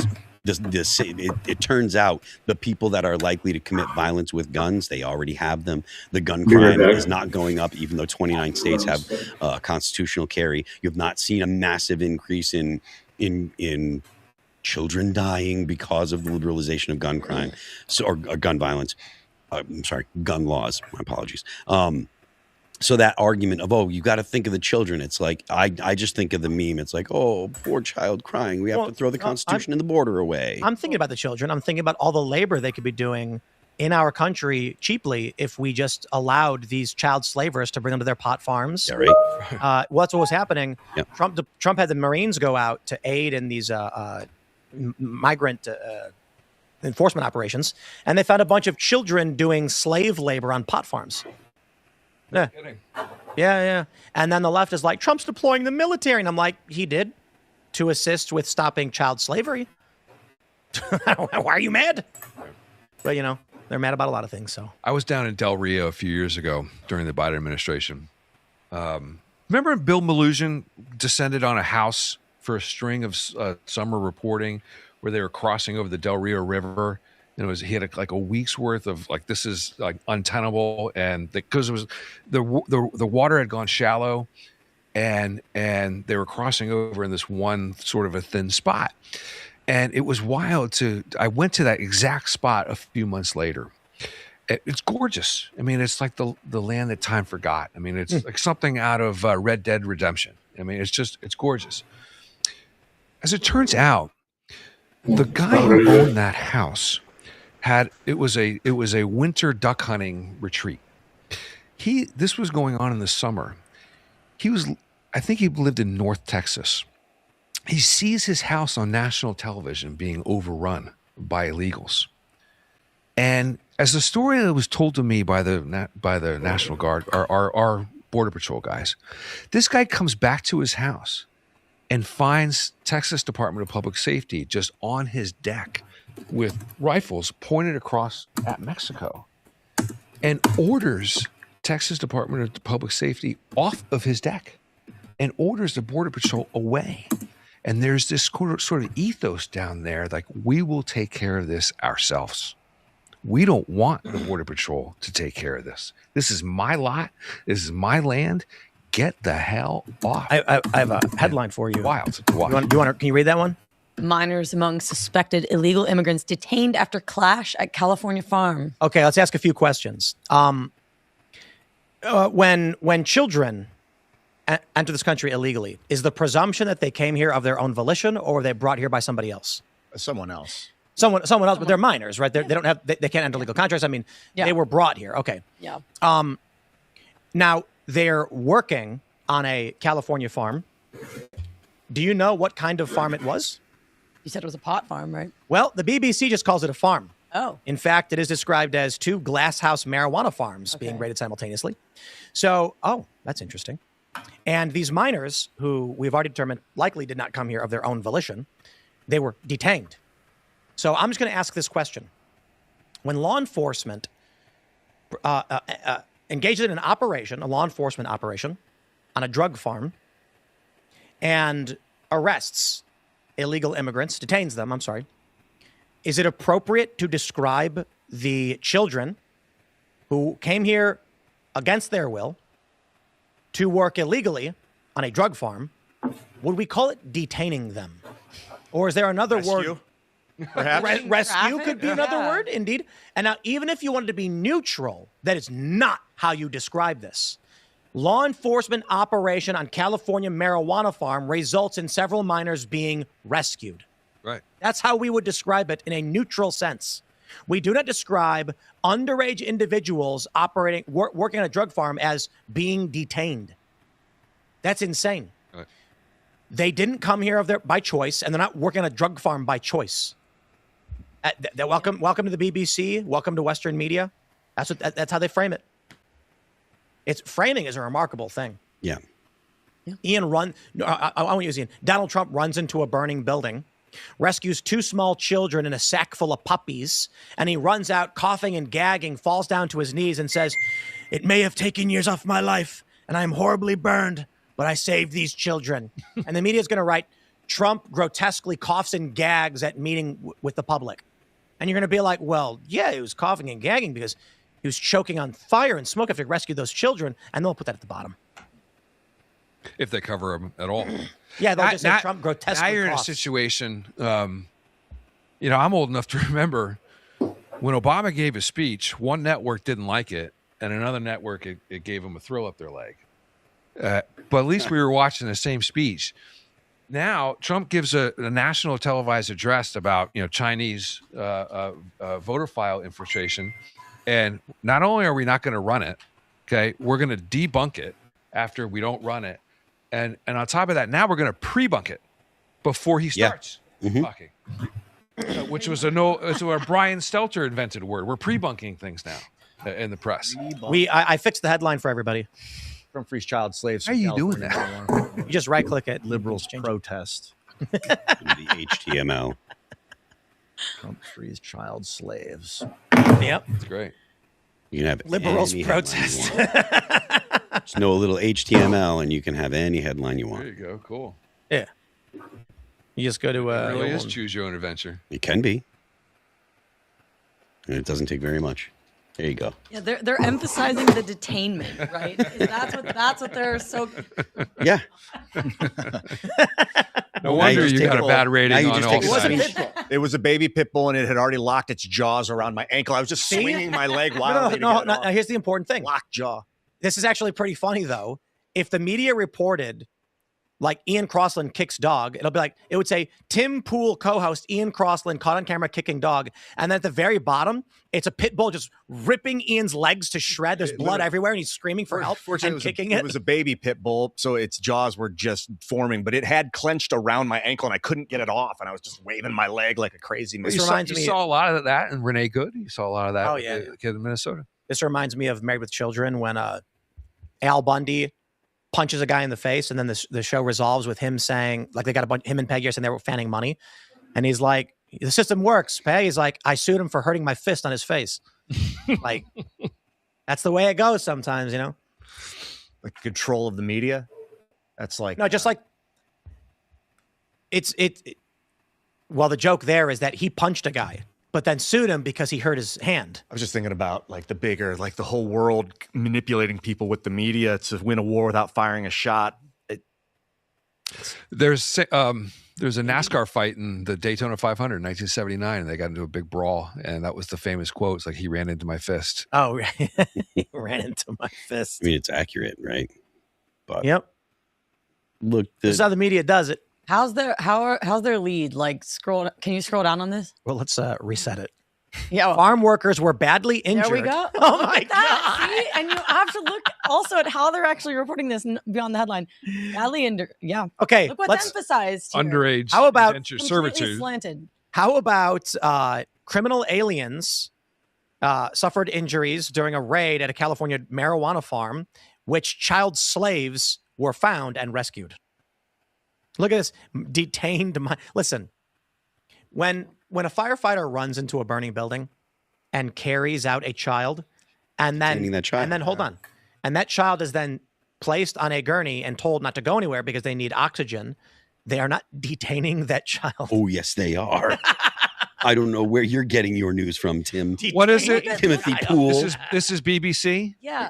So BBC is a top 7 news website in America. In America, 98.3 million hits a month. Yeah, is that a lot? Look, well, here's an anomaly. Why does the UK have count on 1, 2, 3, 4 different outlets in the top 35 in the United States? Because Americans are like, if I go to media outside of the United States, I'll get a more full and clear picture of reality. Here you go, Phil. They're getting hooked up by the apps. Is really the Good Samaritan detains bedridden man from burning home. This is how the media goes. No, hold on. Let's play this game. The story from Fox 35 Orlando. This is from just yesterday. I first want to give a shout out to the actual Good Samaritan. A fire broke out in Osceola County, and a Good Samaritan saved this man's life. Let's see. Did they say who the guy was? I don't think so. They just say it was a Good Samaritan. Neighbors are grateful to the man. They don't say who the man was. Now we can have fun with this. Let's do this. Now, what can we determine from this? Well, Good Samaritan, that's a loaded term. That's biased, right? Yeah. We can't call him a Good Samaritan. Telling us he's good, and yeah, they can't. Maybe he's not good. No, so potential criminal. So, well, no. And then rescues a bedridden man. Did the man say he wanted to leave his home? Maybe he was just enjoying. How about this? Potential arsonist engages kidnaps. Yep. Man from bed who was enjoying the warm temperature. resting man. Violates sanctity of man's. Wait. I got to add one last bit. After committing burglary, aggressively. Intruder. Yeah. There you go. Yeah, there you go. Intruder forces man from home. Yeah. No, but to your earlier point, Oh yeah, intruder. I like that. Yeah. Intruder forces man from home amid chaotic. Forces disabled man. Yeah. it's frightening how good From you are home. at this Yeah. already. Yep. Wow. Mid violent intruder forces disabled man from home. There you Wait. go. Invoking extreme emotions in an angry public. Now, see, I didn't say what those emotions were or why they were angry. But now I know I want to feel them. Yeah. Isn't this story just so dramatically different now? Incredible. But the headline is it? What does Malice say? It's what does he say? Factually true, but what's the saying? I know what you're headed at. Factual but not truthful. Yes. Yeah, oh yes, yes. Factual, but not true. Right, because the facts are the same here. And like a but fact, it's not the truth.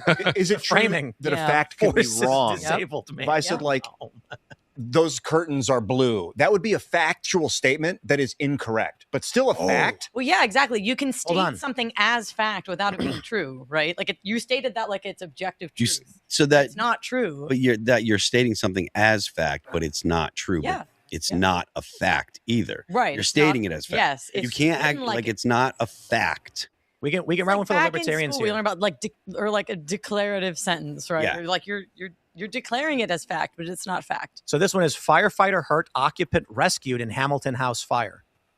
So we can do this one for the libertarians. Government employee injured in injured. Let's see, and then occupant. How can we describe Homeowner. Well, we don't know he owns the home. Okay. Sovereign citizen. Government Overreaching private employee domicile. injured in fire.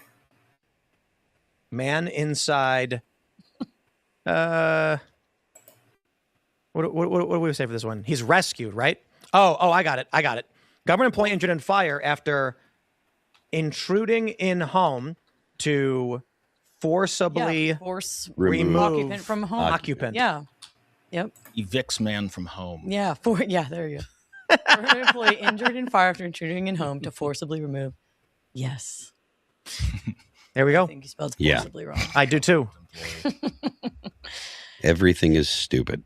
And that BBC story also, did you catch the quote in the so the lead was all biased, but then the quote right after it was like some United Farm Workers quote that was like, this chaotic raid. We can confirm that farm workers were hurt, right? So like they're also like choosing whose voice to elevate, and whose perspective to elevate. Like right off the bat, you're like concerned that people were hurt because they were being detained, even though they weren't supposed to be there, right? It just like flips. It just flips everything. I think this is very important because the way you prompt AI is a direct result of how that AI treats you and thinks of you. So like, it's one thing to like complain about media bias, but we have to kind of master it in order to manipulate the AI properly. I just love this good Samaritan.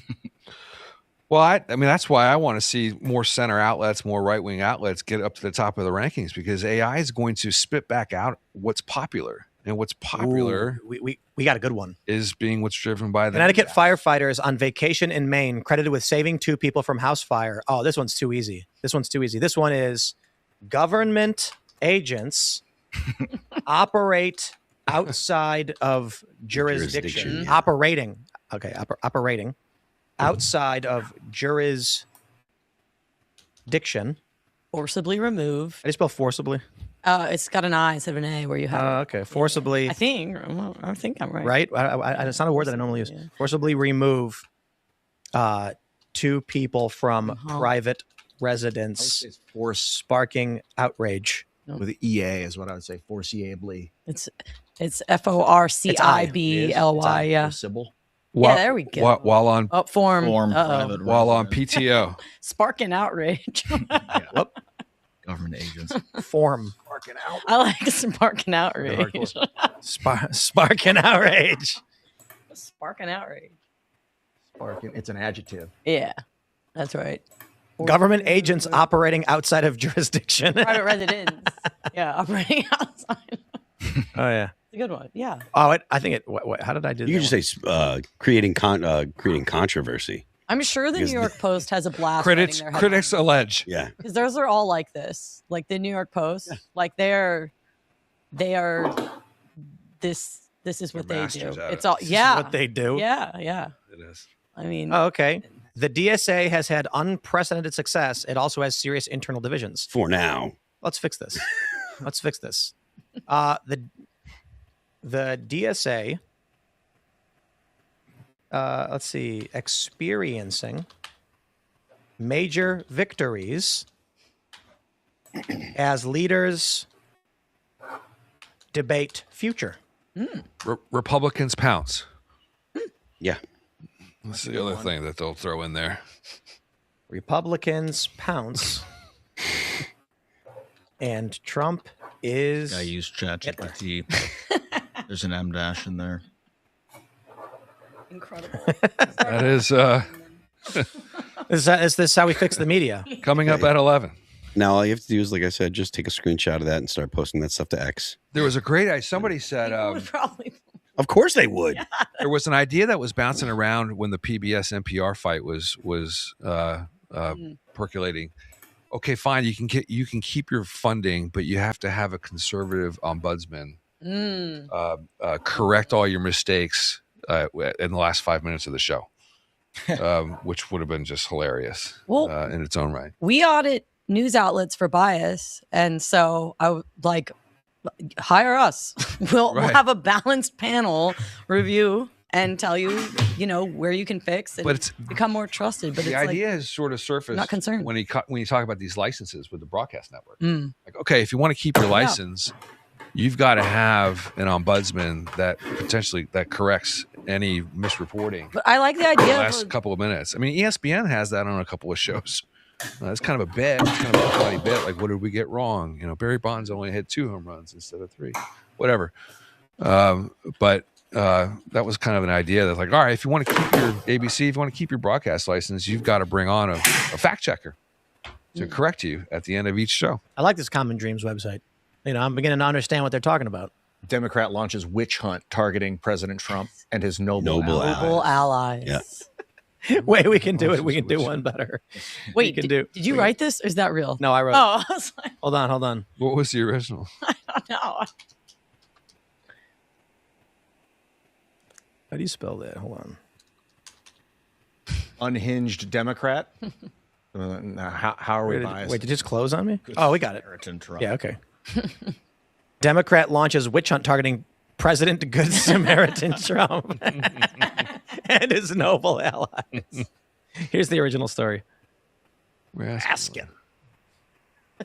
Good Samaritan. I just love how all of the articles are like Good Samaritan does thing. Angel from heaven. That's an opinion. This exerts divine will. What a useless story. Yeah. Selling inside to Trump's sushi. Let's do demonic. Yeah. Bring in angels and demons if we really want to trick. Democrat. And I don't know, but maybe child predator. I don't know, but maybe. Parentheses, some have claimed. Bruce Springsteen sycophant. Targets angelic hero Donald J. Trump in witch hunt attack on him and his noble allies. Hell, the subline should be hell suspected to be involved. You should just say that like right under it. Some have claimed. And I don't know, but maybe.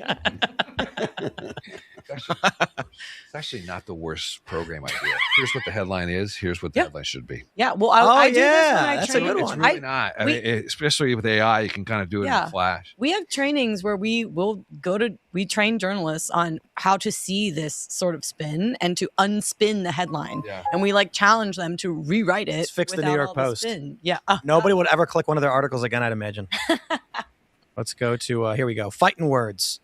Trump warns migrants catastrophe in Spain would look small time if Dems regain power. Oh, he's warning migrant catastrophe. Yeah. Let's fix this headline. We'll be Spain. We'll be Spain if Trump Democrats are ever in power again. says immigration policies are better under the Republicans. Boom. That's it. Boom. Yep.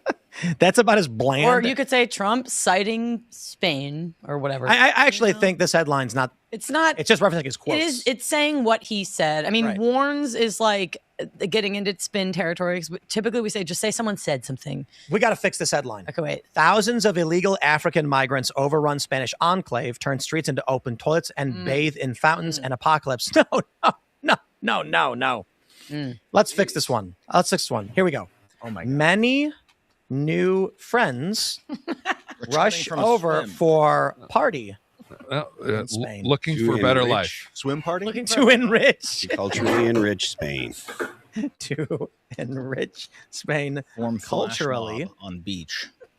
Some bring Many new friends. potluck, In dinner. Spain's Some guy brought a improperly bike. capitalized. What's that? Some guy brought a bike. New friends. And some guy brought a bike. Just put that. Innocent, Write that down. hungry Yeah. families fleeing Got it there, but danger. Poverty and despair. No, just danger because, Just bring cultural enrichment and wealth to Spain. There we go. innocent, hungry. All right. How about this one?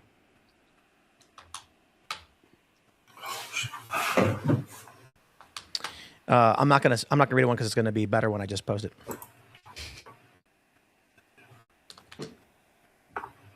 Let's see the enrichment begin.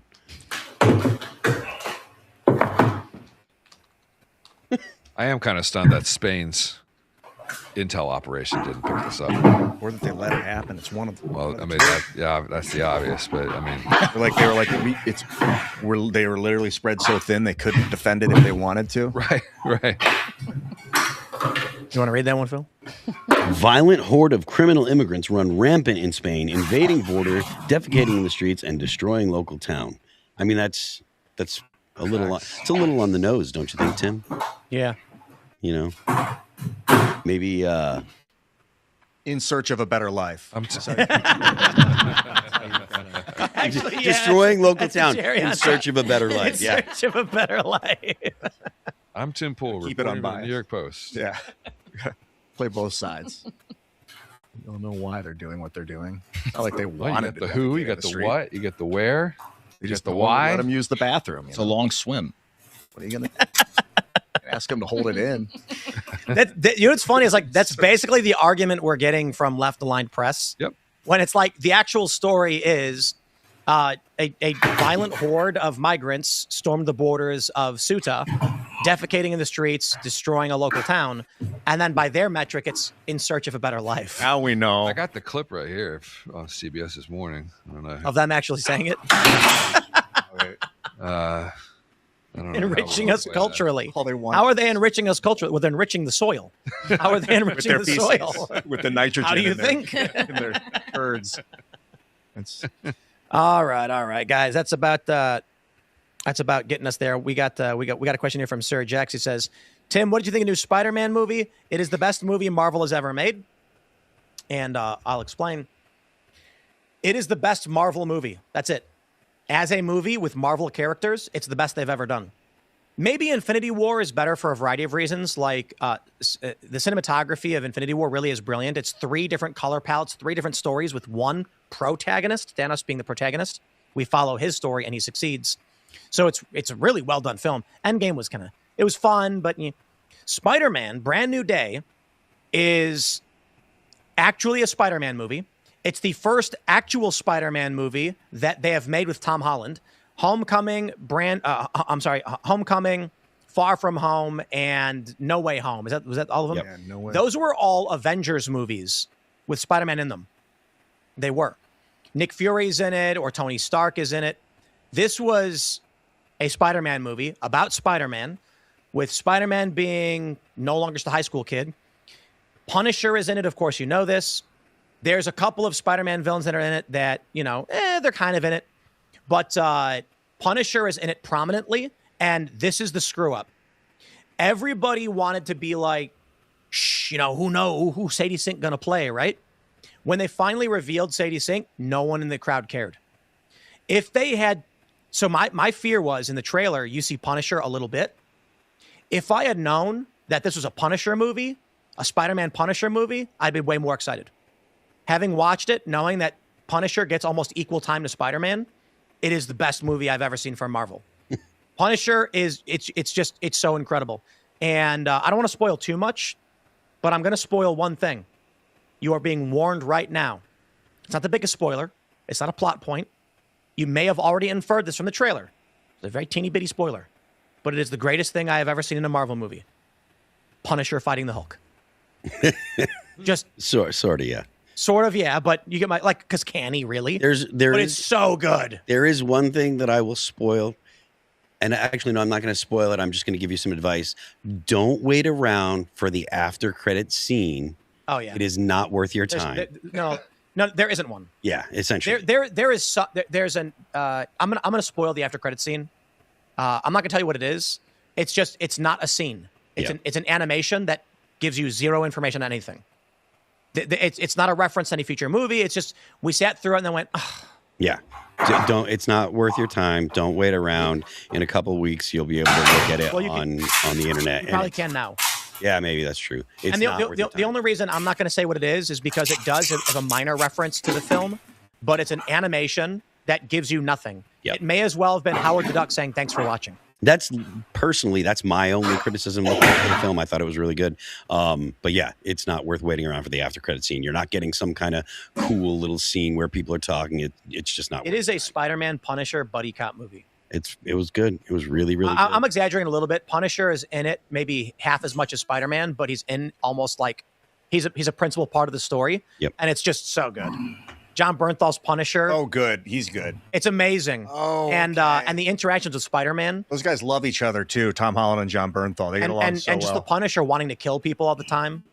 Bernthal's so good. Is Holland done with this after? No. He's preparing to move on the series. Though he's talking about what they're going to do with Spider-Man, who the next Spider-Man is going to be. Maybe they're talking down the road, but he's going to be in. He's probably going to be in Doomsday. He'll be in Secret Wars, and he's going to be in 2 more Spider-Man movies. This is the first of a trilogy. I have worked that out. Yep. Oh, it's been there for a decade. Mm-hmm. Well, yeah, but Sony might actually give up Spider-Man because they're kind of burned on it, Okay. But I have one thing that I want to say, where I feel there was one opportunity they didn't take and they should have taken. And It has to do with, you already know this from watching the trailer. There is some kind of psychic entity. There was a great opportunity for the Punisher's character that doesn't occur in the movie that I won't describe, but is related to the Punisher, who he is, his mentality, and a psychic entity. They didn't take it. So, that might give away a lot, but I was waiting for it. It didn't happen, and I was like, oh, but it's okay. I have no complaints. I think it was the best movie they've ever made.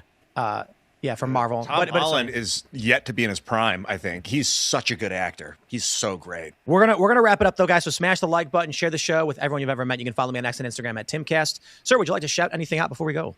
I just want to thank you guys for the amazing opportunity to be here. You guys have a good thing going here, and I hope it continues for a long time. I appreciate it, Tim. We're going to be in our new DC studio in about a month and a half, so Thanks. Be a lot easier for everybody in the area. Would you like to shout anything out before we go? I don't think so, but it's been fun. And we should just have a whole show where we rewrite headlines. Where can people find you guys? Ladies first. Oh, thank you. All Sides. I'm at allsides.com or at allsides now on all social media. Go to Newsbusters, mrc.org, foramerica.org. We're trying to change the world. Follow me at Ian Crossland. I am Ian Crossland. That's about all I got today. At Ian Crossland, if you like it. Phil Labonte. I am Phil That Remains on Twix. You can check out my Patreon where I write about a lot of the things we talk about. That's patreon.com/Phil That Remains. You can check out the band All That Remains at Apple Music, Amazon Music, Pandora, YouTube, Spotify, and Deezer. Don't forget the left lane is for crime. Carter Banks. You can follow me at Carter Banks everywhere, mainly on Twitter or X, whatever you call it these days. Pleasure having you both. It was a really fun conversation, really chill Friday. So let's go. Yeah, let's get into the weekend. Thanks for hanging out, everybody. We got clips up throughout the weekend. We'll see you there. Have a good day.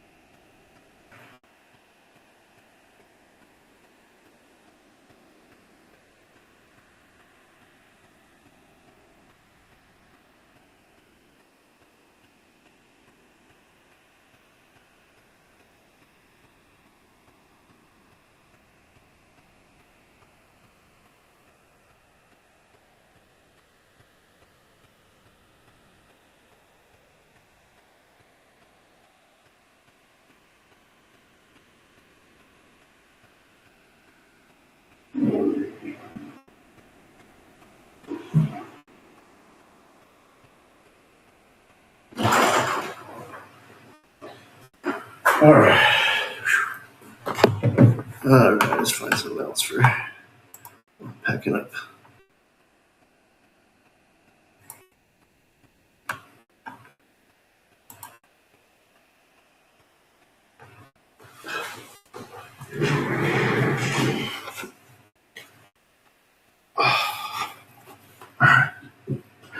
Oh, cool frog.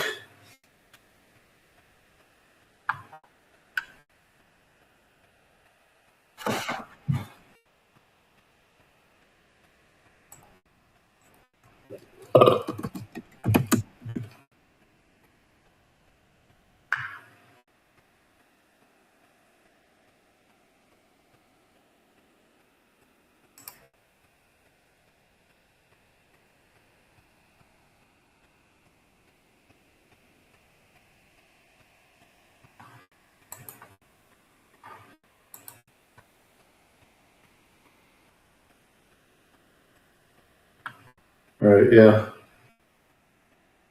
Yeah, Cool Frog's on now too, but I'm gonna switch it back to my phone so I can.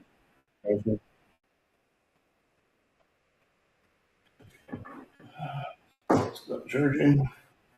My battery pack's done charging. Rock on out of here.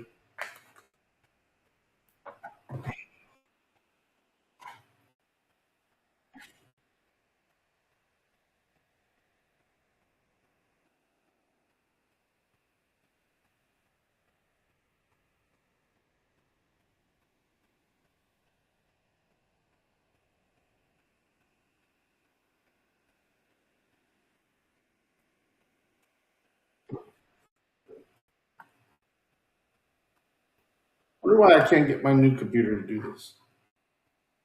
What am I using? VOFX? Okay. I'll find that.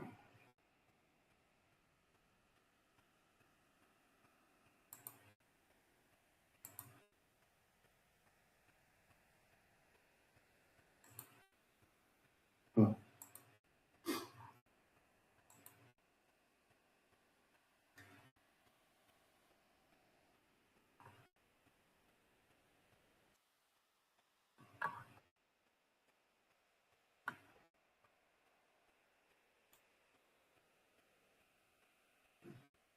Watch him for a minute.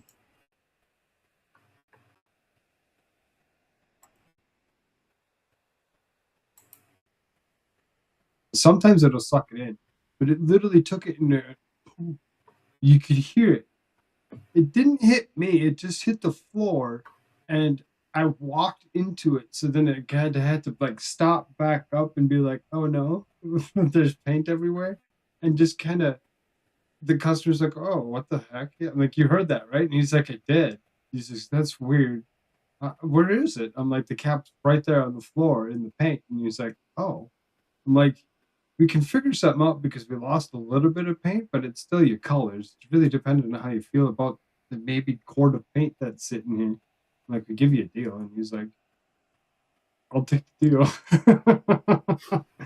But it was like one of the worst things because listen, you're like, "Well, shit, I got paint everywhere." Evidence. The manager comes up to me and says, "What'd you do?" Be like, "Made a mess." It's literally everywhere. So yeah, I mean, interesting day. Interesting day.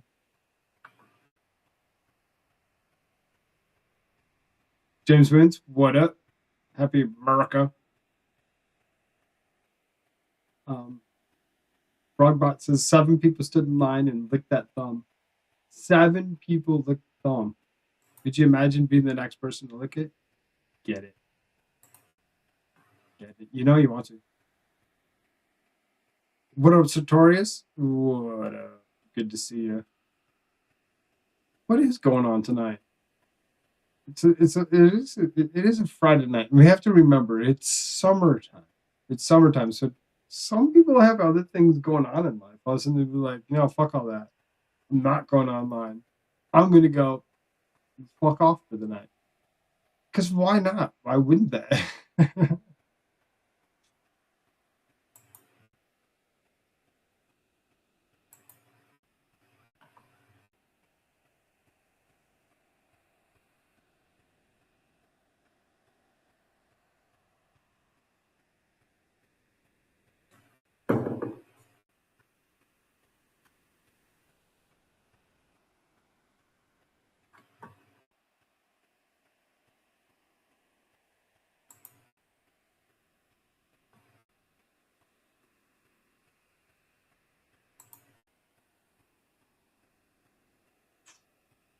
Mind blowing.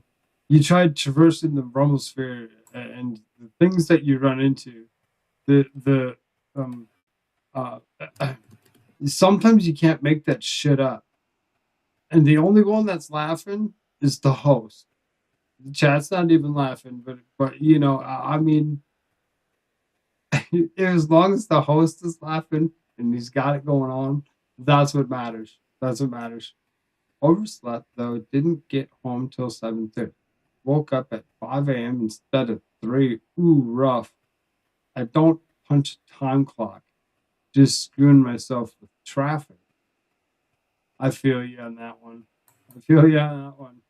When you're in the trade stuff, whatever, you don't have to punch a clock. You just know what it takes to get the job Yeah, done you probably could correctly, use so that some. way you come out with the top dollar.